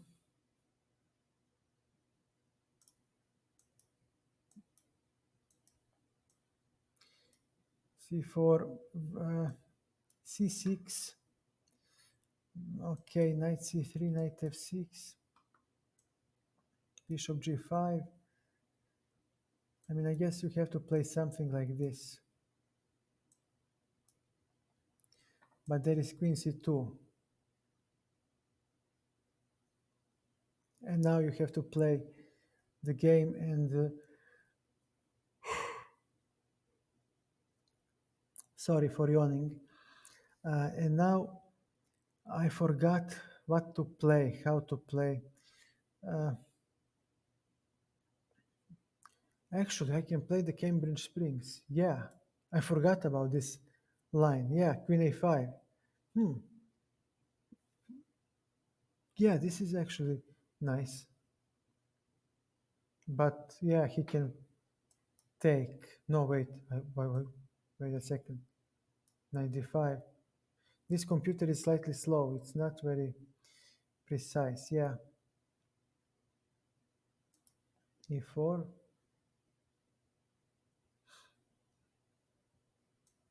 All right. Bishop d2. Queen e4. A nice move. e5. I'm simply equal here. Yeah. Yeah, I'm looking for something dumb, something that is so stupid and simple that you can get by on general principles. And the problem is that nowadays, everything is so sharp, everything is so explored that you cannot simply get by on the general principles. At some point, precision is required. But okay, maybe I forgot Cambridge Springs. Maybe this can work. But again,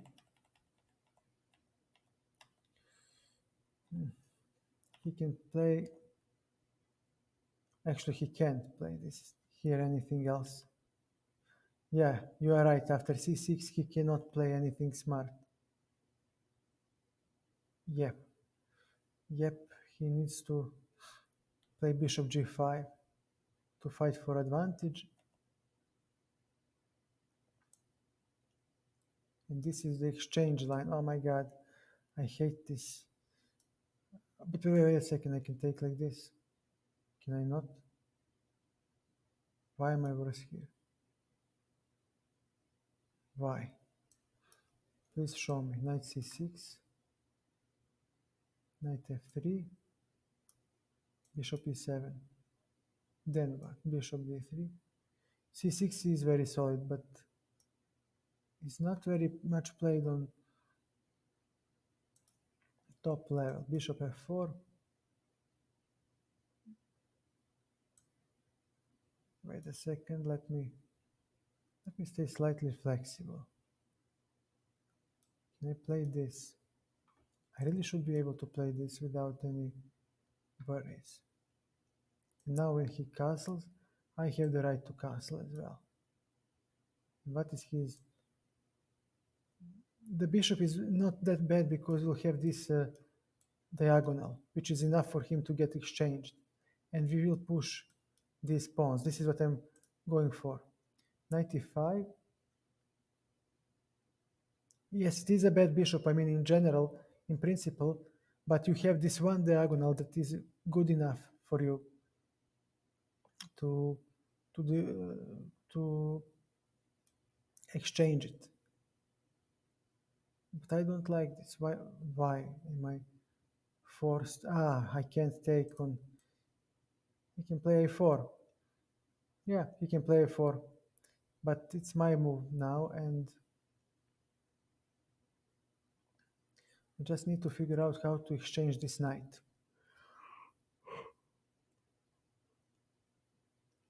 Queen b6. Okay. No, I'm not gonna play that move. Fuck that. Queen a5. His bishop is missing. So what will he play? a3? Is that it?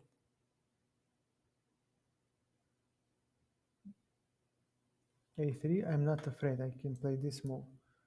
And what do you have? Queen f3. No, I don't have to play it like this. This compy. I drop back the bishop. What is your play? What do you do? Knight g4. Ooh, this will be actually. Wait, second. He has attacking chances. Let's check this. Real good. I don't like this. f5. Okay, closing the bishop, and the queen needs to go somewhere.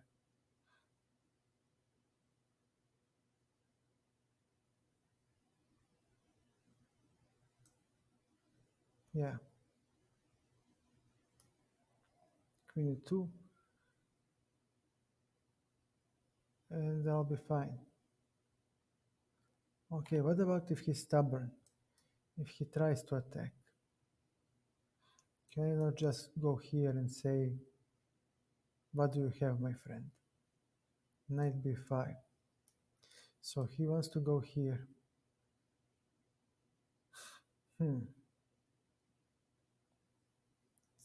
So, I can't.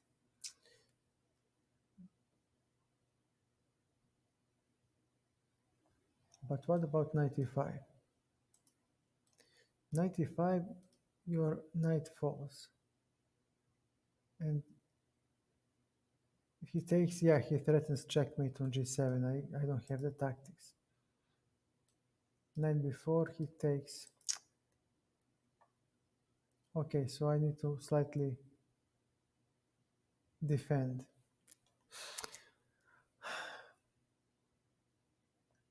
Neither of the lines that I like can be played. How did I get here? Yes, knight e5, because I played bishop d7. But I like to, okay, fine, I'll castle. And, okay, you have h3.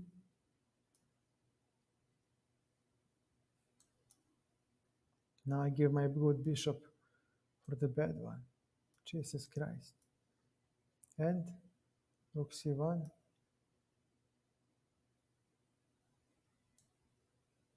Bishop d7. But wait a second. Okay, rook fc8.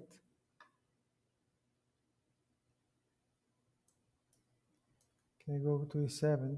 Why not? I like e7.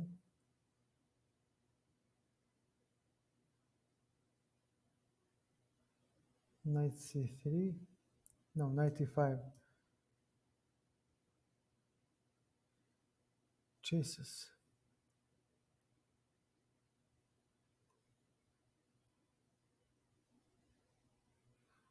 But wait.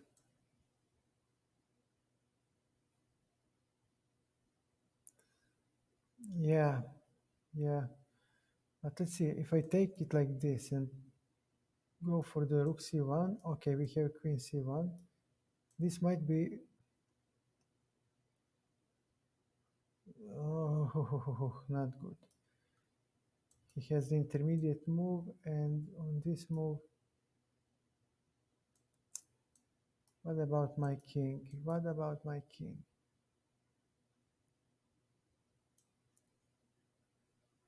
He's still slightly better. Oh, yeah, I just can't keep it simple, can I?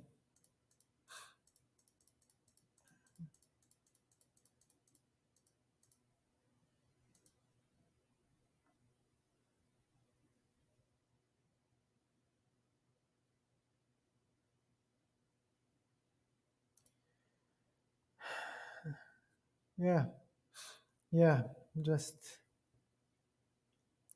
What about 94?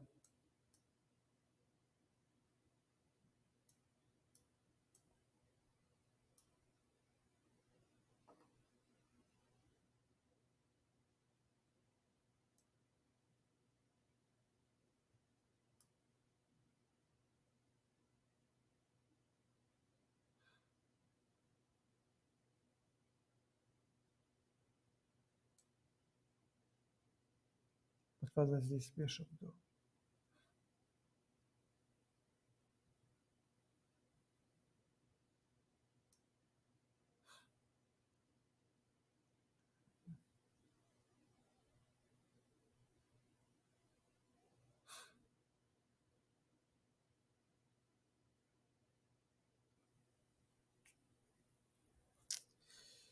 Yeah, but bishop f5. I mean, he hits the brick on e4.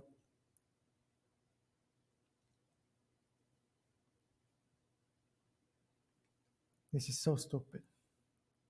Yeah, I have to think about the openings more. On chess.com, yes, but on real rating, no.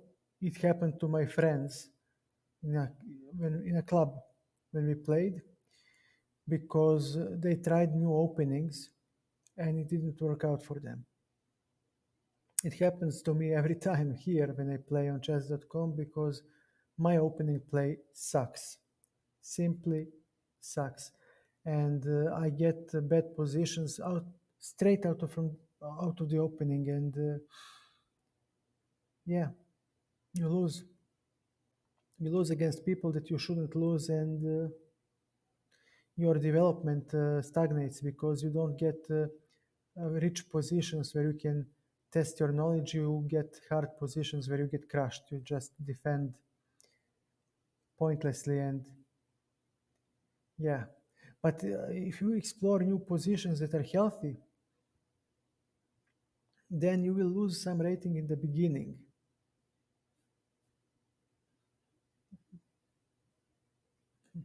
Yeah, yeah, I get the point. You will lose because you know what's the problem with puzzles? They usually tell you white wins, black wins, or they're designed for one side to win and one side to lose. And sadly, when you play, you don't have puzzles. Nobody tells you, hey, white wins, white doesn't win. You play the opening and middle game, and there is not much of tactics available in openings the way you have it in puzzles. And you need to work on the end game and transition into end game. That's the key. That's the place where stronger players fall. Sadly, anybody can now solve puzzles, and that's the problem. You have people who are starting out and they can solve also a lot of puzzles, but when you present them with a choice of exchanging knight for the bishop or bishop for the knight, they fail.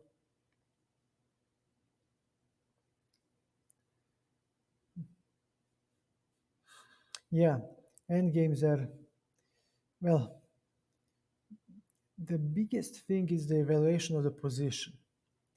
And there was a good book, but it's very hard to follow. But maybe since you're tactically apt, maybe you can make it work.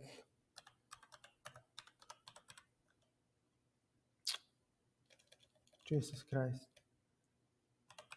I mean, for God's sake, bro. Yeah, that's the book.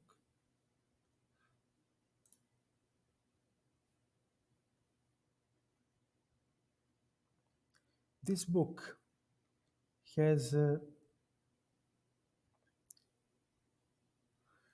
no, I'm not a king. I suck, but I know enough to hold the line. We can work together on the end game.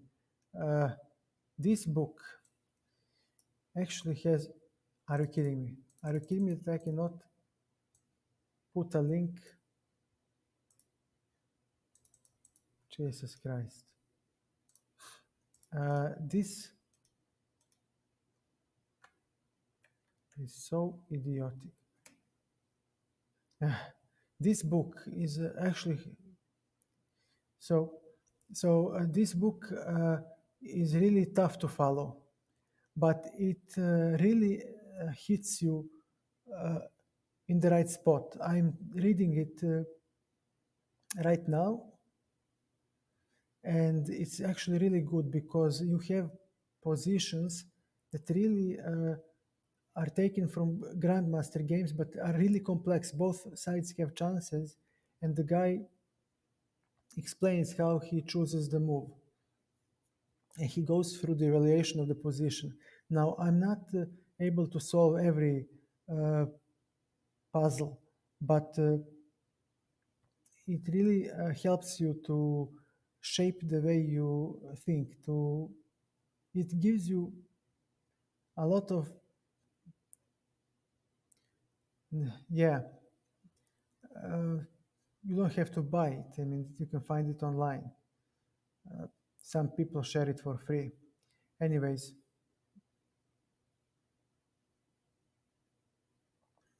or you can borrow it from a friend. There are ways. Give me a second, please. Where can I put you? Yeah, let's do it like this.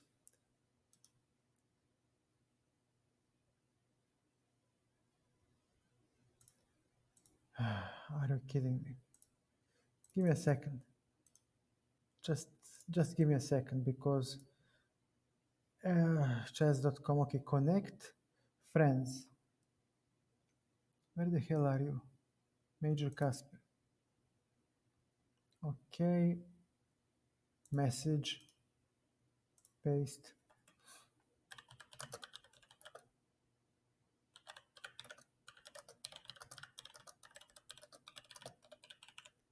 Okay.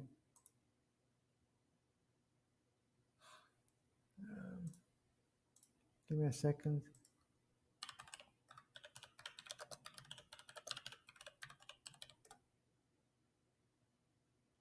Yep, that's it.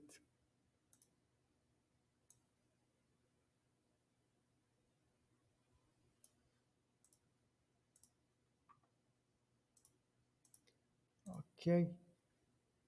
Yep. Done. Let's see. So once you get that book, it's really hard, but the end game knowledge is not that important. You don't need to be end game guru to understand the explanations, and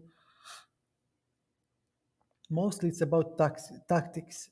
But the way the guy evaluates the position, the way he draws conclusions is really instructive, and it really helped me a lot.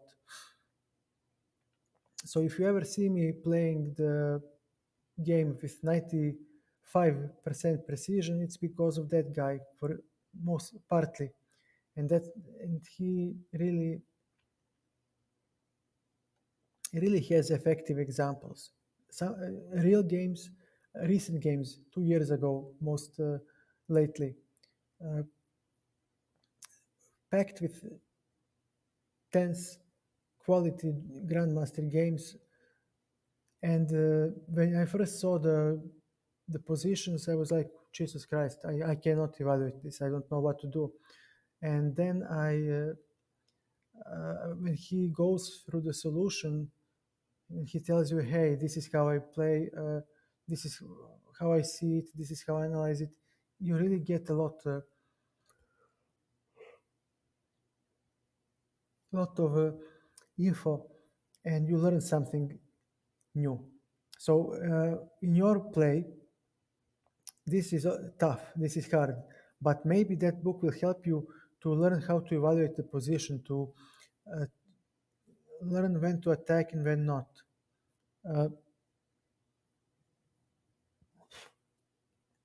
That and positional play with the pawns is important. And I'll try to make a stream about it because I have to learn about it myself, but it's hard because you don't have many resources on that. Nobody cares about pawn play, and pawn play is actually very important, but we'll see. Uh, for for for the weekend, I will make a stream about pawn center using them. I need to refresh that knowledge myself. We all think that, but you would be surprised when you analyze the position how many times you have weakened critical squares, or how many times the squares that you are not you're not considering them weak actually turn out. Well, which ones? I mean, okay, give me a second. Connect our boy Major. Dude, I just want to find a friend. Are you fucking kidding me? That I cannot find.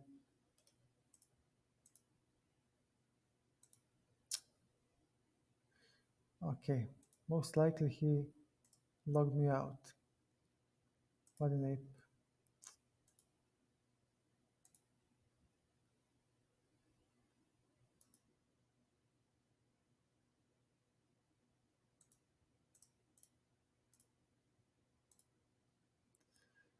I know what it is. They are doing maintenance.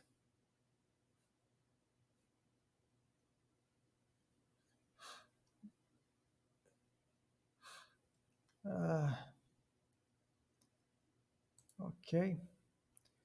If you are unavailable, this guy might be available.